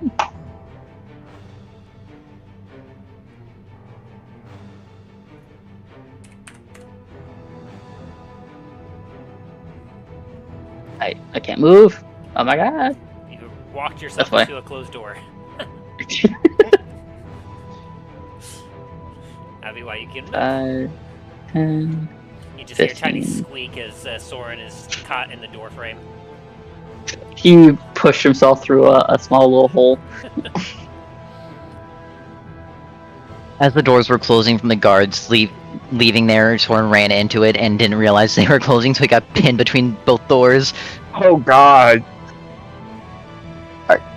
The sound of a painful squeaking mouse is in my head now. Alright.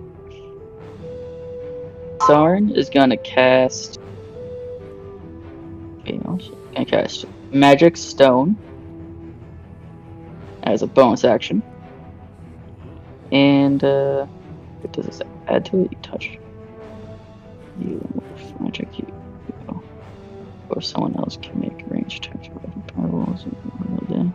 If someone has a range of if someone else attacks with a pebble, modifier to that, and hit the target takes equal to hit or miss the target into the stone. Okay. Yep. So that's what I need to do. Now with that, I'm gonna be doing a sling attack. Do I have my sling on here? Yes, I do.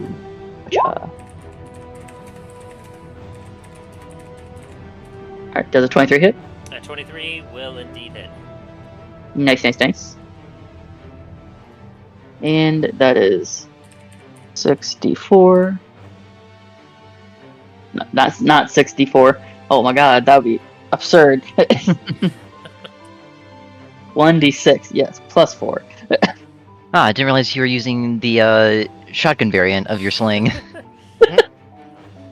Cocks a sling. Look.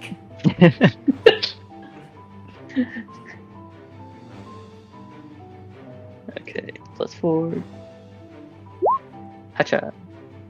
7 bludgeoning damage. As it clocks into this guy's head. Ah! And blood starts coming down. He's looking kind of wounded. And that is my turn. Alright, As Talos, it is now your turn. As you face alone a statue. I'm gonna deal with this thing by hitting it again. Bong, yeah, it hits. And radiant. Another 23 points 20, of it's damage. Or 22. 17, 18, 19, 20. Yeah, it's 22. It's still up, I'm guessing. Yes. It's looking pretty bad. 25. Yep, that hits. Another It's 20. an additional 20. Ooh. It is looking like it's holding on by a thread.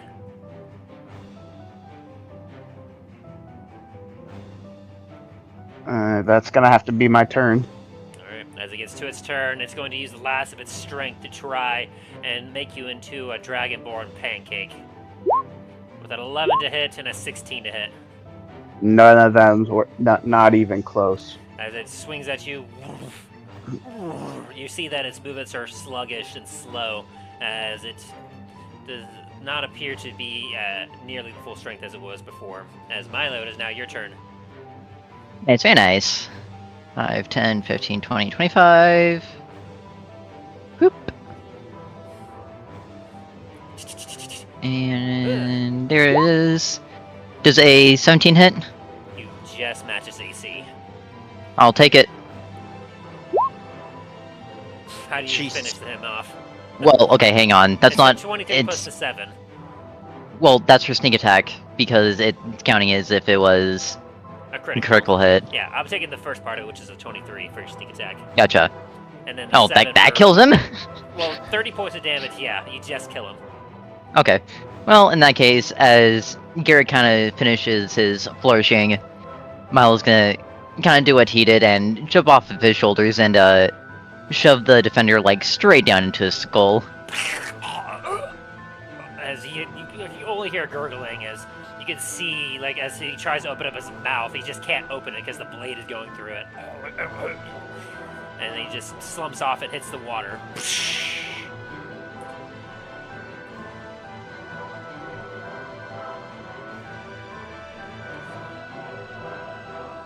Alright, is that your turn?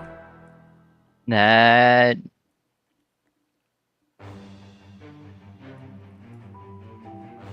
Oh, we still have that thing up there too. Crap. Yep, one more enemy. I was gonna move there, and he should have line of sight there, so he's going to use Hailthorn. You have range. Does it's range of 320 feet, so does a 13 hit? 13 does not hit. Okay. So you launch an arrow, and you're like, Talos is in the way, so you buck off a shot, and shoo, you manage to get right between the two of them, not wanting to purposefully hit Talos this time. Alright, is that your turn? Alright. Yeah, that's my turn. Alright, as Dain, is now your turn. You see, Alrighty. there's no enemies in front of you, but you saw Milo shooting back towards Talos. Oh, so is the statue dead now? Nope. It's barely hanging on. Jeez. Jeez.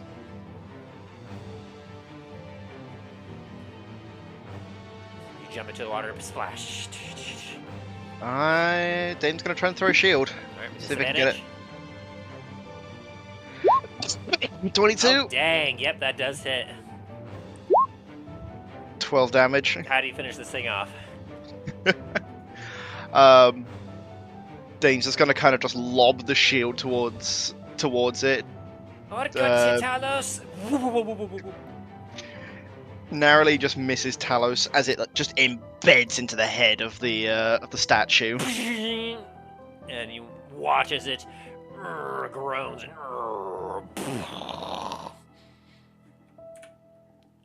At least that's done. combat is now over as the cavern quiets.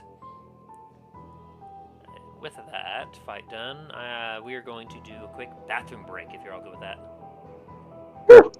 Aye. Good fight. Alright, we'll be right back. Sounds good.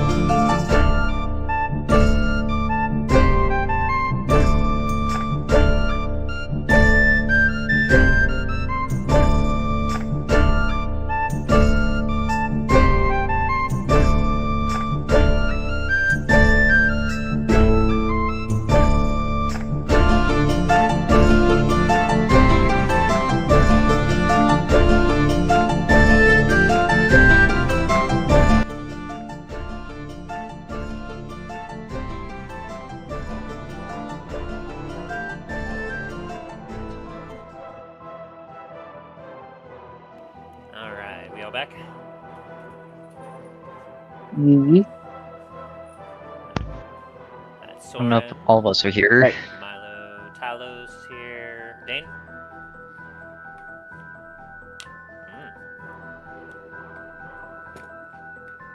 No Dain yet? Alright. Well, how we all feeling so far? Okay. Anxious. Yeah, it's like I want to kill this, get this guy. No, we're not. Again, we're not killing him. Keep him alive, fucker. Well, I'm saying that feels like internally like I want to get this guy. So, alright. So, We haven't quite found him just yet. or at least the fact that nobody's made any noise. What do you mean we haven't made any noise? Why? I mean, like after now that the battle's done, it's like there's nobody clear. Like, doesn't seem like people are coming toward us. It's like I don't think they heard. It's like I don't think they heard us. Either they heard us and are leaving, or they didn't hear us. One of the two. Anything's possible.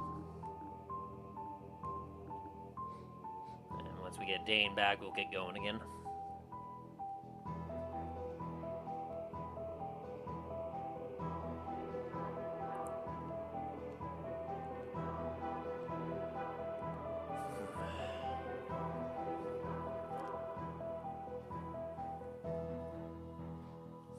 Just hope he knows that once he gets back, he needs to say something, because I know sometimes Dain doesn't like to speak.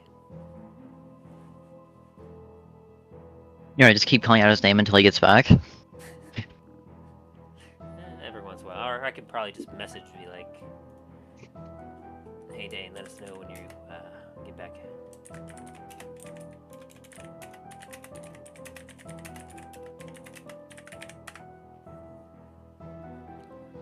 Go.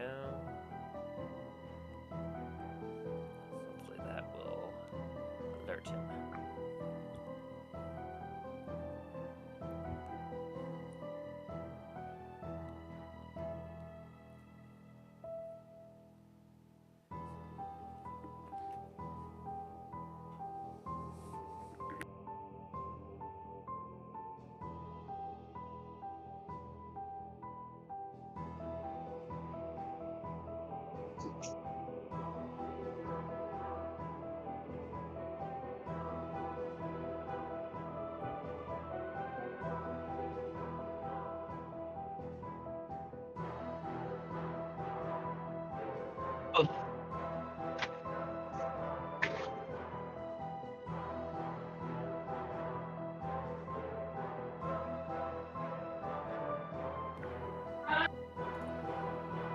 I'll be right back.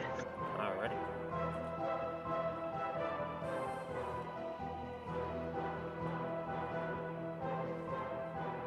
He has been summoned.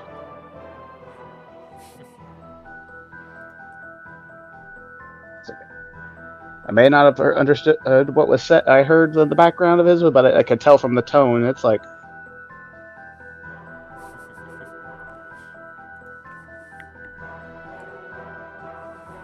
Hopefully be alright with his end.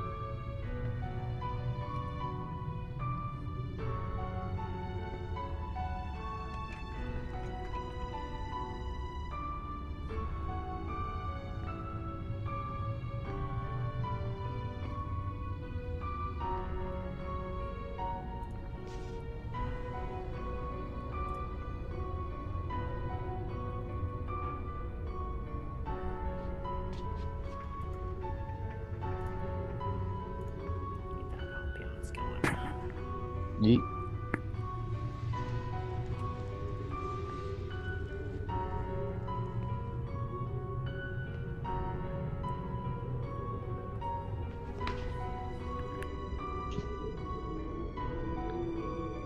Alright, I'm back. Welcome back. I think he's still being Dain. Oh. March. So I'm playing Cyberpunk in my mod pack that I got, making everyone speak their native languages, and now I can't understand shit. Have Jackie constantly talk to me in Spanish, and then I called Wakako, and she's talking to Japanese, and then he started talking to her in Japanese. Ah, yes. I cannot keep up. Jeez. That's the one thing I think with if for in the Cyberpunk universe, if you're living in Night City, you better be bilingual or have some type of implant that allows you to understand. Yes, I'm looking for the mods that are doing that, and I want to get rid of those so I can actually understand it, everyone. And right now I'm trying to learn Spanish, but it's a slow process for me. Yeah. I don't even want to start on Japanese. Yeah, I don't think you want to be reading subtitles that whole game. No, I don't. My apologies, I've returned. Welcome back. Yeah, you better be sorry. Can't believe this. Damn, I thought it'd be a little bit funnier than that. I'm sorry, now I feel like an asshole. No, it's alright. It's like about damn time. Alright. So, as we get back into it, as the statue crumbles to the ground, the braziers, proceed to burn around you, the water dripping off of Dain and Milo. You all are free to move about the cabin. Okay, before I start moving around, after getting back onto dry concrete, rocks, stones, whatever they are, Milo is going to take the soul trinket he just got from the assassin, and he's going to use it as an action, destroying it, so I can ask that soul a question. Oh, alright. Go for it. Well, now I don't get to ask the question since Dain just asked it, motherfucker. Oh, sorry, I didn't actually think it would register. My bad. No, you're good. I didn't even. But do yes, that. I will Oh, be we're gonna- asking where is Strigandr. While that's going on, Talos is gonna drink a potion. Is this like a like speak with dead kind of question? I don't believe so. I believe they can respond freely. Let me just double check.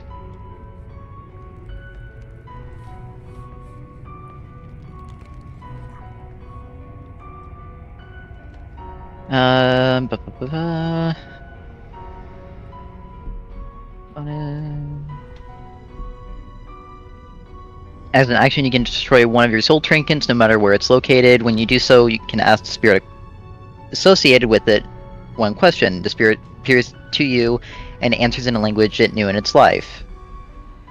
The spirit only knows what it knew in life, as determined by the DM. Alright. And so as you ask, and the form of the shadow assassin rises up, and you ask where he is.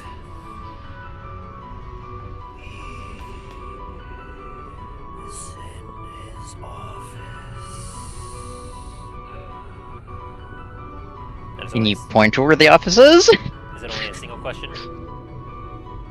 It just says a question and it doesn't specify anything else. So I'm assuming yes, just one question. So as it answers that, it drifts into the heavens and fades away. Alright, we're looking for his office now. Fucking which door is it?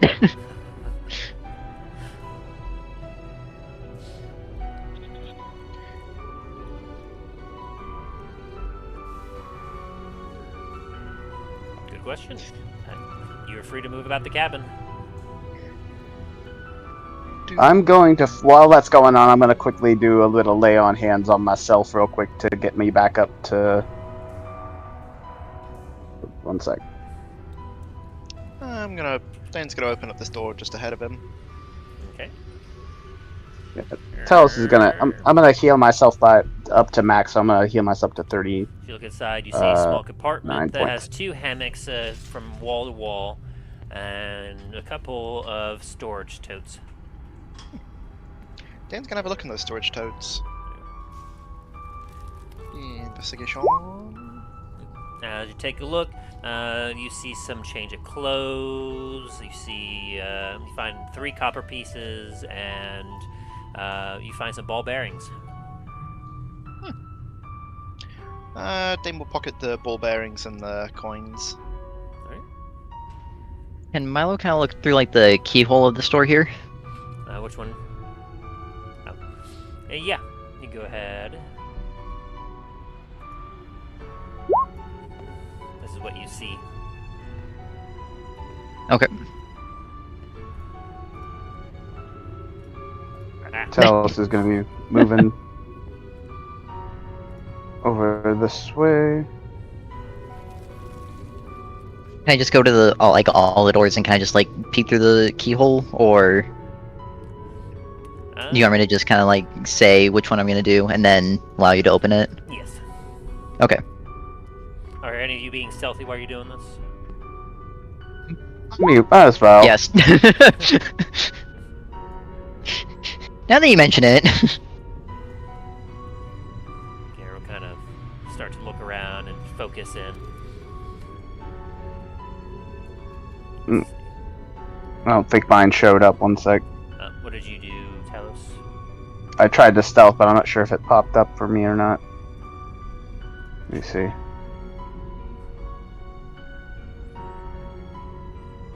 No, it didn't input. 1 sec.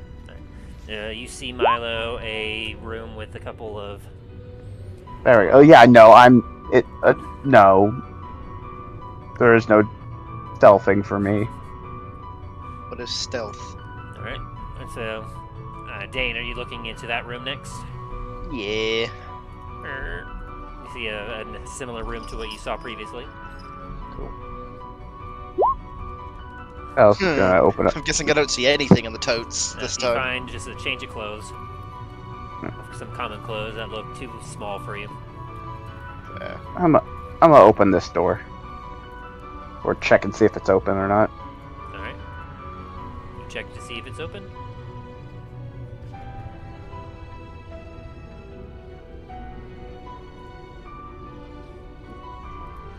Seems to be locked.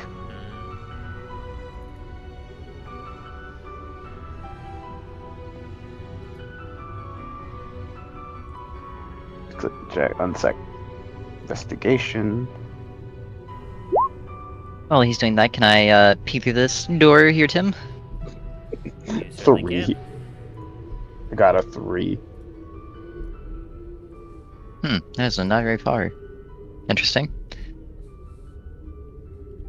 This door is closed. It is indeed a door. Congrats. Anything you're doing, Soren? Soren's just watching everyone, making sure if anyone gets hurt, he's there to help out. Do investigation on this. Oh, he passes. Hey, the statue over here is another one of those animated statues that we were facing earlier. No one touch it. Hey, good call. I'll go ahead and reveal that now. Talos is gonna try to see if he can quietly brute force the door open. Alright, and so how are you doing Alright, so? say that again slowly. Like, you know how like when you try to carefully like force a door open without making noise, like it's like trying to like use like enough strength to pop the door open, but without like slamming it open.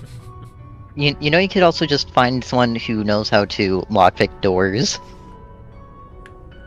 Considering the environment we're in. That is true. Wait, can you see me from where you're at right now? No, I don't think you can. Can you see him? Yeah, I was gonna No. say, if you can see me, then I can see you. That's it. I can't see you.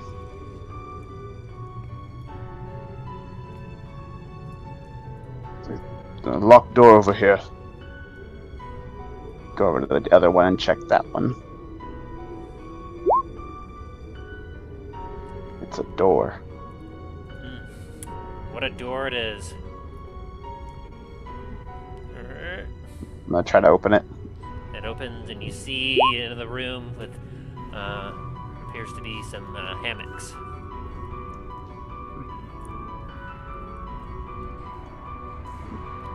I'm gonna go out and try to find Milo. Okay, That's stop weird. that. As you look in this room, Dain, you actually do not find anything. The storage totes in here are empty. And the hammocks look like have been unused. Well, bugger. Okay, my character is stuck. I can't. It's not letting me move him anymore. What have you done? There you go. Try that. One sec. Move now.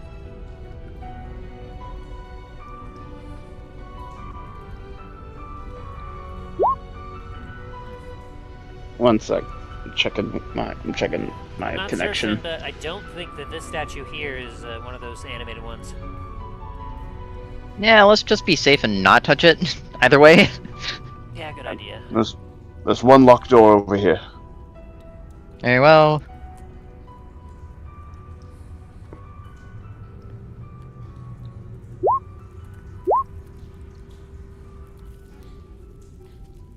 You unlock the door easily enough.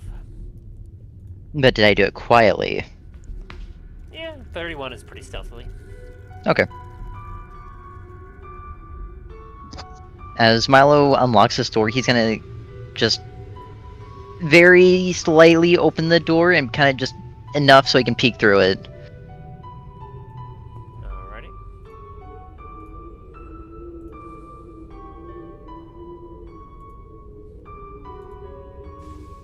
Well, I don't think this is his office, but could lead to it. All the doors I've checked so far have just been common rooms. Roll me a perception as you get in there. Oh, I'm not going in just yet. I'm Okay. waiting until everyone else comes in, or comes around. Before I go in, I'm going to check this room down here, see if I can get in. Another bunk room. Another unused room. The totes remain empty. As you've been exploring, you've seen that some of them have been taken, some of the beds have been used, obviously, but as you continue to explore, you're noticing that a lot of these seem to be vacant. Hey, guys, it looks like this place is mostly empty. Like a lot of the rooms I've been checking are. They don't even look like they've been used. That would make sense, since Garret here said that Decht was trying to rebuild a guild, not just move a guild over. Hey, that's fair. And, well, they'd want lots of space to accommodate Yeah, a large guild. what we got here, I mean, this would be an excellent place to really hunker down once you fill it all up. I mean, it almost be like a stronghold kind of quality here. Hey, Just about.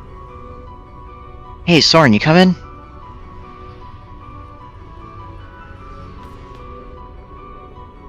Yeah. I'm right behind you. You're on the other side of the room. What do you mean you're right behind me? Sword just materializes behind you. Little did you know, I am Dorlane. Fucking just like God.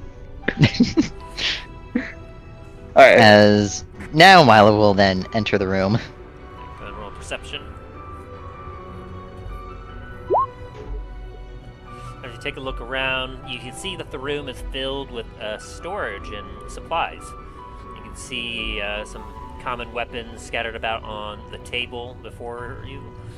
You see that there's a desk to your right that has some paperwork and a few candles burning in to provide some illumination in the area. Milo's gonna go around and check those papers out on the table.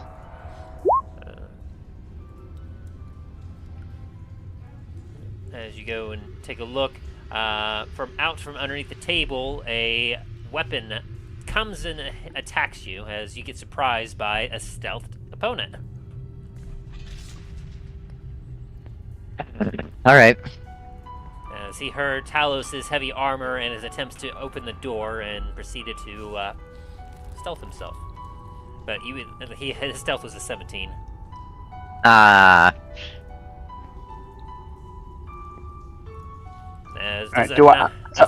let me roll perception. Well, actually, yes, that'd be a nat 20 because he's stealth, so he had advantage on this attack. Sorry, say that again? He got a nat 20 on you. Oh, okay. And I didn't see him either. He deals 9 initial slashing, and that's a double attack for sneak attack. That's going to be an additional 13. So that's a total of 22 points of damage as Scimitar comes out and whoosh, he stabs it into you. And I'm going to uncanny dodge this because of alert. Yep. So you're not surprised by it, but terribly surprised, but you are kind of like, whoa, I didn't see you there. Yeah. As Milo is then going to retaliate. We'll hit him. For 10. Then bonus action, 24, I'm assuming also hits. Oh, yeah. For 17. Sorry, 17 total. Yes. As he stabs you, and you proceed to as he's as he stands there. Let us go ahead. Get some quick initiative. Oh dear.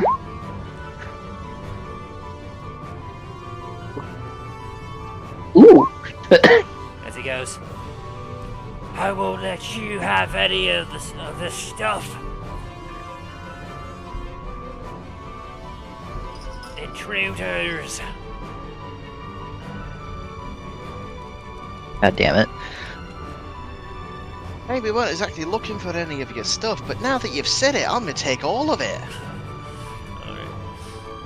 And Soren, it is your turn.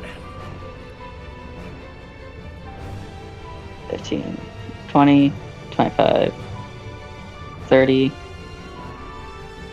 35. Alright. Soren's gonna use the second of his 3, what's up?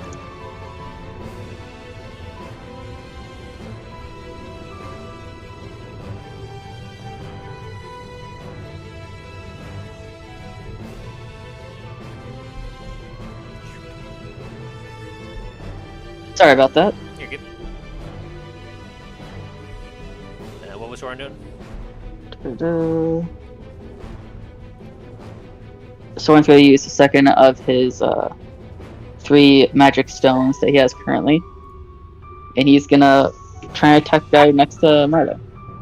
Okay, let me look around first. Yeah, it's the only guy I see in here, so yeah.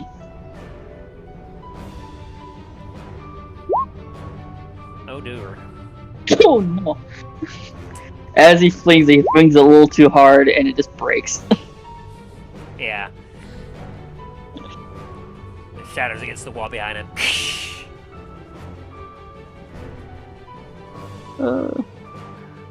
What a waste of a good magic stone. Yeah, Soren's very sad. What do I have as a bonus action that I can use? Spiritual weapon. If you wanted to use spiritual weapon. I really don't actually, so I'm hiding. Soren's just gonna hide. I don't want to use that spell slot.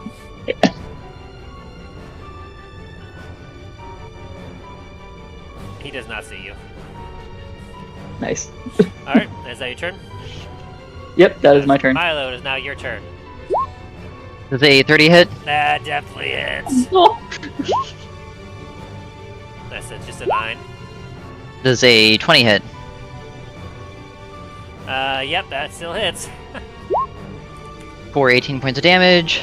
Ooh, as you stab! It's like, how dare you son of a... What did you say about my mother? And that's my turn. Alright, as Dain, is now your turn. Alrighty. 5, 10, and I'm hit him from behind with my axe. Alrighty, go for it. Oof, that definitely hits. Bonk! 15 damage. Oof.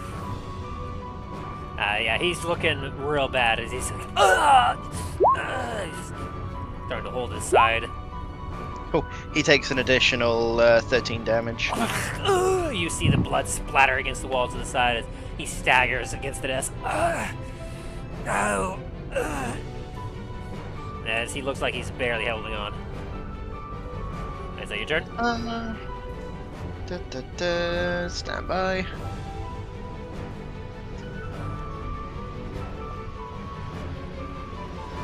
Yeah, that's my turn. Alright, as it gets to his turn, as he looks at you, he's going to try to take a couple more swings at you as in his death throes. He's like, I'll fight you to my dying breath! As he swings at you for a 21 and a 19. Swinging at who? You. Unfortunately, both of those will hit. Oof. He's going to deal 8 slashing damage with his main sword, and then he's going to take his dagger and stab it into your foot. For 4 points of damage. For a total Okay, of I'm gonna uncanny dodge the 8. So that'd be 8 total. Yeah. And that's the end of his turn. Talos. Let's move in here. There we go. Hammer to the freaking face. Go for it. How do you finish this guy? As you jump onto the desk. It's like just like the pommel end of my hammer just straight to his freaking throat. Just like one of those quick jabs. As he then gets pushed against the back wall and he slumps down as he bleeds out.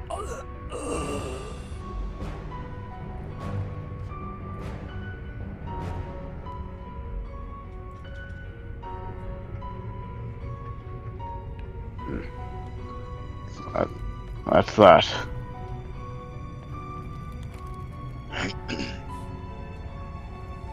I'm gonna take a kind of glance around the room real quick. As you take a look, you see, similar to what Milo saw earlier, you see a room full of sharp implements, supplies, gear. You see a few sets of thieves' tools. You see a couple, quite a few like daggers, some short swords, scimitars. You see some what looks like rations, as well as some additional barrels that like all sorts of things in here that you can't initially figure out what it is, but you can figure that it's probably more additional supplies.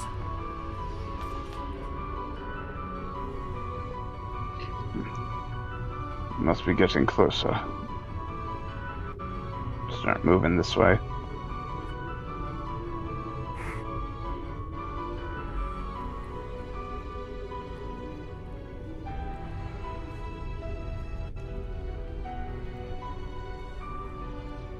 I'm also gotta try to see if I can sense any doors or any traps along the way.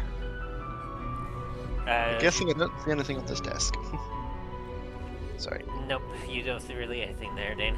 Oh, for your check earlier, Milo, before you got stabbed, you saw basically paperwork and manifests, essentially inventory sheets, kind of detailing the supplies and whatnot that were in here.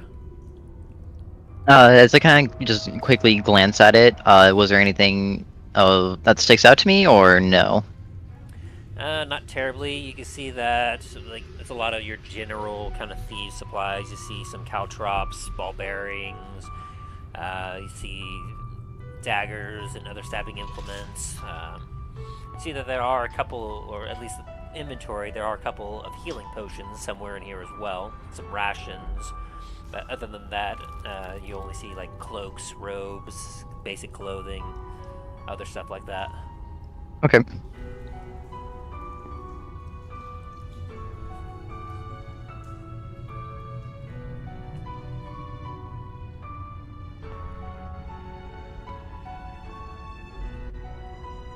And Talos, as you continue to look around, you're not finding any traps, no hidden doors, nothing.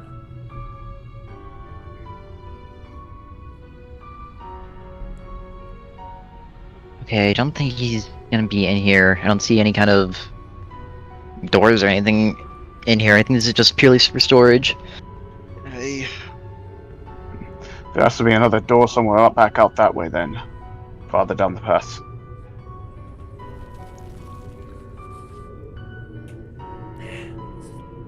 Lair's like a labyrinth. I carefully move away from around the statues. Like, I'm not going anywhere near these things. You see nothing of note, Dain. Can I peek through the sword, Tim? Which door are you at? That one? Yes. So going down this hallway here, I'm gonna... Very well. And next.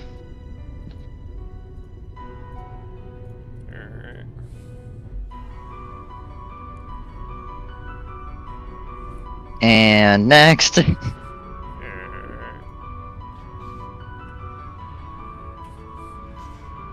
Ooh. Did I sense anything with my 22 for hidden doors and traps?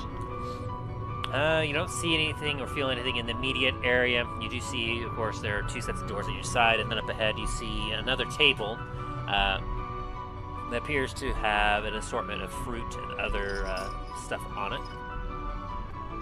I'm gonna try the door to my right real quick. Alright. It's just locked. Locked door on the right, and one opens on the left. Carefully open. As Miles sees this table, can he make a perception? Can he make a perception check? Yes. Anything you're trying to perceive in particular? I don't want any people jumping out of tables to get me. As you take a look up ahead, you do not. You see a couple statues up ahead. They seem to be normal statues, but you do not see anyone or sense anyone hiding at that table. Okay. Yeah. And I'll have pointed out the door to the right that is locked. But at a moment, I'm gonna go inside this room and check out what's on the table. As Milo will then lockpick it.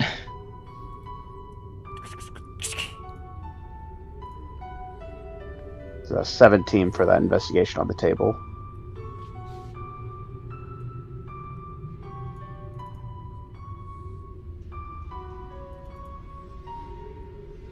Your lockpick is successful. Very nice. Can I peek to that door or no? Sure.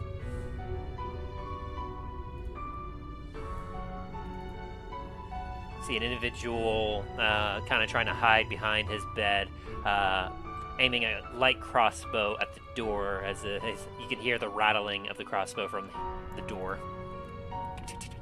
I'm gonna like motion towards Dain and Garret to be quiet and stealth. And then proceed to go in. Let's see, he sees you.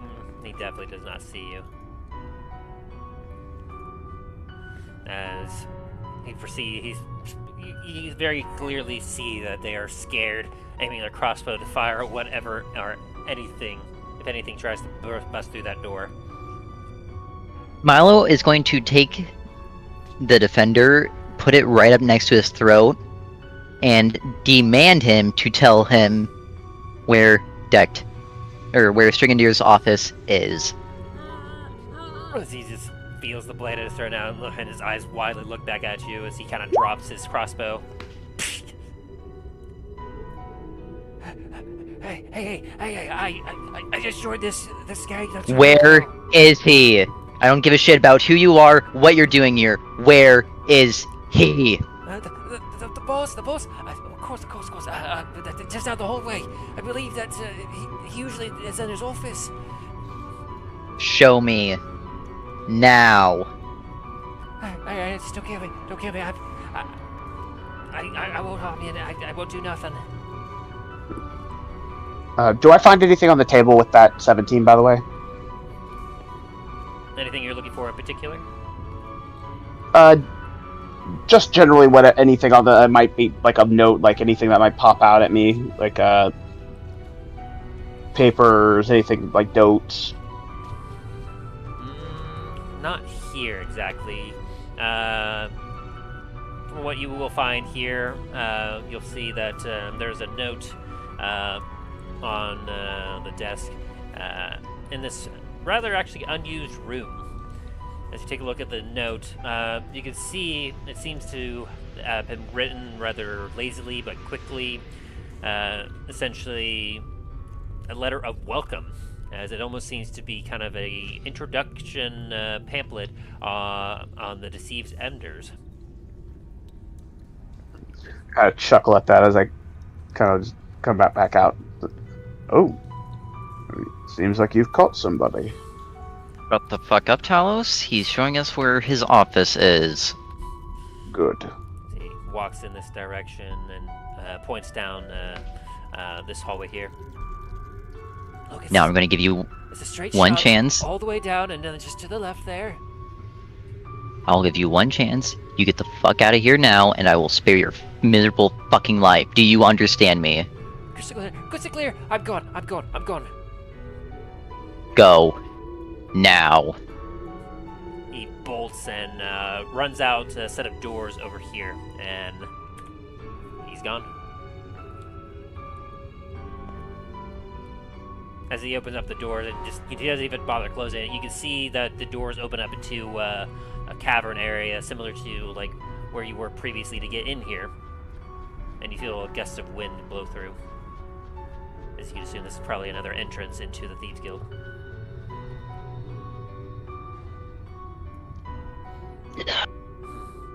So, the rat is sold out his boss, saying he's down here. Yeah. Still, let's be cautious. Don't know if they might have left anything surprises. It's to his fucking office. I highly doubt it. But Soren's if you're gonna that stop considered, Garret very clearly has his sword drawn as he begins to stomp down the hallway, not even attempting to be stealthy. and Milo will be right behind him. Hey! Soren's gonna stop everyone.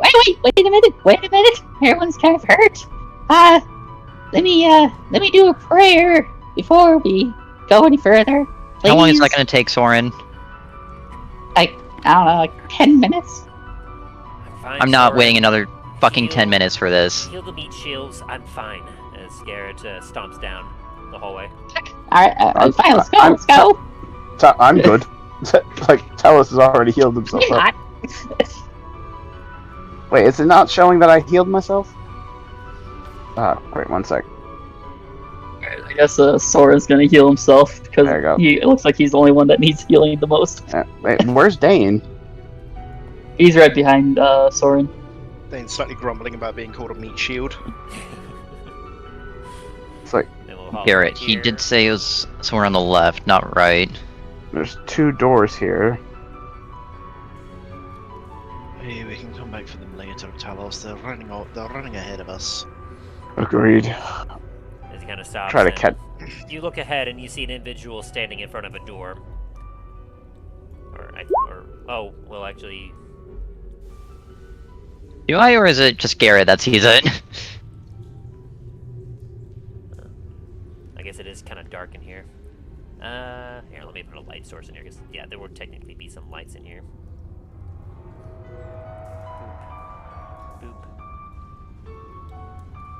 Boop. There we go. Do you see him now? Yeah, I can see him now. After seeing that person, I'm going to tell Garret to sneak up, not stomp down. I don't give a shit how mad he is. Fucking listen to me. Interestingly enough, as you take a look, this individual actually has some actual armor on and a shield, as they're currently standing, and essentially they're holding up the position, and they look alert. And because he got a nat 1, he hasn't been stealthing. He does, in fact, see Garret as he looks and goes, "Ah! I was wondering if you all would come here. Wait. Is that you, Garret?" As Garret kind of looks at him and goes, "Yeah, it is me, asshole. I'm here to see the boss." He goes, "Ah. Figured as such. Afraid you're gonna have to get through me. Boss isn't seeing anyone. Why don't you get on out of here before I have to rough you up? Give you the benefit of the doubt for old time's sake." As Garret goes, "Afraid that ain't happening." As he will bonus action dash 5, 10, 15, 20, 25, 30, 35, 40, 45, 50, and buck off a shot, a couple shots with his hand crossbow as he's charging.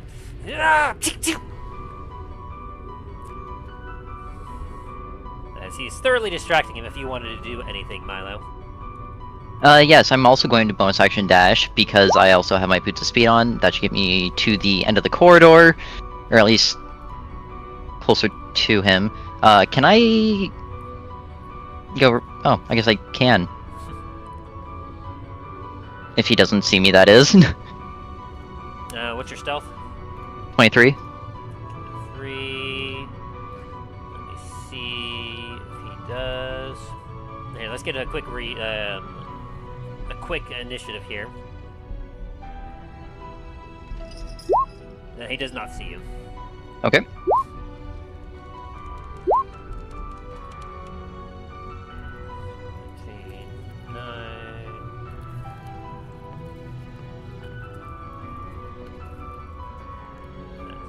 Garret's initiative going. Oop.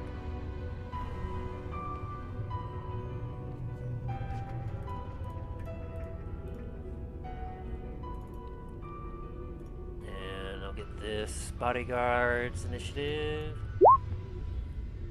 Oh fuck. Oh jeez. Yeah, he was ready.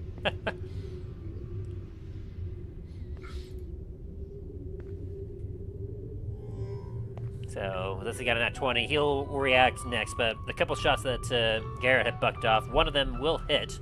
The other one does not hit, actually. And so, the bodyguard will be taking 10 piercing damage. And then he'll use his shield to, block the other bolt. As he will then charge at Garret. It's like, "Gonna make you regret this." Because he is charging then, can I use my reaction for an opportunity of attack? You can indeed. Okay. He didn't see you. Nope. So, 25? That does indeed hit. Beautiful. For 39 damage. As you whoosh, stab into his back, he's like, "Ah!" As he looks behind him, he's like, "What in the nine hells? You have a double?"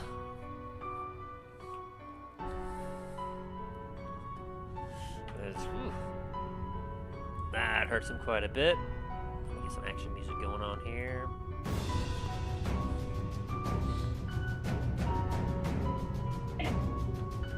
Alright, 33. Oh, yep, that's how much damage you did not deal. Anyway.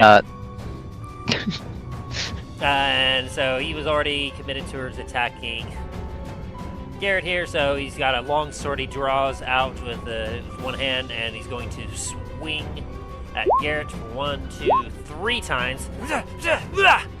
And... oh, he actually hits twice. He manages to meet his armor with 1 attack. And he deals 10 slashing damage total as he whoosh, whoosh, as Garret kind of staggers back a little bit.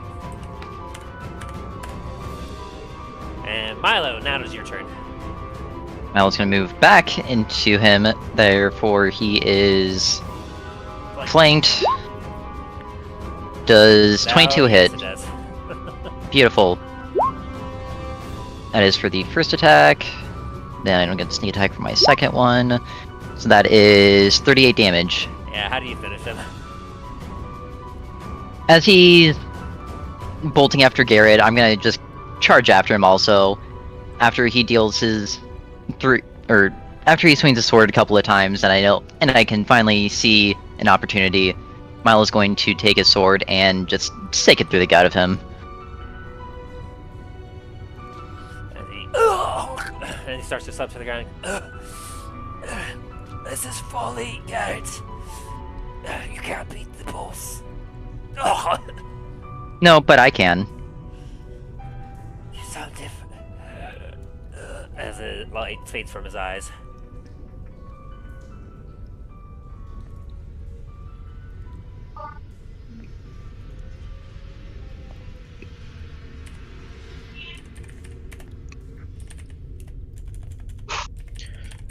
Well then, that was quick. Nothing is going to get in my way. He steps up to the door. Remember, do not fucking kill him, Garret. We'll see how it plays out.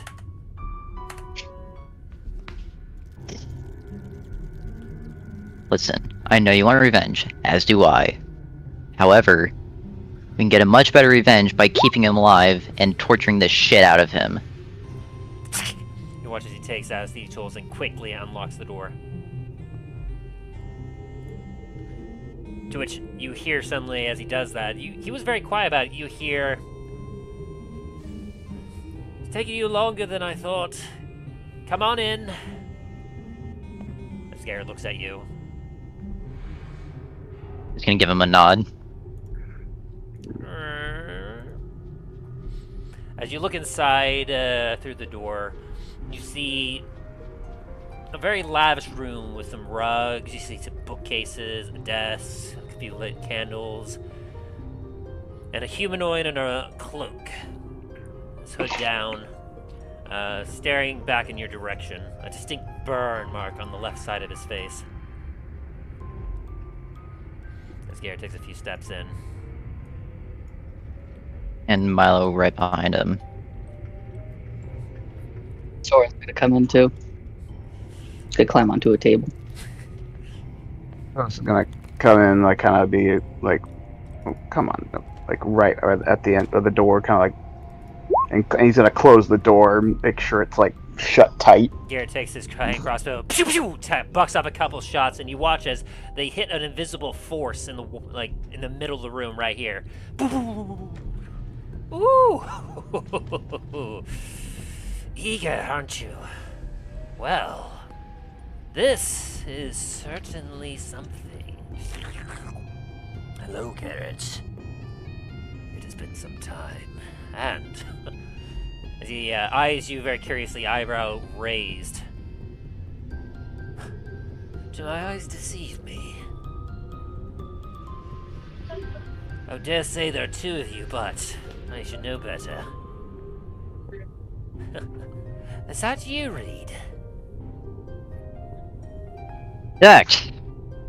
It's been a while. Apologies. You don't go by read anymore, do you? No. What my reports tell me. You go by a different name these days. Milo Highhill, is it? Oh yes. I've heard of you lot. Though, to be honest, I wasn't quite sure if it was you or not until about now. I must say, it is an odd feeling seeing you after all this time.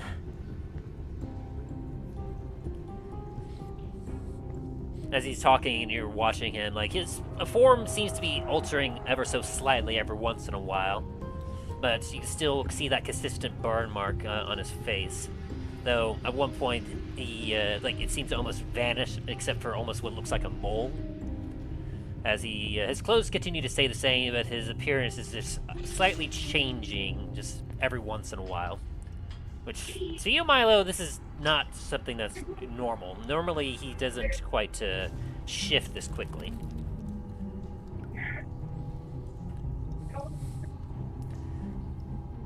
So, Garret, who are your friends? Shut the fuck up!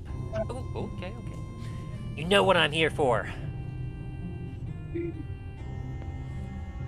Get rid of this damn invisible wall and face me like a man. Garret, you should know better than that. One does not simply show their cards. What kind of boss do you think I'd be?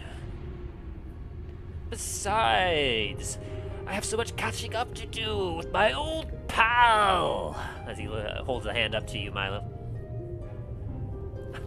And you brought friends, even! Aren't you going to introduce me to them? No. I won't. Not yet, at least. How? Talos just starts. If you would love to catch up, I'll be more than happy to sit by in one of those lavish couches of yours and have a drink or two. Talos just like just deep down in his throat, like that crocodilian like growl starts to build up. Azir takes a step forward and then puts a hand up and feels an invisible force. I'm guessing you heard us coming. Oh yes, I did indeed. I even took a little peek for myself and saw the fighting. Couldn't quite see exactly who was fighting, but one thing was certain. I needed to bunker down until things cooled off, but you can see that's no longer possible. As for bunking down with you, Milo, I'm afraid that I don't believe I will be doing that. I can see very well that, well, the odds certainly aren't in my favor, and as soon as I put away my barrier here, I dare say that my life will be in danger.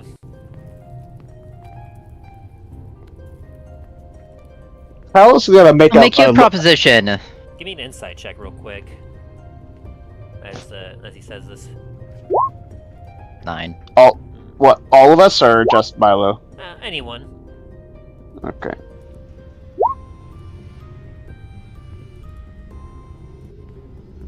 Like while it's going on, Talos is gonna be like kind of like giving Milo a look and make a slight gesture with his hands that would be like what he would normally make for with using like a spell. Like what he was planning to do before with when he was planning to dispel the magic on the gate. He kind of gives him Milo a look of, want me to go ahead and get rid of this?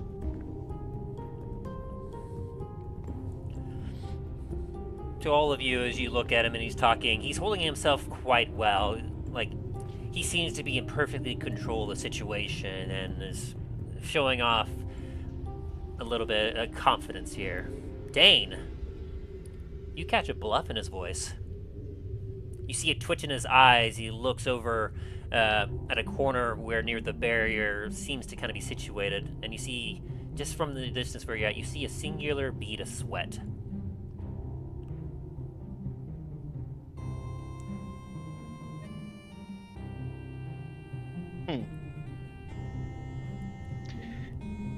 Dain's going to kind of look over as well, following his gaze. You don't see anything in particular. Only the slight warbling of the force that seems to be blocking passageway forward.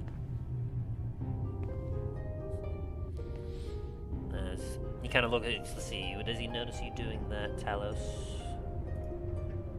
No, he does indeed, as he kind of squints his eye a little bit and goes, "My dragon-born scaled friend, I dare say whatever you're trying to do won't work." Well, I'm just like it's like I kind of just cock my head at him and like kind of just like flex my fingers like. I mean, feel free to waste some of your energy trying to dispel my magic barrier. I dare say it is immune to all effects except, say, those of, well, far more power than what you possess. I cock my head again to the next side, like the other side of my head, kind of like cocking, not saying anything, just like staring him down. Intellect, I have a proposition for you. I'll have these 4 leave. Me and you can just sit down and catch up. For old time's sake. You're trying to bluff, persuade.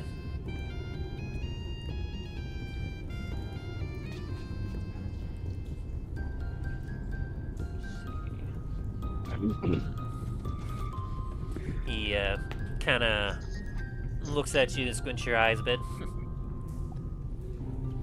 I'll be lying if I said that doesn't intrigue me.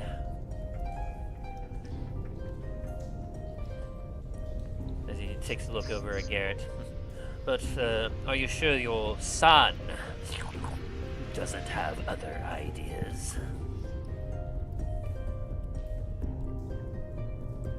Gonna look over to Garret and tell him. Fuck, how do I do this?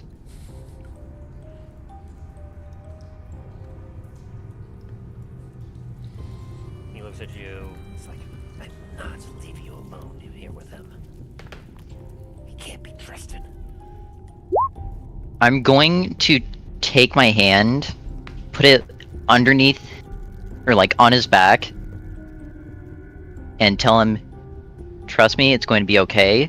And as my hand is underneath his cloak, I'm going to try my best to kind of like spell out door on the other side of the room.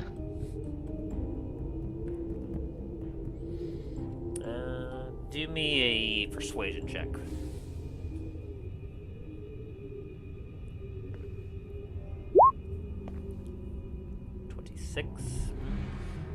He squints an eye at you and kind of gives a slight nod.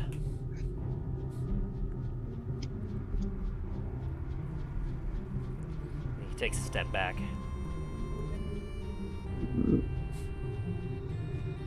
Well, So what do you say, Dact? Drink for old time's sake? oh, certainly. I do believe that sounds delightful. So go ahead and send out your people. You and I can sit down and have a chat. Gentlemen, if you don't mind. Talos is just gonna look at Milo. He's not gonna be arguing with him. He just wants to look at it. I'm gonna roll an insight check real quick. Come now. There we go.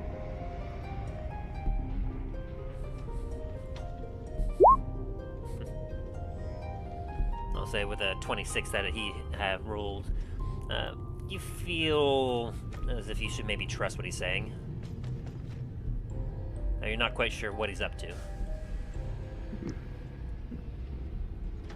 He's gonna take one last look at the guy, another like reptilian, like that hissing growl, and then like, Calm down, Talos. Ta-ta! like duck up. Like, pretty sure the door is not meant for people of Talos' size, so he's gonna humanoid shape. 6'11". I mean, roughly about 6 foot. Alright, so I slightly duck, like just for the tip of his horns, not to snag onto the door frame. Hey, Talos and Garret, let's go out to the bar. I'm sure there's some lovely drinks that we can pilfer for a minute. I'm gonna whisper to Dain. It's like, happen to see anything while you notice anything? I'm gonna wait till Garrett's out here as well. very don't- slowly and hesitantly closes the door.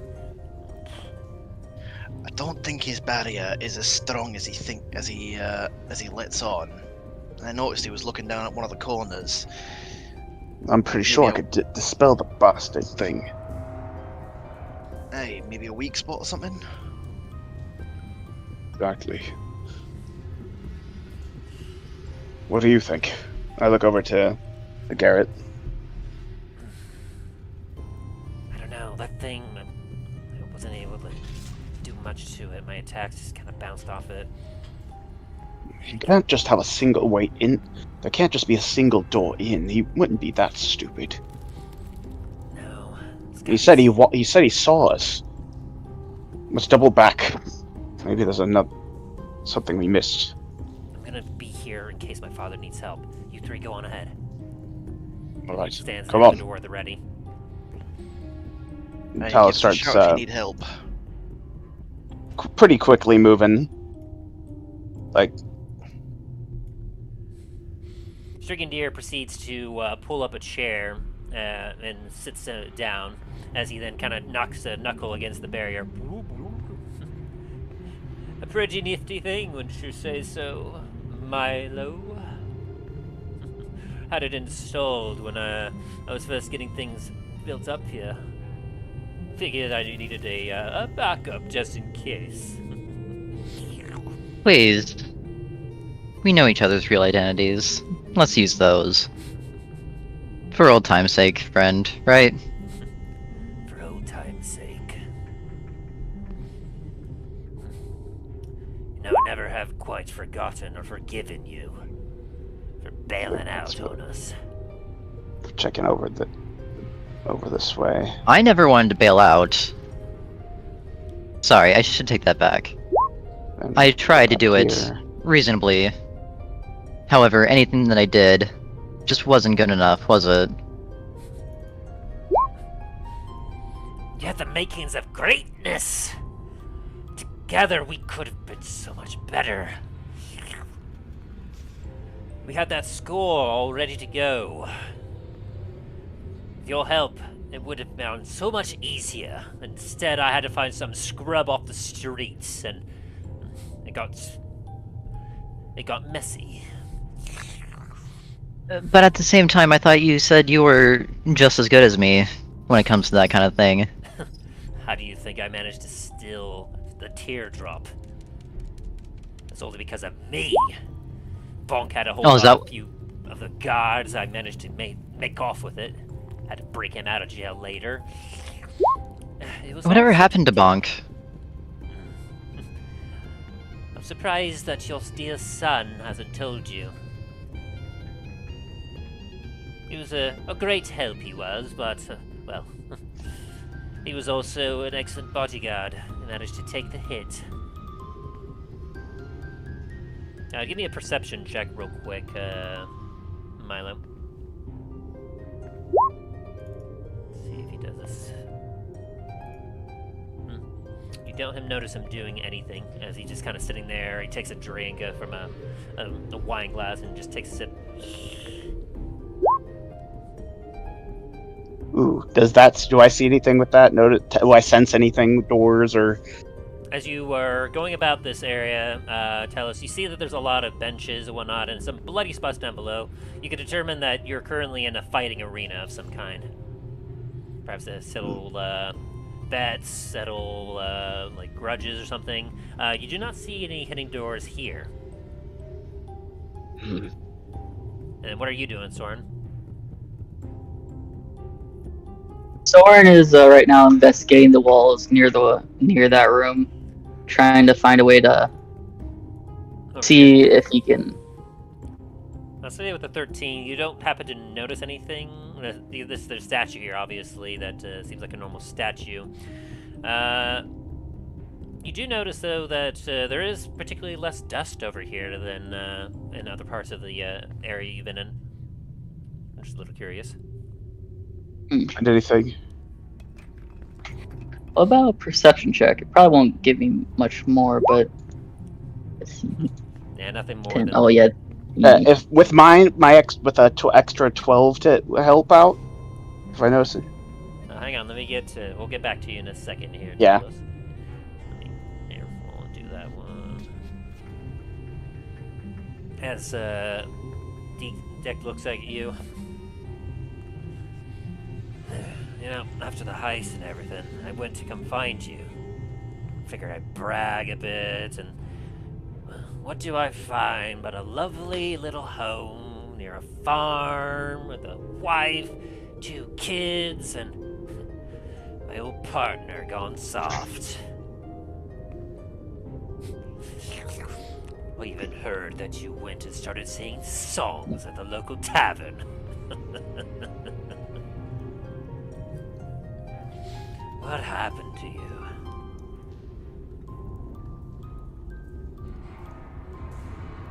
I finally was happy for once. Not something that's ever gonna happen to you, but It could have been, had you not left. I had things lined up. Things! I had jobs. We were going to take over the world! if that's what you think happiness is, then you are very mistaken. No matter the amount of wealth, the amount of power, the amount of people underneath you, it doesn't equate to happiness. Says you. I could have been the most feared and respected individual in all the lands. And see, that right there is why you're never gonna find it. Your ego is too fucking bloated. Well, fortunately for you, I doubt that you'll ever find true happiness again. I had a taste of it. That's all I needed. She was beautiful as she burned up, by the way. I went to that place of yours. I figured there's no way I could get you to rejoin me. But maybe you're bright. Young, impressionable. If you had even half the skill you did, I could still make my plans work. If only things didn't fall apart so quickly. That woman of yours has a sharper eye than I gave her credit for. You watch as he kind of touches the side of his face, scratches it a little bit.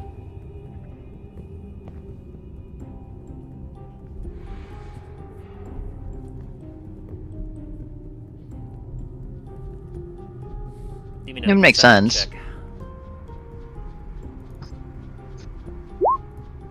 Oh god, 17. You watch as he kind of like fiddles around with his sleeve a little bit, but you don't seem to notice anything in particular about why he did that.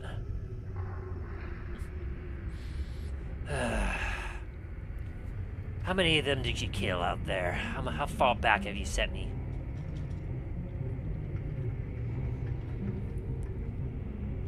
From what I counted, we killed all of them except for one. His head cocks to the side. Do you have any idea how difficult it is to find decent men around here? After today, yeah, I do. Because clearly all of them were a bunch of fucking idiots. Can barely hold a fucking sword. I was going more for quantity rather than quality. What are you working at there, Dain? Oh. Yeah, you break up the lock easy enough. As soon as you saw where I was, I was like, yeah. You found a storage room with what appears to be alcohol and other food rations as you enter. Oh, Dain. The bloodhound for alcohol. As Dick looks at you. It took me so long to rebuild, and then I figure out that your son infiltrated the Deceived Embers. What a surprise that was, that he followed in his father's footsteps. I knew he had to probably be after my neck, but I figured I could use him, perhaps, and maybe get his mind to change. I take it that didn't work out so well, did it? As he kind of squints his eyes and growls at you.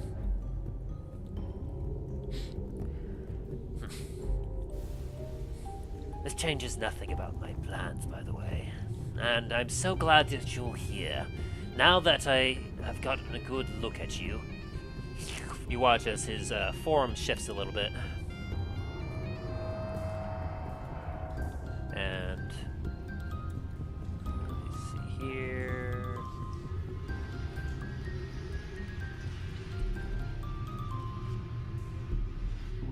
There we go. And suddenly his clothes, everything about him looks exactly like you.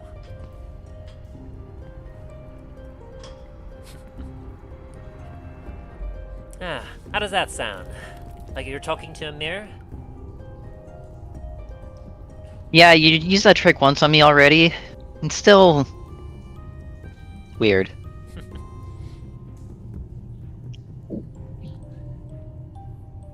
This is just perfect. Now I have everything I need to proceed with that part of the plan.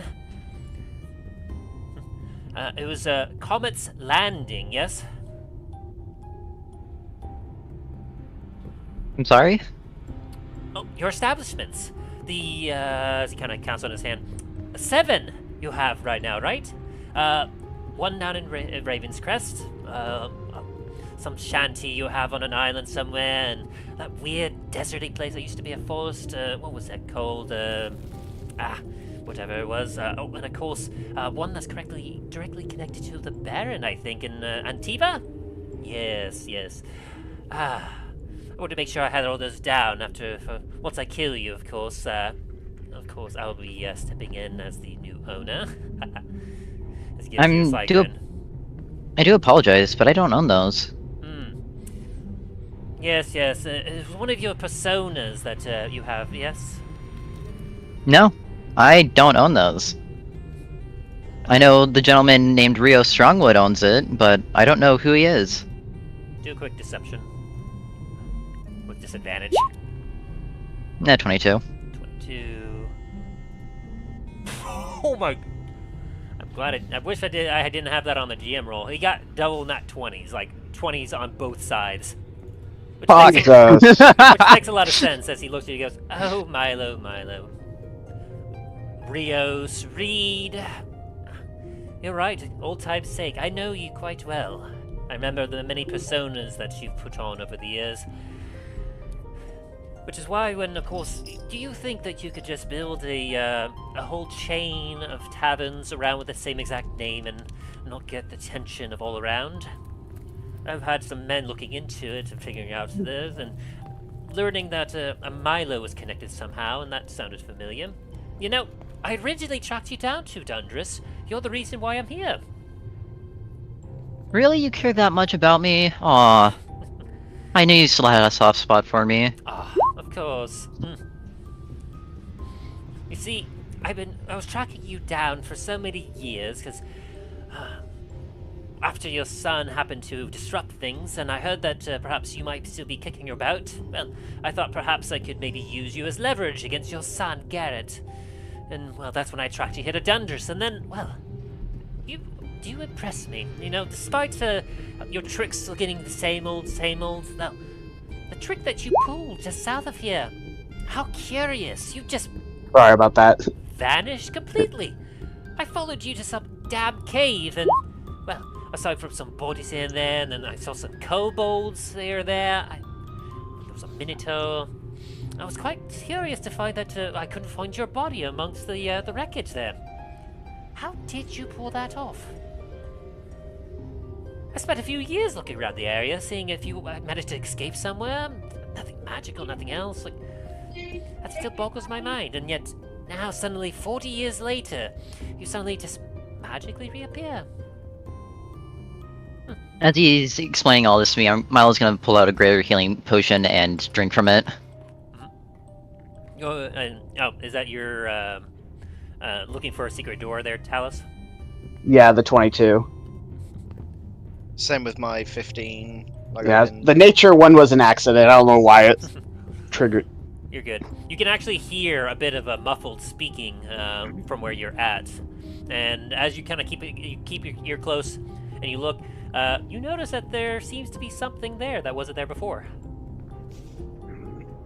And Seth goes,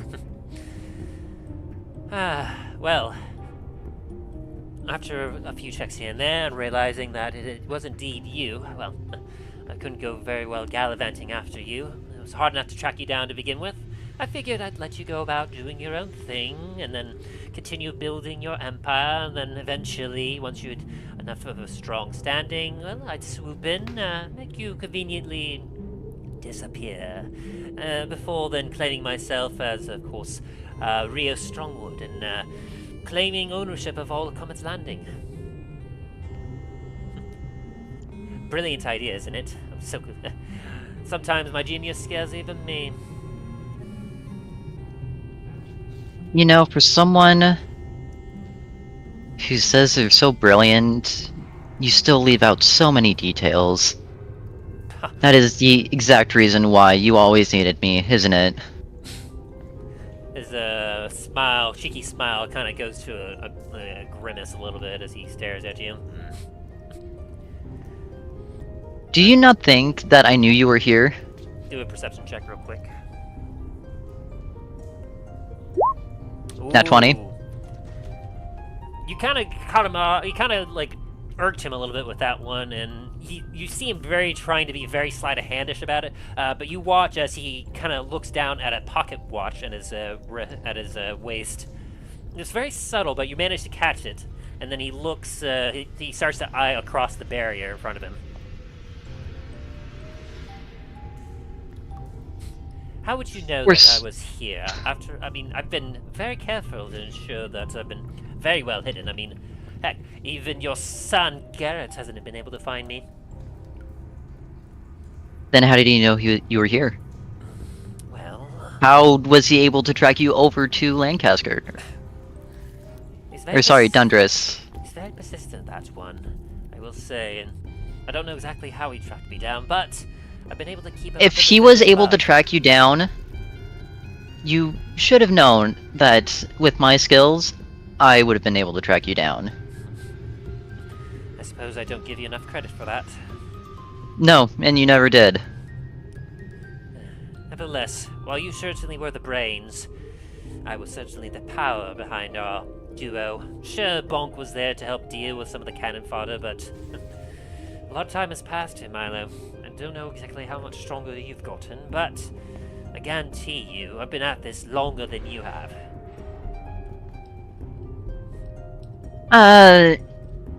Perhaps. But I don't know if that's you or your father.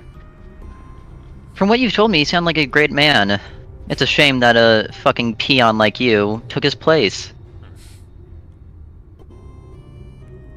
Well, someone had to carry on the legacy, and after all... And what fucking legacy did you carry? You fucking tarnished that thing. Threw it straight into the ground. It's been a work in progress. Hell, at this point it might have been in the fucking 9 hells. He starts to glare at you a bit. It's been rather nice catching up with you, but I do believe time is about up here. I will proceed to eliminate you, take your place, maybe join your patsies out there and go on adventures, have a go at that. Eventually, perhaps maybe even rebuild my guild with perhaps a new standing, using the Comet Landing to perhaps rebuild, and perhaps with a new power growing to the east. You may finally see the Deceived Embers back on top. Well, sorry, I will live to see the Deceived Embers back on top. You, on the other hand, well, perhaps they'll have a special place for you in hell.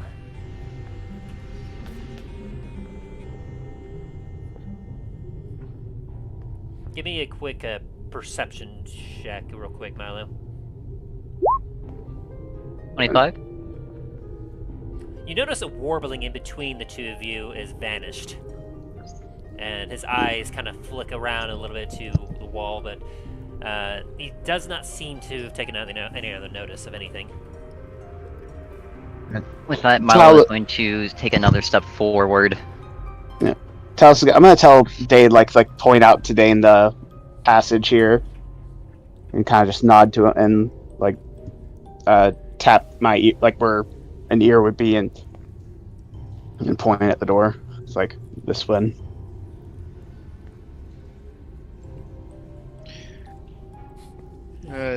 Dane's gonna nod and proceed to head over to the passage.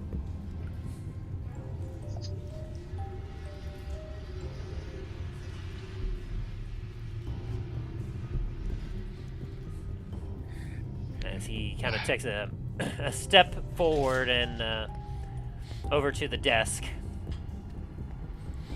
continuing Actually, to lock eyes on you. Hang on. As he steps here, and then moves away from me. Oh, he would have stepped here and then here. Sorry. Ah, gotcha. As he's keeping a bit of distance between you, as you two are kind of having a standoff.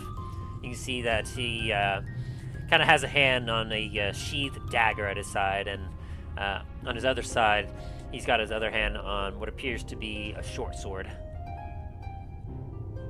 You know, for someone so cocky, I'm surprised you even lived this long. Well, you live this long when you have enough wits about you to... Oh my god, Garret, he's killing me! Help, help! As this door suddenly bursts open and he runs in. I'm here! And as he does that, and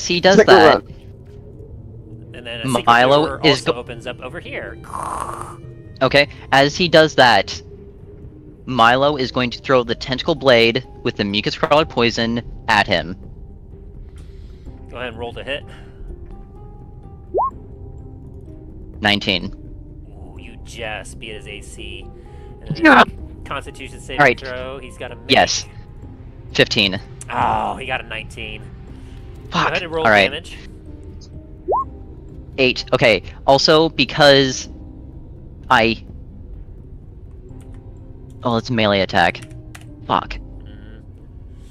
As the dagger sticks into him, he points over at you. Garret, Coffin. you must hit him as hard as you can. He's wounded me. Garret, don't you fucking dare listen to him. Who the fuck else would have this? As Milo pulls out the defender. As Strigandr will pull out a short sword as well and go, I got that too, see? As Garret looks at the both of you, go, son of a... And as the two of you... I thought... Wait, hang on, I thought the... jumps in here. God damn it. And all of you kind of have this standoff, like Talos and Dain as you walk in, and Soren as you walk in. You see two Milos here. I'm gonna be looking at them, specifically looking for something like that would the information they told, like that burn that he tries to cover it up. I'm looking between the two of them as hard as I can to see if I can notice the anything, especially on the face. Yeah, let me do a check for him to see how good his disguise is.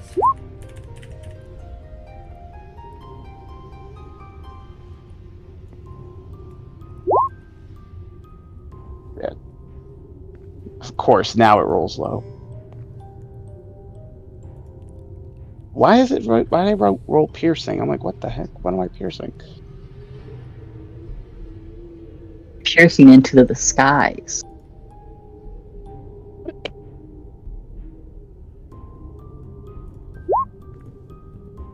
Whew. Yeah, he's got a really good check. God dang, man, that is good. Yeah, as you take a look at the two, you see this Milo over here currently has a dagger in his side and he's bleeding out a little bit. But to the best of your ability, you can't discern which is the right one. And let me see if Garret, see if he can pass this. As his passions are high right now. Well, guys, it's been fun playing Milo. Nope, not even he can make it through. I'm gonna Talos is gonna look over between the two and go and just like. And so as you all kind of have this standoff, as you all seeing this. Hold on. Am I allowed to say something to Talos and Dain? I mean, this might be a little bit of metagaming. If it's metagaming, then probably don't do it. What friend did we meet down in the Underdark? I'm gonna wait for quote-unquote Milo here to answer. Well, as I was saying, as you all kind of having a standoff and you're wondering who is who, sweat dripping off of everyone's brows as you I all wanted have everyone to this hurry the standoff. fuck up! That is where we're going to leave the session for today, as Come on. Fuck. as you all begin to wonder which is the true Milo. Damn it. This is why I kept trying to get you guys to stay on task, not fucking deal with bugs. Sorry. As the party comes with a conundrum, faced with two different Milos.